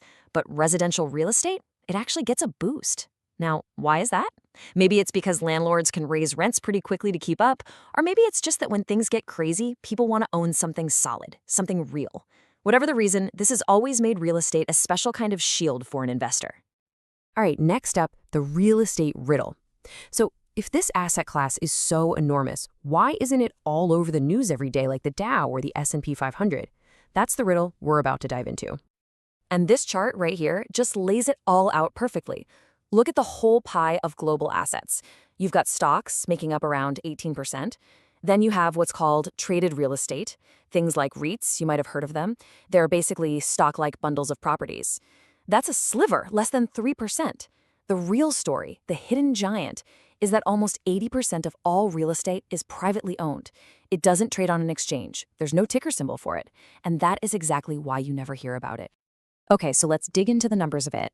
If you look at the historical performance here, you'll see something interesting. See the equity REITs? That's the stuff that trades like stocks. And surprise, surprise, its return and its risk level, that standard deviation number, look an awful lot like the S&P 500. But then, look over at commercial and residential real estate.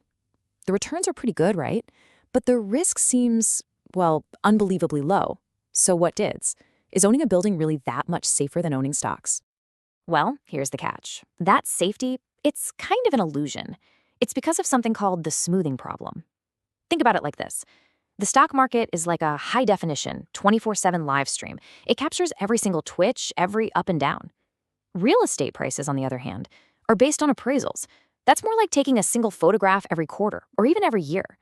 All that infrequent data just smooths out the bumps, and it can hide the real roller coaster ride happening underneath, making it look way less risky than it probably is. So, now for the fun part, the valuation toolkit. Now that we get what makes real estate special, how in the world do people actually put a price tag on it? Turns out the tools they use are a pretty cool mix of finance and, well, the real world. Really, it all comes down to two main ways of thinking about it. You've got intrinsic valuation, which is all about figuring out what a property is worth based on its own merits, from the inside out. You're basically asking, how much money is this thing going to make me over time? Then there's relative valuation. This one's way more straightforward. It's pretty much just looking at the building next door and asking, hey, what did you sell for? Now, that inside-out method has a fancy name, discounted cash flow, or DCF. It sounds super technical, I know, but it's really just 3 basic steps. First, you have to guess what the future cash flows will be, basically all the rent you'll collect minus all the bills you'll have to pay.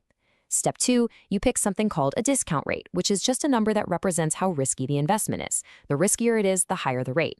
And finally, step 3, you have to estimate what you can sell the building for way down the road. That's the terminal value. And that's pretty much it. That second method, relative valuation, is probably the one you're most familiar with, even if you don't realize it. I mean, if you've ever looked at buying a house, you've done this. It's all about finding the comps, the comparable sales in the neighborhood. Well, pros do the exact same thing for giant office buildings, but they use metrics like price per square foot, or they'll look at a building's sale price as a multiple of its rental income. It's a super powerful way to get a sanity check from the real market.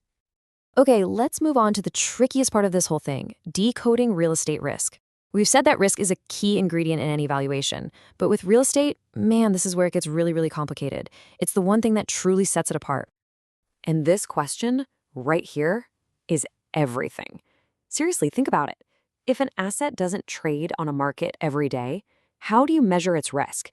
With a stock, it's easy. You just look at how much the price jumps around. But a building? It might sell once every 10, 20 years. So how do you even begin to measure that kind of risk? And it's not just that. Real estate comes with its own unique set of headaches. I mean, think about it. An investor might have all their cash tied up in 1 or 2 buildings. Not very diversified.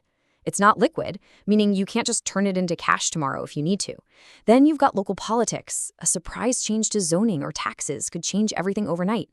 And on top of all that, the costs just to buy and sell and even just to figure out what's going on are way, way higher than for stocks. Your typical spreadsheet model is going to miss all of that stuff. So what do the pros do? How do they get around this problem? Well, a lot of the time, they do something incredibly simple. They just ask people.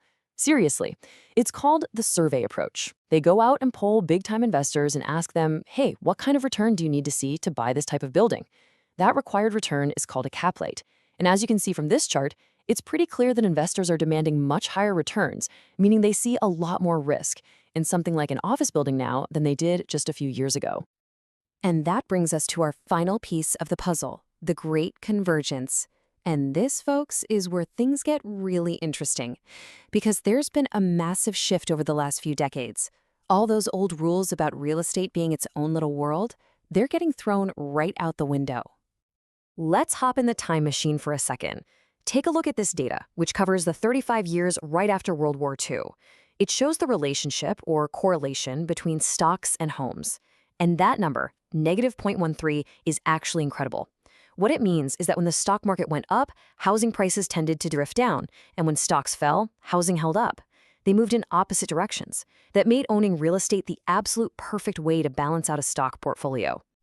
But now, look at what's happened more recently. This is the amazing part. For a long, long time, the extra return that investors demanded for the risk of owning real estate, that's the green line, it pretty much danced to its own beat. It did its own thing. But then, see what happens right around the mid-1990s? All of a sudden, it starts moving in almost perfect lockstep with the risk premiums for stocks and for corporate bonds. They all started moving together. This is what we call the Great Convergence. So what's the big takeaway here? What does this convergence actually mean for a regular investor? Well, as real estate becomes easier and easier to buy and sell, as it gets sliced and diced into things like REITs, it starts acting less like a unique physical thing and more like just another financial asset, more like another stock. And the scary part is that powerful diversification benefit, that safe haven quality that made it so attractive, it's starting to fade away. And this really tees up the huge new challenge for pretty much everyone who invests. That old piece of advice you always heard, buy property, it's a great diversifier. Well, that might not be such a slam dunk anymore. Which leaves us with a really big, really important question for the future. If the two biggest asset classes on the planet are starting to act the same, where on earth are investors supposed to find the next true safe haven? Okay, let me ask you something. Have you ever really stopped to think about what something is actually worth? I'm not talking about the price tag, what you pay for it. I mean, it's real, deep down, fundamental worth. It turns out there's this massive difference between value and price. And once you get it, it's like getting a whole new pair of eyes to see the world of money and investing. So to get us started, let's kick things off with a little puzzle.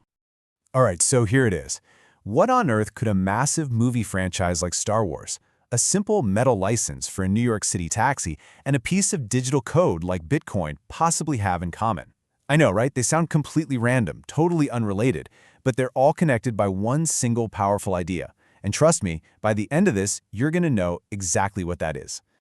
So, that secret I mentioned, the key to unlocking that puzzle, it's all in this really powerful framework. It's a way of looking at pretty much every investment out there and dropping it into one of two buckets. And it all boils down to that one critical difference, the difference between value and price.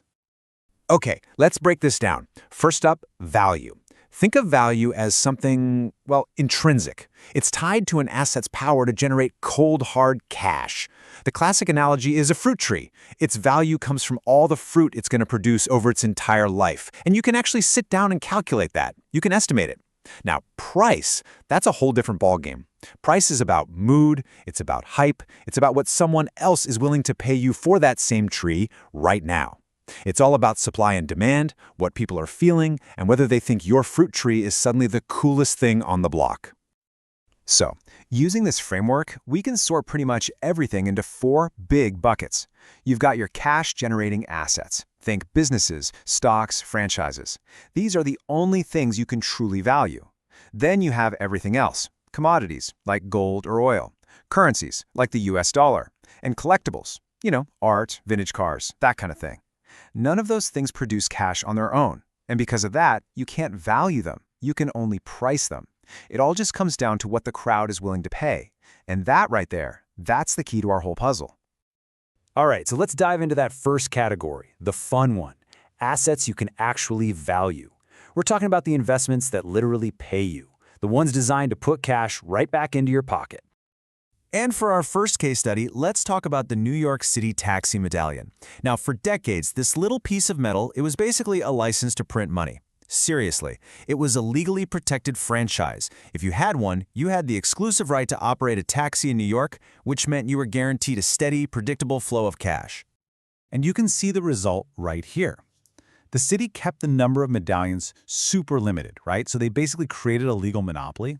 That meant the cash flow was protected, it was safe. And just look at this chart. The price of these things just marched steadily up and up and up for years. Why?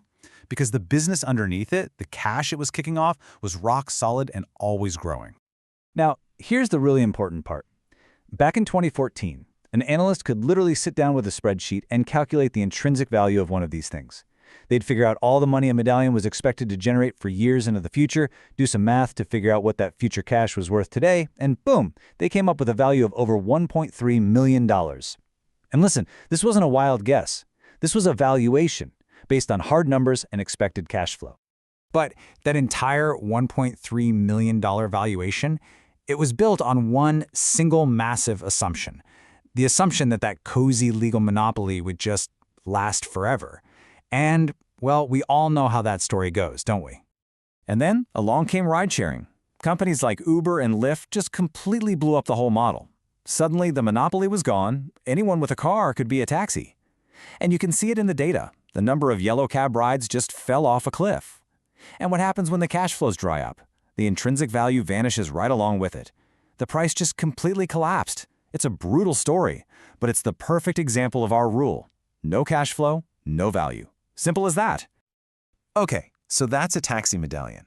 Now let's take that same exact principle and apply it to something way bigger, way more complex. I'm talking about Star Wars. When Disney shelled out $4 billion for Lucasfilm, they weren't just buying some old film reels. Oh no, they were buying a gigantic, sprawling cash flow machine. And this is a peek into the kind of math they were doing. It might look a little complicated, but the core idea is really simple. They figured that for every single dollar a new Star Wars movie made at the box office, they could count on making, say, another $1.20 from streaming, a whopping $2 from toys and merchandise, another 50 cents from video games. You get the picture. They weren't just valuing the movies, they were valuing the entire ecosystem. And when they added up all those potential cash flows for years and years, they got to an intrinsic value of almost $10 billion. Suddenly, that $4 billion they paid starts to look like an absolute steal, right? All right, so we've talked about things that generate cash. Now let's switch gears completely and talk about those other buckets, the assets that don't generate cash. With these, it's a totally different game. You can't sit down and calculate a value. Instead, you have to figure out what drives the price. And honestly, is there any better example of this than gold? This quote kind of says it all. Gold is a total mystery. It doesn't pay you a dividend, it doesn't earn you rent, you can't really do much with it, you just can't run the numbers on a bar of gold like you can with Star Wars. So if you can't value it, what in the world determines its price? Well, the first big driver is inflation. The logic is pretty straightforward. When your paper money is losing its buying power because of inflation, a physical, limited thing like gold should hold its value better. And you could see this play out really clearly if you look at the 1970s. Inflation was running wild, and guess what? The price of gold just skyrocketed right along with it. Driver number 2 is just plain old fear. For centuries, when things get scary in the world, people run to gold. It's the ultimate safe haven asset. So, when the stock market gets turbulent and investors get nervous, you often see them sell their stocks and pile into gold, hoping for safety. That pushes the price up. You can almost think of gold's price as a kind of barometer for how anxious the market is feeling. And the third big one is something called opportunity cost. Think about it this way. Every dollar you have in gold is a dollar you don't have in something that pays you interest, like a boring old government bond.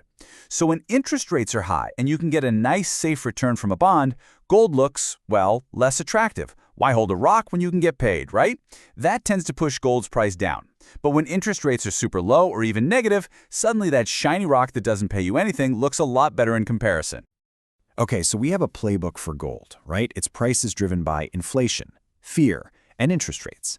And that exact same playbook gives us a fantastic way to think about its new digital cousin, Bitcoin. And let's be absolutely crystal clear on this one.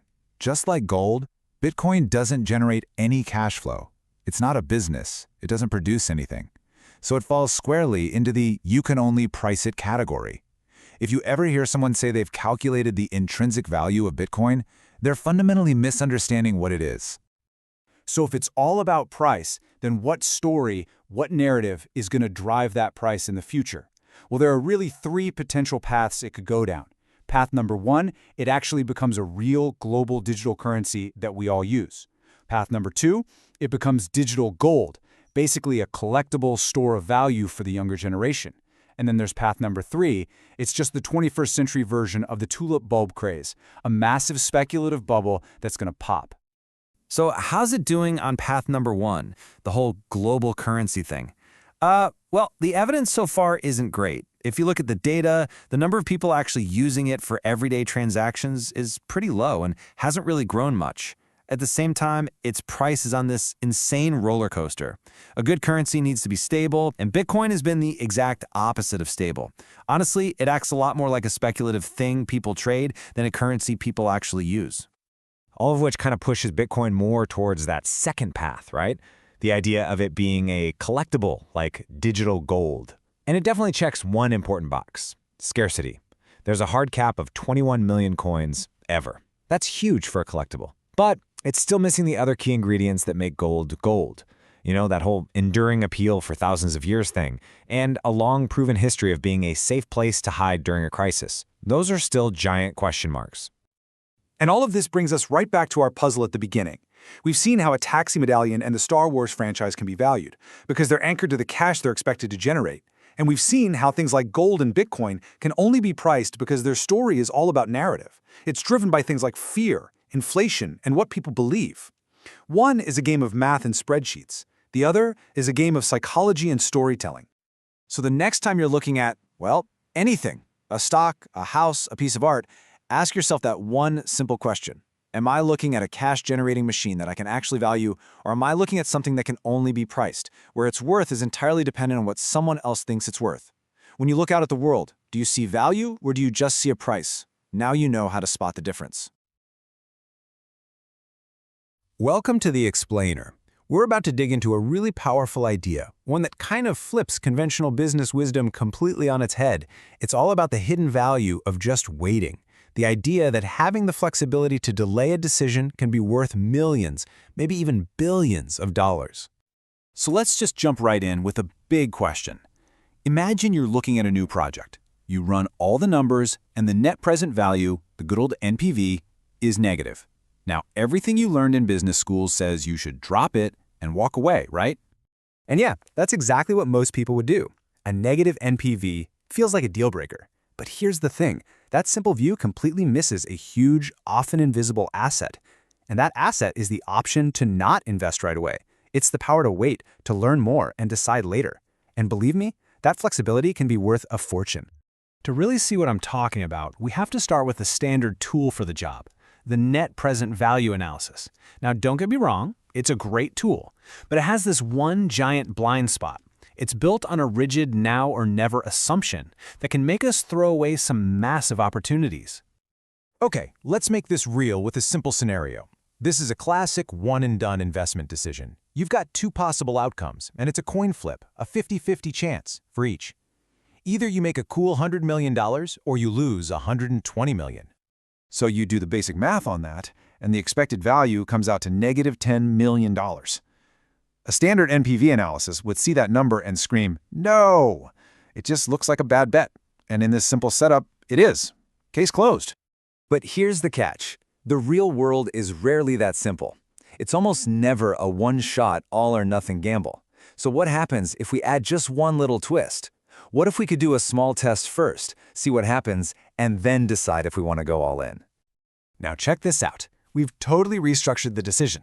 Instead of one huge irreversible bet, we start with a smaller test. And if that initial test goes badly, if we lose that first 20 million, we have the option to just stop. We cut our losses right there and walk away. We only commit to the big investment if things look good early on. And would you look at the result? Suddenly, the expected value isn't negative 10 million anymore. It's positive 25 million. That is a $35 million swing. And the crazy thing is, the big potential outcomes didn't change at all. The only thing we added was flexibility, the ability to change our plan based on new information. And this is the absolute key, and this quote just nails it. You watch, you learn, you adapt. Value doesn't just come from the final prize. It comes from having choices along the way. By having the option to bail on a failing project, we put a hard cap on how much we can lose, but we keep all of the potential upside. And that, right there, is the heart of what we call a real option. Okay, so this is where we take this core idea and build it into a seriously powerful framework. We can actually reframe these big strategic decisions by borrowing a tool straight from the world of finance, the call option. Just look at these two graphs side by side. It's kind of uncanny, right? On the left, you've got the classic payoff diagram for a financial call option. Your losses are capped, but your potential gain is basically unlimited. And on the right, that's our project. If the project's future value tanks, we lose nothing. We just don't invest. But if it soars, we jump in and capture all of that upside. The shapes are pretty much identical. So let's just make the analogy crystal clear. The project's future cash flows, that's like the stock price. The cost to actually build the thing, that's your exercise price. And the time you have, say from a patent or a lease, that's your expiration date. Once you make this connection, you can actually use all the smart tools from option pricing theory to put a hard number on the value of strategic flexibility. So, what are the ingredients that go into this option value? Well, there are 5 key things. You've got the potential value of the project and the cost to invest. That's pretty intuitive. You have the time you're allowed to wait. But here's the really wild one, uncertainty. You think uncertainty is bad, right? Well, with options, the more uncertain the future, the more valuable your option becomes. Why? Because you have a bigger shot at a massive positive surprise while your downside is always capped. And finally, you have to account for any money you might miss out on by waiting. I know, this can all feel a little bit abstract, a little in the clouds. So let's bring it right back down to earth. We're going to look at 2 real-world case studies to see how this way of thinking finds massive hidden value that a normal NPV calculation would just completely miss. First up, we're diving into the pharmaceutical world with a perfect example of a real option, a drug patent. A company called Biogen had the exclusive rights to a drug called Avonex. A patent is literally the right, but not the obligation, to make and sell something. It's a textbook call option. So here are the actual numbers they were looking at back in 1997. The expected value from the drug was about $3.4 billion. The cost to really develop and market it was almost $2.9 billion. They had 17 years left on the patent, and this whole market was super volatile, which you can see in that high variance number. Okay, so if you just do the old school NPV analysis on this, just subtract the cost from the value, you get $547 million. It's a positive number, so you'd probably think, great, let's go build it right now. But hold on, that's not the whole story. When you value the patent as a call option, when you actually account for those 17 years of flexibility and all that uncertainty, the value jumps to $907 million. That's an extra $360 million in value that the simple calculation just completely ignores. That extra money is the value of being able to wait. And this graph just lays it out so clearly. That blue line is the total value of the patent as an option. It's highest today because they have the most time and uncertainty ahead of them. The pink line is just the simple NPV. And notice where they cross? Way out there, around year 12. That's the signal for the optimal time to actually invest. By waiting, Biogen gave themselves a chance for the market to get even better, potentially making the drug way more profitable. And look, this isn't just some weird thing that only works for high-tech drug patents. The exact same logic works for super tangible things like a big, undeveloped oil reserve. So imagine an oil company owns the rights to drill offshore, but at today's oil prices, it would actually cost more to get the oil out than they could sell it for. The standard playbook would look at this oil reserve and say it's a liability. It's worth negative $56 million. It's a money pit. But, and this is a huge but, the company has the rights to that oil for 20 years. They can just sit and wait for oil prices to go up. And when you value that right, that option to wait, all of a sudden, the reserve is worth almost $100 million. It's not a liability at all. It's a super valuable asset, purely because of the flexibility to wait for the right moment. So what's the big picture takeaway here? What's the fundamental shift in thinking we're talking about?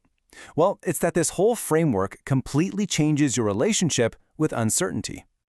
You see this kind of thinking being most powerful for the assets you see here. Patents, oil reserves, undeveloped land, copyrights. What do they all have in common? They give you an exclusive right to do something, and they exist in a world with a whole lot of uncertainty about the future.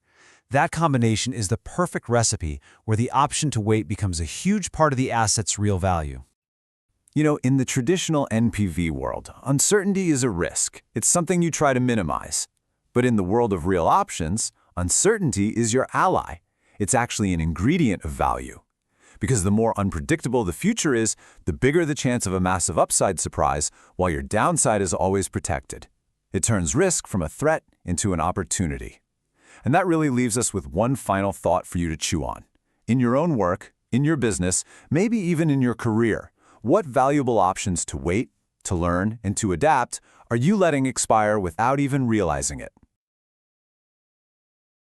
All right, today we're going to dive into a couple of really powerful strategic ideas that, honestly, traditional finance can sometimes get completely backward. We're talking about the option to expand a project, and maybe even more importantly, the option to walk away from one.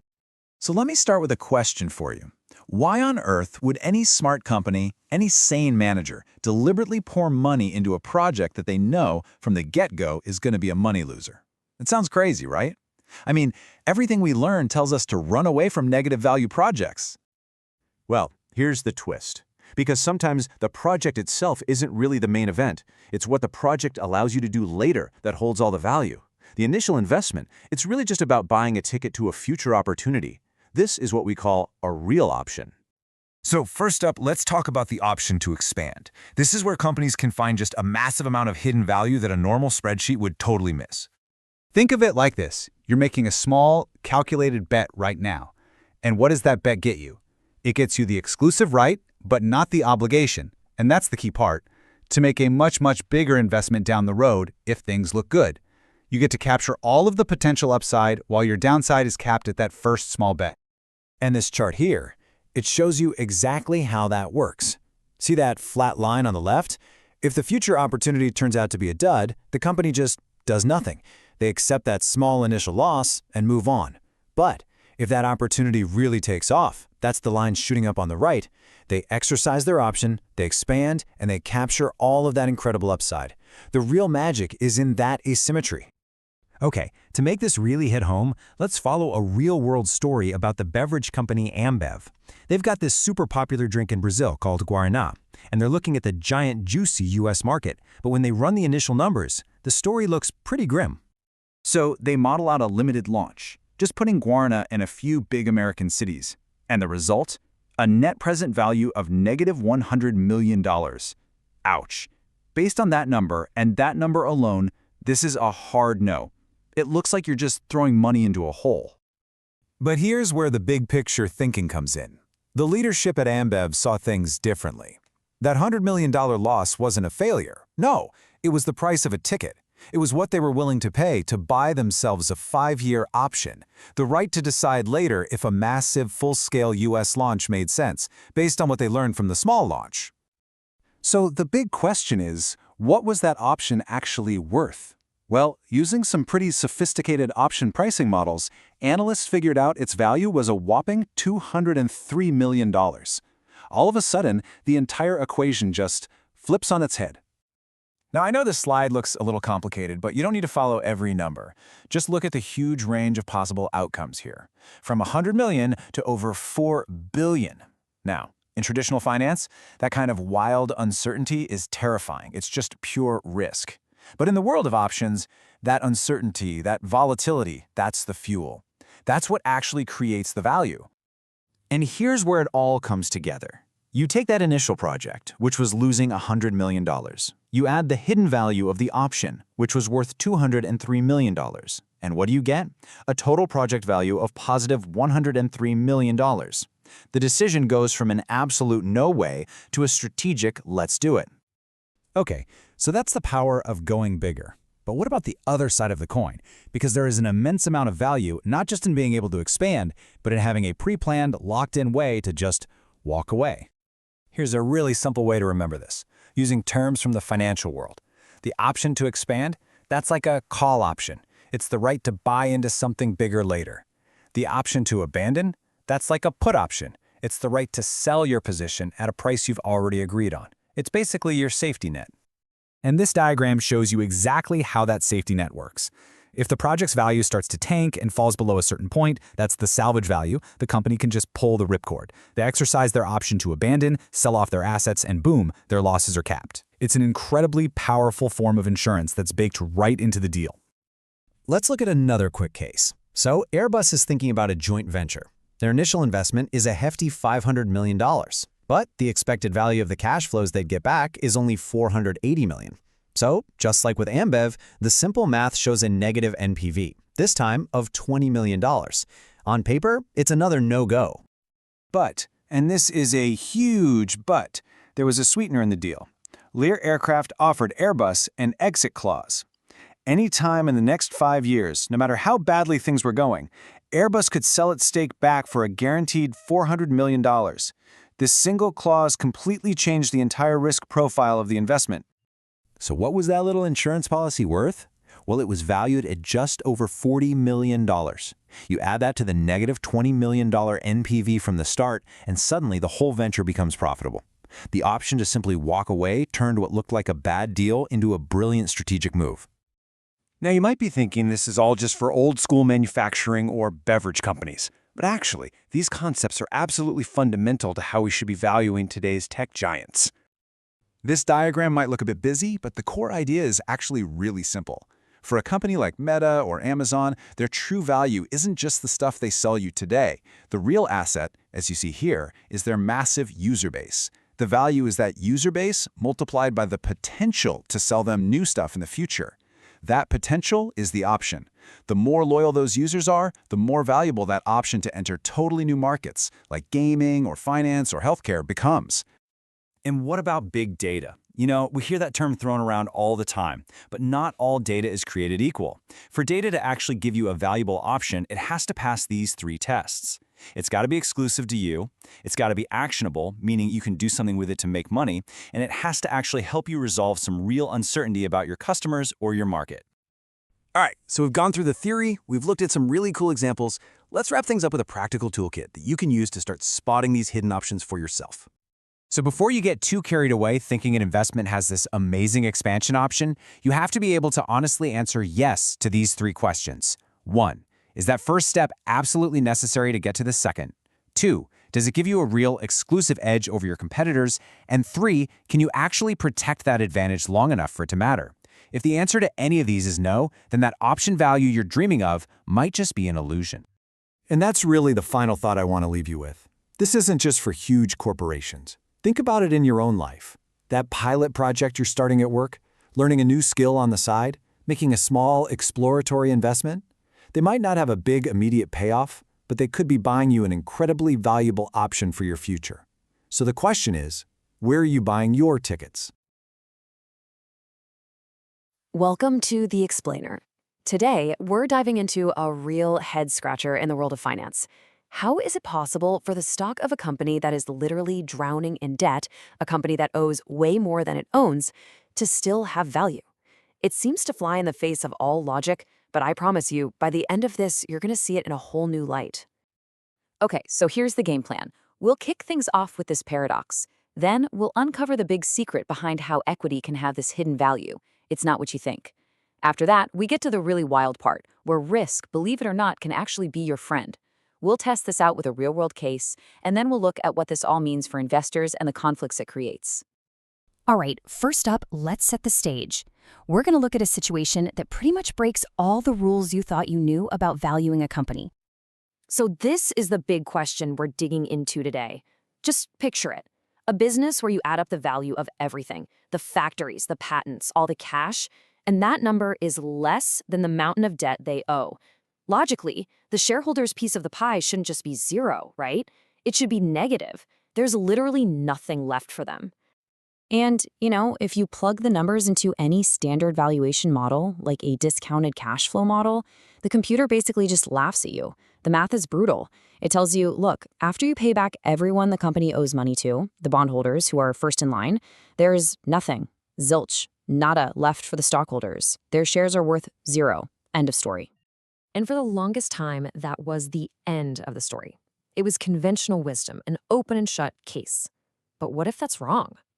What if that whole way of thinking misses something huge? It turns out it's not the whole picture, not even close. So where is this hidden value? How do we find something where it seems like there's nothing? Well, the secret, the real trick, is to completely change how you think about what equity is. Stop seeing it as just a slice of the business and start seeing it as a financial option. The whole thing hangs on this one incredibly powerful idea: limited liability. It's a cornerstone of modern finance. As a shareholder, you can only lose the money you put in. That's it. If the company goes belly up, the creditors can't come after your house, your car, your savings. Your downside is capped right at 0. And this visual right here, this is where it all clicks. Look at the payoff for a shareholder. If the company turns things around and its value shoots up past what it owes in debt, the shareholders get everything that's left over. The upside is, in theory, unlimited. But if the firm's value stays below the debt line, they don't owe a penny. They just walk away. Their loss is capped at zero. Now, does that shape look familiar to any of you? It is the exact payoff profile of a call option. So because of this, we can draw a direct one-to-one comparison, and this is so cool. The value of all the company's stuff, its assets, that's like your underlying stock price. The face value of the debt, that's the strike price of the option. It's the hurdle you have to clear. The time until the debt is due is the option's expiration date. And the volatility of the business, how much its value swings around, well, that's the option's volatility. This means we can actually use sophisticated option pricing models to put a real number on the value of equity in a company that seems totally worthless. Okay, now we're getting to the part that feels, well, just plain wrong.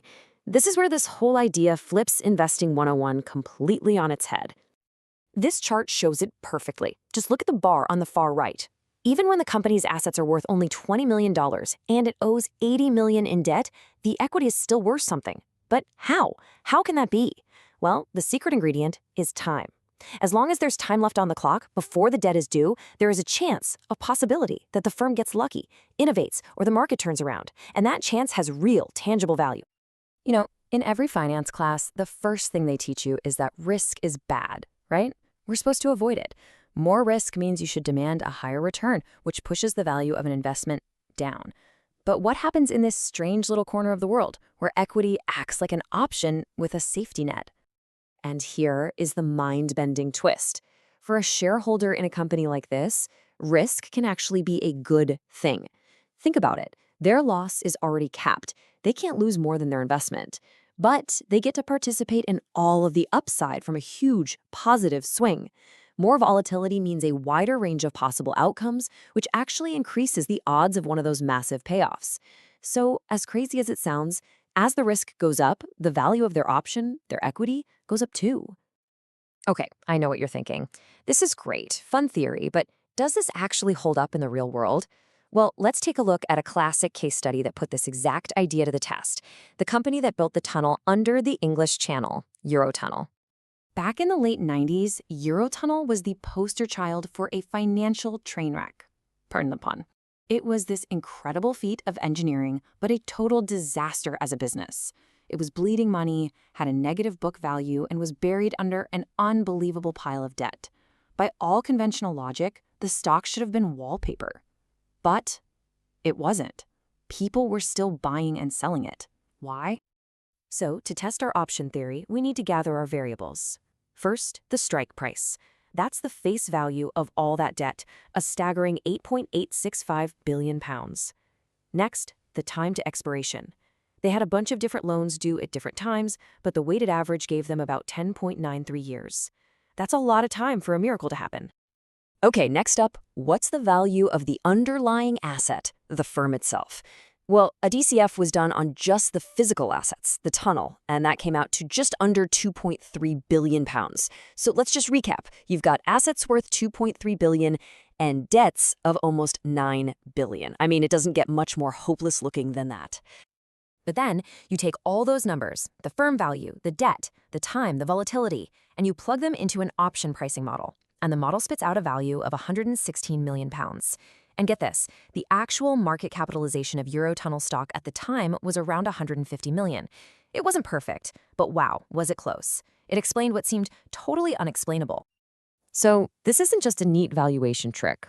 Once you understand this option framework, you start to see the whole high-stakes scale of distressed investing in a new light. It shines a spotlight on some really interesting strategies and conflicts. This is the vulture investing playbook in a nutshell. These investors aren't necessarily betting on failure. What they're really doing is buying a basket of lottery tickets, super cheap, way out of the money call options. They go in knowing that most of these companies will fail and their investment will go to zero. But they only need one or two to hit it big, to have a massive turnaround, and the returns can be so enormous that it makes the whole high-risk portfolio incredibly profitable. And this is where things get really tricky, because it creates this huge fundamental conflict inside the company.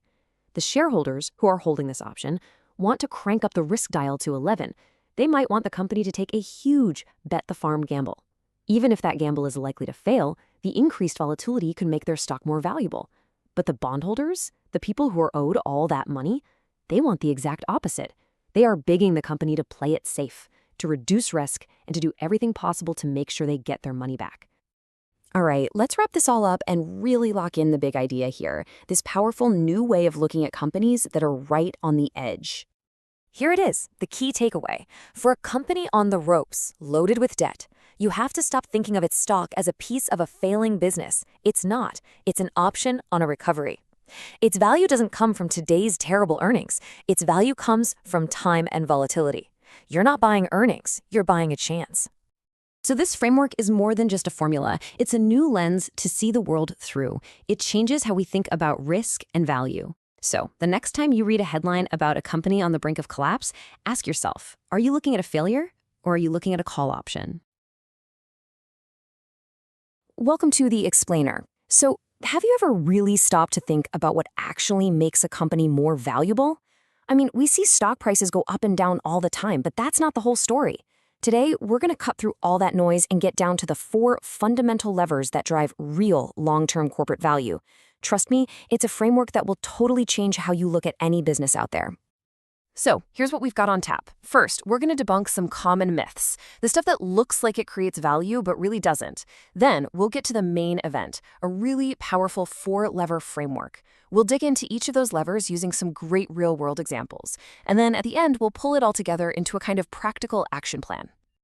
All right, let's jump right in with our first section, the illusion of value.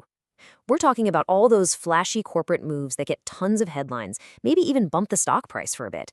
But, and this is the key, they often do absolutely nothing to increase the real, fundamental worth of the business. And that brings us to this big question right here. You see this stuff all the time, right? A company rebrands to add .ai to its name, or they do a stock split to make the share price look, a little more affordable. And yeah, these moves can definitely get the market's attention and affect the stock price in the short term. But do they create any real lasting value? Well, the short answer is nope, not really. Take a stock split. All you're doing is cutting the same pizza into more slices. The size of the pizza, the actual company doesn't change one bit. Or accounting changes that don't actually lower your tax bill. That's just rearranging the numbers on the page. And yeah, changing your name to ride the latest tech trend doesn't magically improve your products. These are all what we call value neutral because they don't actually change the company's ability to generate cash. And this really gets to one of the most critical ideas in all of finance. You've got price on one side. That's what the market thinks a company is worth on any given day. It's moody, it's emotional, it gets swayed by hype and headlines. But on the other side, you've got value. That's the real intrinsic worth, and it's all about the cold, hard cash a company is expected to generate in the future. Real value enhancement is about making that tree on the right grow bigger and stronger, not just playing games with a squiggly line on the left. So if all that other stuff is just an illusion, what actually works? What really moves the needle? Well, that brings us to the absolute core of our discussion today, the 4 fundamental levers that truly create value. And here they are. It's actually pretty straightforward. For any action a company takes to create genuine, lasting value, it has to pull one or more of these 4 levers. So number 1, you can make more cash from the stuff you already own. Number 2, you can grow faster, but, and this is a huge but, only on projects that give you a great return. 3, you can figure out how to keep that high return growth going for a longer period of time. And finally, number 4, you can lower your cost of capital, which basically means making the money you use to run and grow your business cheaper. That's it. Every real value-creating strategy you can think of fits into one of these 4 buckets.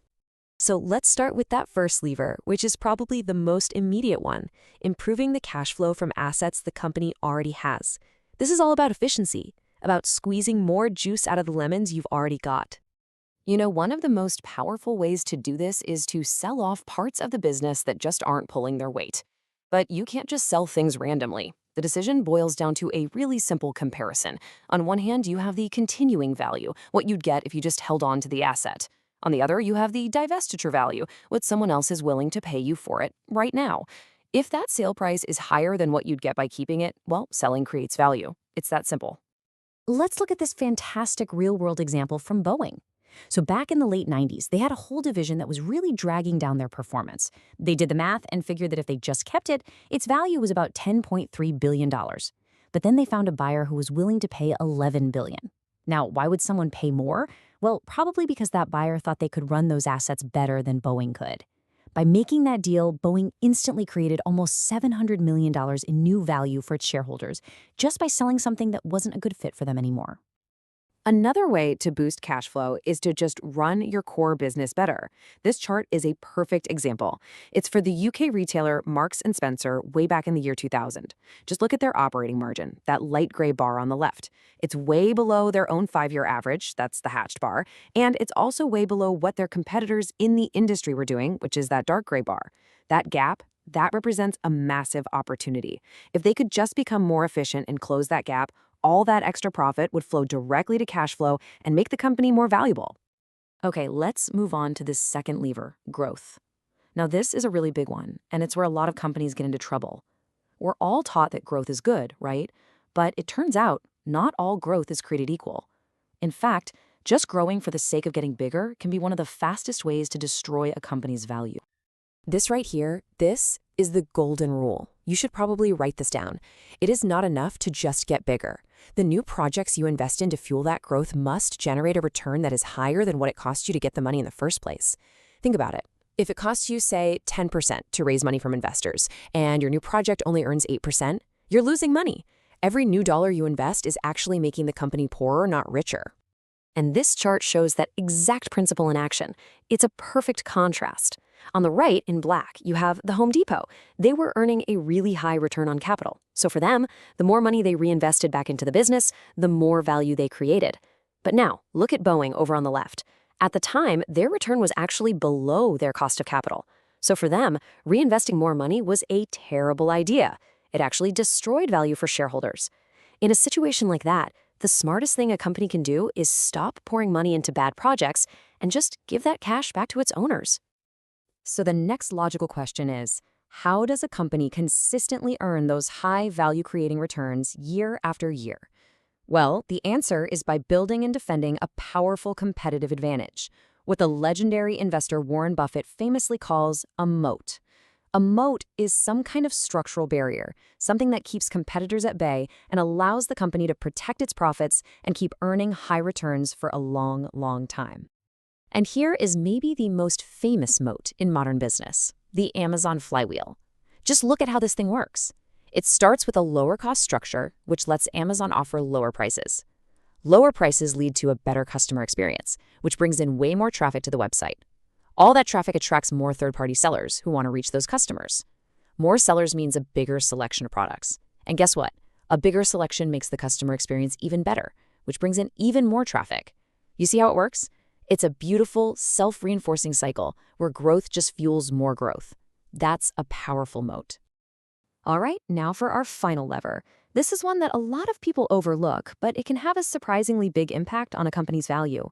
We're talking about how a company finances itself, specifically getting that mix of debt and equity just right.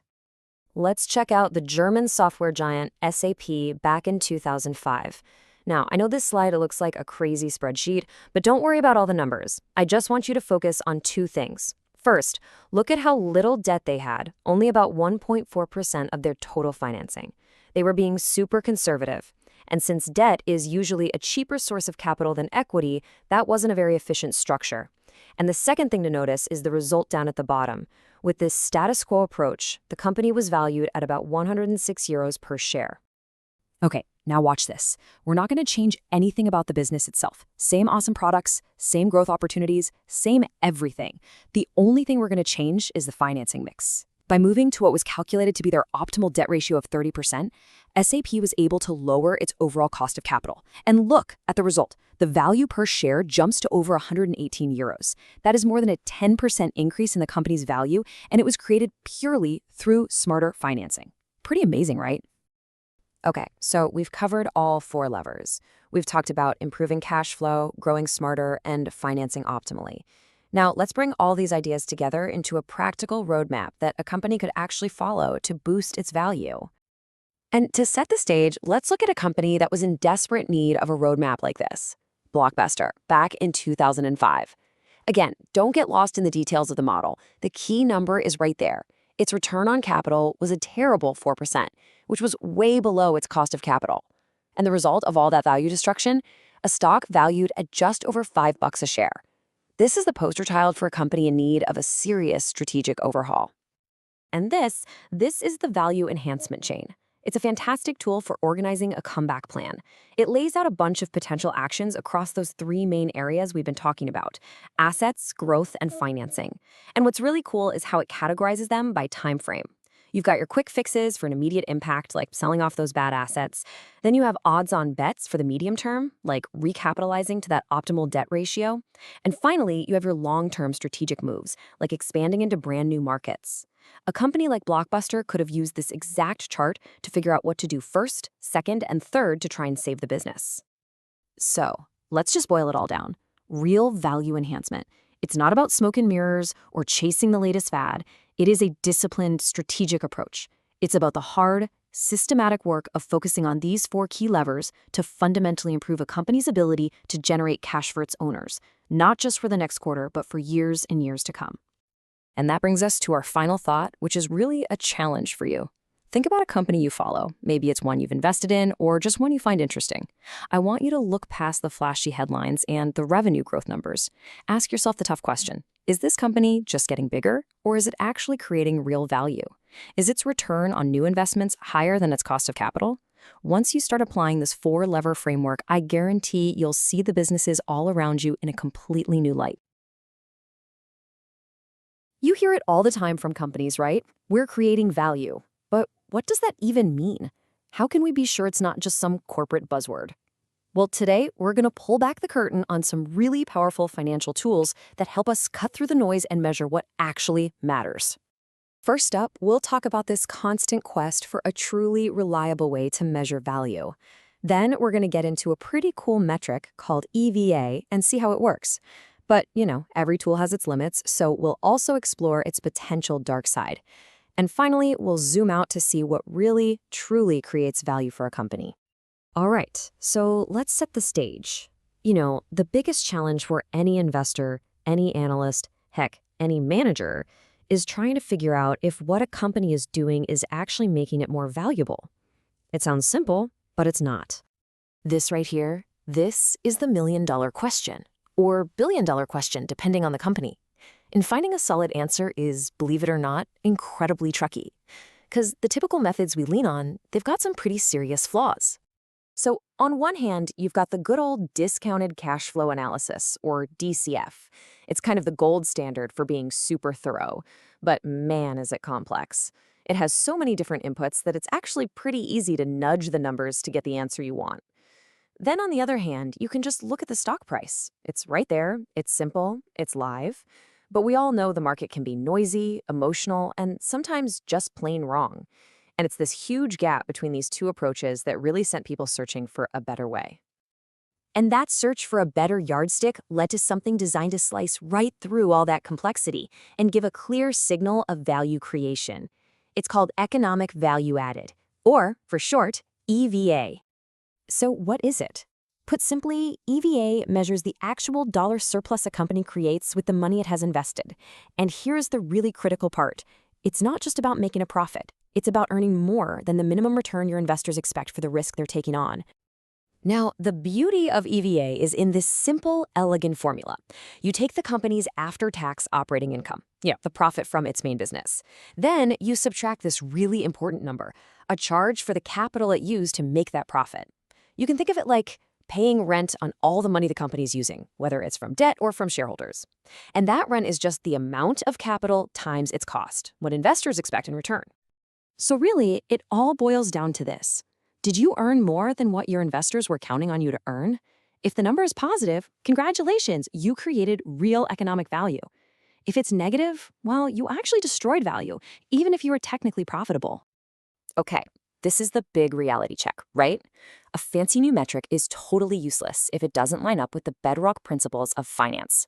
So the question is, does EVA actually connect back to something rigorous like a discounted cash flow valuation? Let's put it to the test with an example from the source material, Lululemon. Okay, so if you do a full-blown traditional DCF on the company, Projecting all its future cash flows and all that good stuff, you get a value for its operating assets of about $2.95 billion. That's our baseline. Now, let's see what EVA tells us. And get this is where it gets really cool. When you run the numbers using the EVA method, which is basically taking the capital you've already invested and adding the present value of all the future EVA you expect to generate, you land on the exact same number, down to the dollar. So the answer is a big, resounding yes. EVA isn't some weird, separate idea. It's just a different way of slicing and dicing the very same cash flows that drive a DCF model. It's totally mathematically consistent. And that's why it got so popular. But that popularity came with a pretty big catch. See, because EVA seemed like such a magic bullet, companies immediately started tying executive bonuses to it. The logic seemed perfect. Reward your managers for creating value. But when you put big money on a single number, well, people get creative. And that leads us to what we could call the dark side of EVA. The source material poses this exact question. Think about it for a second. Can a manager juice the EVA number, hit their target, get a massive bonus, all while secretly making the company less valuable in the long run? Unfortunately, the answer is yes. And here's how they do it. The first way to game the system is all about manipulating the formula. Remember, EVA is your income minus that capital charge. Well, a savvy manager can play accounting games to make that capital invested number look smaller than it really is. Maybe they take a huge one-time write-off, or they use complicated leases instead of buying assets. What happens? The capital charge goes down, EVA goes up, the bonus gets paid, even if the business is actually getting weaker. Now, the second game is a lot more subtle, and it involves a really dangerous trade-off between today and tomorrow. This is all about sacrificing the future to look good right now. Take a look at this graph. EVA is really good at measuring the performance of the assets you have today.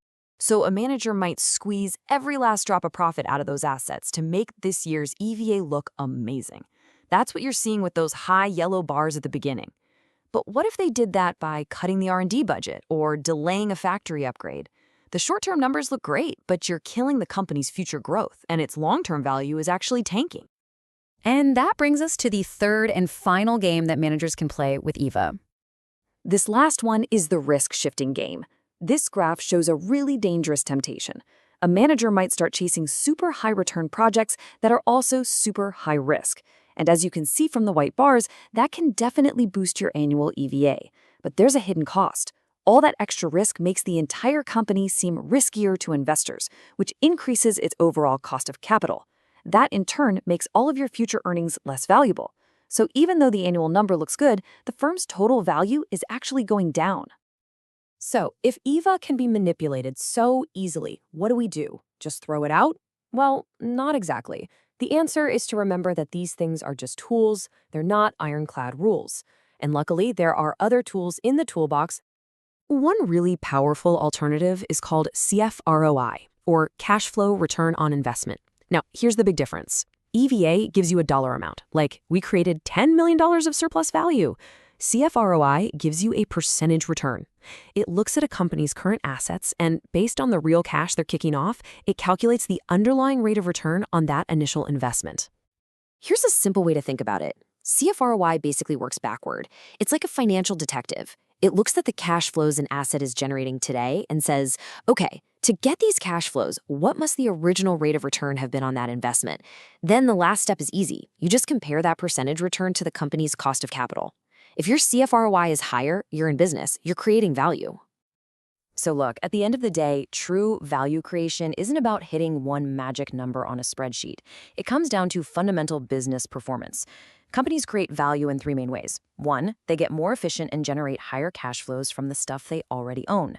2, they find great new places to reinvest their money that earn returns way above their cost. And 3, they manage their finances smartly to lower their overall cost of borrowing and capital. No single metric can capture all of that perfectly. And that really leaves us with a final important question to think about. Since we know any single number can be gamed or can be misleading, how should we, as smart investors and analysts, build our own dashboard? What's the right combination of metrics that gives us a true, holistic view of a company's health and lets us make better, more informed decisions? Welcome to The Explainer. Today we're going to tackle one of the biggest mistakes in all of finance, trying to boil down the value of a risky investment into just one single number.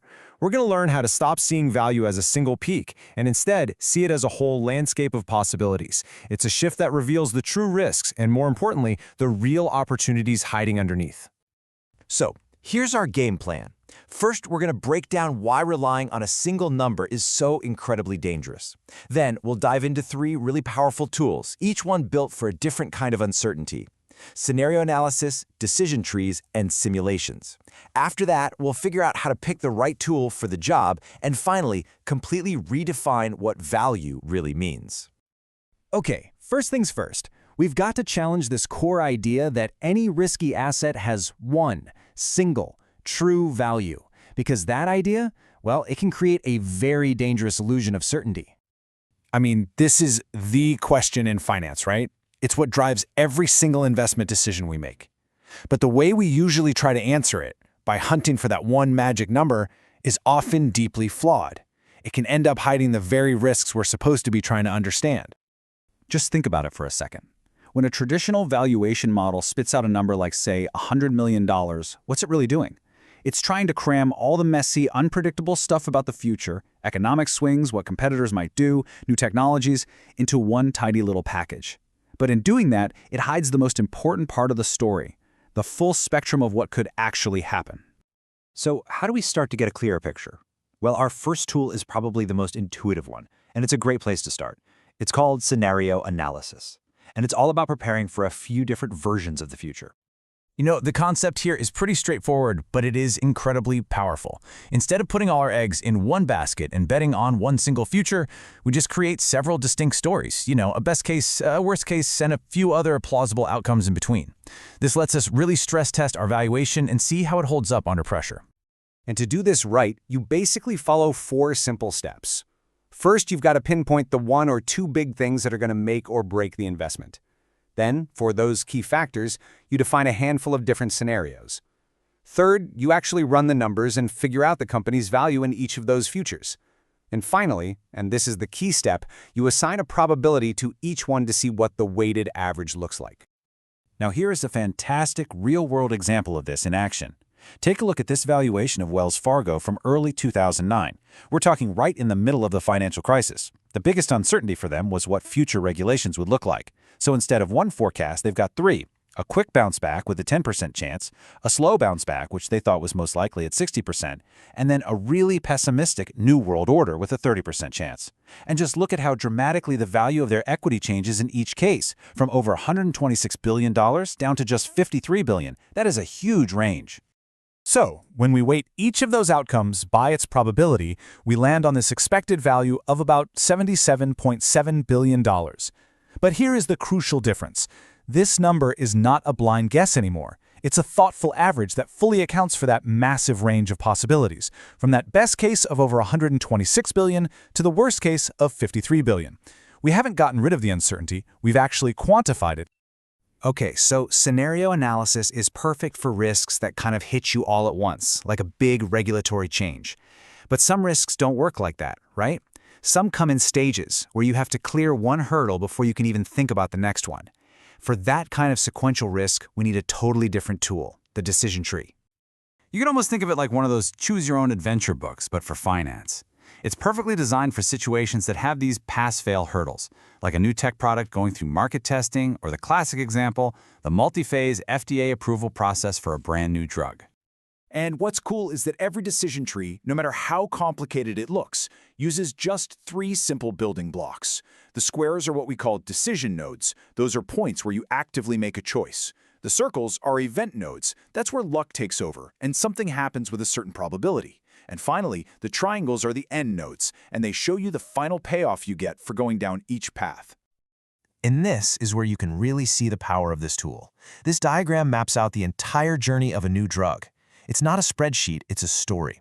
If you follow the path from the left, it starts with an initial test. If it succeeds, which has a 70% probability, the company gets to move on to the next phase, which then splits into even more branches, each with their own costs and success rates. You can visually trace every possible path, every dollar invested, and every potential failure point, all in one picture. Now here's the really clever part. To figure out what this whole thing is worth, you don't start at the beginning. You actually start at the end, with all those final payoffs, and you work your way backward.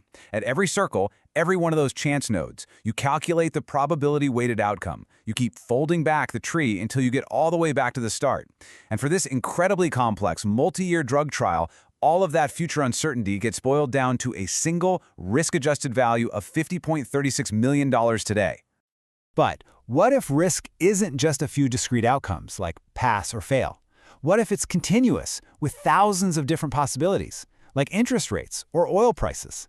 For that, we've got to turn to our most powerful tool, simulations. Okay, this is where it gets really fun. A Monte Carlo simulation is basically like hitting the recalculate button on your financial model thousands or even tens of thousands of times. And each time, the model pulls a random value for your key variables, like revenue growth or profit margins, from a probability distribution that you get to define. It's like rolling the dice on your valuation over and over and over again, just to see every possible outcome. Of course, a simulation is only as good as its inputs. This isn't about just making up numbers. We have to build these probability distributions from real-world data. So on the left, for example, you can see a distribution for interest rate changes that was built from decades of historical data. And on the right, you see a distribution of operating margins based on hundreds of actual apparel companies. Grounding our inputs in reality is what separates a powerful analysis from a useless fantasy. And this is the incredible result. After running 10,000 trials, we don't get a single answer. We get the whole picture. This histogram shows the distribution of all the possible values for ExxonMobil. Yeah, the peak of the curve is the most likely outcome, but now you can see everything else. You can see the full upside potential way over to the right, and just as importantly, you can see all the downside risk over to the left. You're no longer blind to that full range of possibilities. So, the average value from that simulation comes out to $69.59 per share. But here is the killer insight that a single-point estimate would never give you. The simulation also shows that there's a more than 50% chance that the true value is actually less than what the stock was trading for at the time. I mean, think about that. It's basically a coin flip whether you're overpaying. That is a game-changing piece of information for any investor. All right, we've covered 3 really powerful techniques: scenario analysis, decision trees, and simulations. So the big question is, how do you know which one to use? Well, it all comes down to the nature of the risk you're actually facing. The key takeaway here is pretty simple. The risk itself dictates the tool. If you're looking at a few distinct, simultaneous risks, like in our Wells Fargo example, scenario analysis is your best bet. If the risk is discrete, but it happens in stages with those pass-fail hurdles like the biotech drug, then a decision tree is perfect. And if the risk is continuous and it's driven by a bunch of interrelated variables, like oil prices affecting ExxonMobil, then simulations are going to give you the most complete picture. But there is one critical mistake you absolutely have to avoid, and that is double counting the risk. See, in a standard valuation, you use a high discount rate to account for risk. But with these tools, you are modeling the risk directly. So if you use a high discount rate and you run a simulation that shows a wide range of outcomes, you're punishing the investment for the exact same risk twice. You got to choose one or the other. Okay, let's bring all this together for our final, and honestly, our most crucial takeaway. We've basically journeyed from looking at a single point on a map to seeing a full topographical survey of the entire landscape of value. So the next time you look at an investment, ask yourself, are you looking for the false comfort of a single number, or are you willing to embrace the reality of the situation, the full distribution of potential outcomes? Because true understanding doesn't come from finding a single answer. It comes from knowing all the possible questions. By seeing the entire landscape of value, you're not just valuing an asset, you're mastering the risk itself. Welcome to The Explainer. Today, we're diving into one of the biggest challenges in all of finance. How do you actually pick the right valuation model? Because look, with so many options out there, choosing the right tool for the job is every bit as important as knowing how to use it. You know, everything in finance, and I mean everything, from a single share of stock to a huge multinational company, it all comes back to this one simple question. It's the starting line for every investment you make, every deal that gets done. But finding the answer? Well, that's where things get tricky. And that really gets to the heart of it, doesn't it? Our problem isn't a shortage of ways to find an answer, it's that we're swimming in them.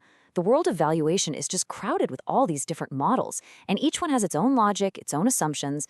The real skill isn't just about being a whiz with a spreadsheet, it's about knowing which model to pull out of the toolbox in the first place. So, to help us figure this all out, we've got a roadmap. First, we're going to map out this whole valuation maze. Then, we'll walk through a two-step process. First, you've got to know the asset you're looking at, and second, you've got to know yourself and your goals. After that, we'll take a peek inside the models themselves, and we'll wrap it all up with a really fascinating paradox that kind of brings it all home. Okay, let's jump in. I want you to picture this. You're standing at the edge of a huge forest, and there are all these different paths leading into the woods. In a lot of ways, that's what valuation feels like. Each one of those paths is a totally different way of thinking about what something is worth. So at the highest level, you can really break it down into 4 main paths. First, you can just add up the value of all of a company's individual assets. Second, you can project all the cash it's going to make in the future and figure out what that's worth today. That's your classic DCF. Third, you can just look at how the market is pricing similar companies. And fourth, you can treat the asset like a financial option, where you're valuing its potential. And check this out. This flowchart is basically our map for the entire journey. It perfectly lays out that whole universe of choices. You can see our 4 big families at the top, and then how they each branch out into more and more specific models. It's a decision tree, and by the end of this, you're going to know how to navigate it. All right, so our first step on any path is to really deeply understand the thing we're trying to value. You just can't value what you don't get. The features of the asset itself are going to start pointing you in the right direction, pushing you towards some models and away from others. And this is the first big question you have to ask. I mean, can you actually break this company into pieces and sell them off one by one? Just answering this one question is going to help us filter our options in a huge way. This spectrum here just lays it out so clearly. Think about a real estate company. Its assets are the buildings, right? You can easily sell those off one by one. They have clear market values, so an asset-based valuation makes a ton of sense. But now, try to do that with a company like Procter & Gamble. How do you sell off the brand name Tide? You can't. It's intangible. It's wrapped up in everything they do. For a business like that, you obviously need a different approach. Okay, next question. And this one gets the reason most people invest in the first place: cash. So is this asset generating cash right now? Could it generate cash down the road if certain things happen? Or is it something that's just never going to produce a cash flow? And what's so great about this slide is how it sorts everything so neatly. You've got a mature public company. It's a cash flow machine, basically designed to be valued with a DCF model. But then you have something like a patent for a new drug. Right now, it's making 0 cash. But if it gets approved by the FDA, it could be a gold mine. That if is a contingency, which means it's best to value it like an option. And finally, think about something like a famous painting. It's never going to generate cash. Its value is just whatever someone is willing to pay for it. That points you straight towards relative valuation. All right, the last question we need to ask about the asset is about how it fits into the broader market. Is this thing a one-of-a-kind, a true unicorn, or is it just one of many similar businesses out there? And this spectrum shows you the trade-off perfectly. If you're valuing a house in a big suburban neighborhood, you probably have hundreds of recent similar home sales to compare it to. That makes relative valuation super easy and pretty reliable. But what if you're trying to value a cutting-edge tech company that's creating a whole new market? You have no peers. There's nothing to compare it to. So you're forced to build its value from the ground up based on its future potential, and that's DCF or option territory. So we've put the asset under the microscope. Now it's time to turn that lens around. Step 2 is all about you, the analyst, because your own goals, how long you plan to invest, and even what you believe about the market, all of that plays a huge role in picking the right model. So what's your game plan? Are you trying to make a quick buck and get out, or are you in this for the long haul? The answer to that question dramatically changes which valuation method even matters to you. And this explains why different people in finance use completely different playbooks. Think about an equity analyst at a big bank. Their performance is often judged quarter by quarter, so of course they're drawn to relative valuation. How is this stock priced today compared to its peers? But now, imagine you're a CEO thinking about buying another company for billions of dollars. That's a decision that will shape your company for decades. You need to know that business's true, long-term, cash-generating power. And that is exactly what a DCF model is built for. All right, let's get a little philosophical here. Because whether you realize it or not, the valuation model you choose is actually a statement about what you believe. It says something about whether you think the market price is usually right or usually wrong. Yeah, your whole worldview is basically baked right into your model choice. So if you're a DCF person, you're implicitly saying, I believe the market price can be wrong, but eventually price will have to come back to the fundamental value I calculated. But if you use relative valuation, you're saying, you know what, the market is probably right on average, so my job is just to find the companies that are mispriced compared to that average.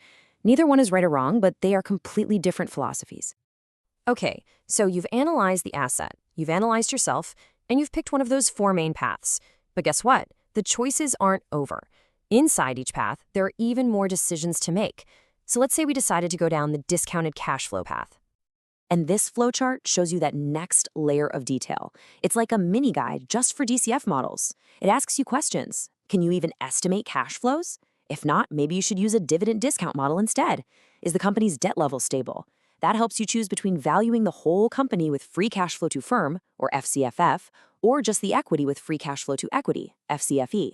It's a systematic way to fine-tune the model, so it's a perfect fit.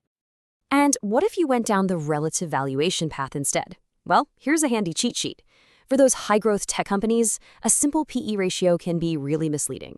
So instead, people use the PEG ratio, which factors in the growth rate to level the playing field. For big infrastructure projects that have a lot of debt and depreciation, analysts use EV to EBITDA because it strips all that out and just looks at the core operation. For banks, where their assets are constantly getting repriced, price to book is the gold standard. It all comes down to picking the right tool for the specific industry. Now we get to something that is truly fascinating.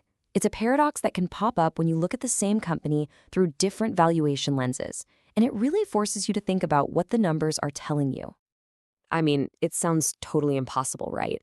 How can something be a bargain and too expensive at the exact same moment? Well, not only is it possible, it happens more than you'd think. And there's no better example than Amazon during the dot-com bubble. So get this. In March of 2000, at the very peak of the bubble, Amazon stock was at $70. If you ran a fundamental DCF model, you might have concluded it was only worth $30, so clearly overvalued, right? But compared to all the other dot-com stocks that were even more insane, Amazon actually looked cheap. It was undervalued on a relative basis. Now, fast forward 1 year. The bubble has burst, the stock is at $15. That same DCF model might now say the stock is a total steal. It's undervalued. But relative to all the other beaten-down internet stocks, it now looked kind of expensive. So a company can absolutely be overvalued on its fundamentals while being undervalued compared to its peers, or the other way around. And this really brings us to the final, most important question you have to ask yourself. The model you choose, it's really a reflection of what you're trying to do. A DCF model is trying to find an anchor, an intrinsic value. A relative valuation model, though, is a tool for tracking and comparing market prices. And understanding which game you're actually playing, well, that's not just the key to picking the right model, it's the key to being a much smarter investor.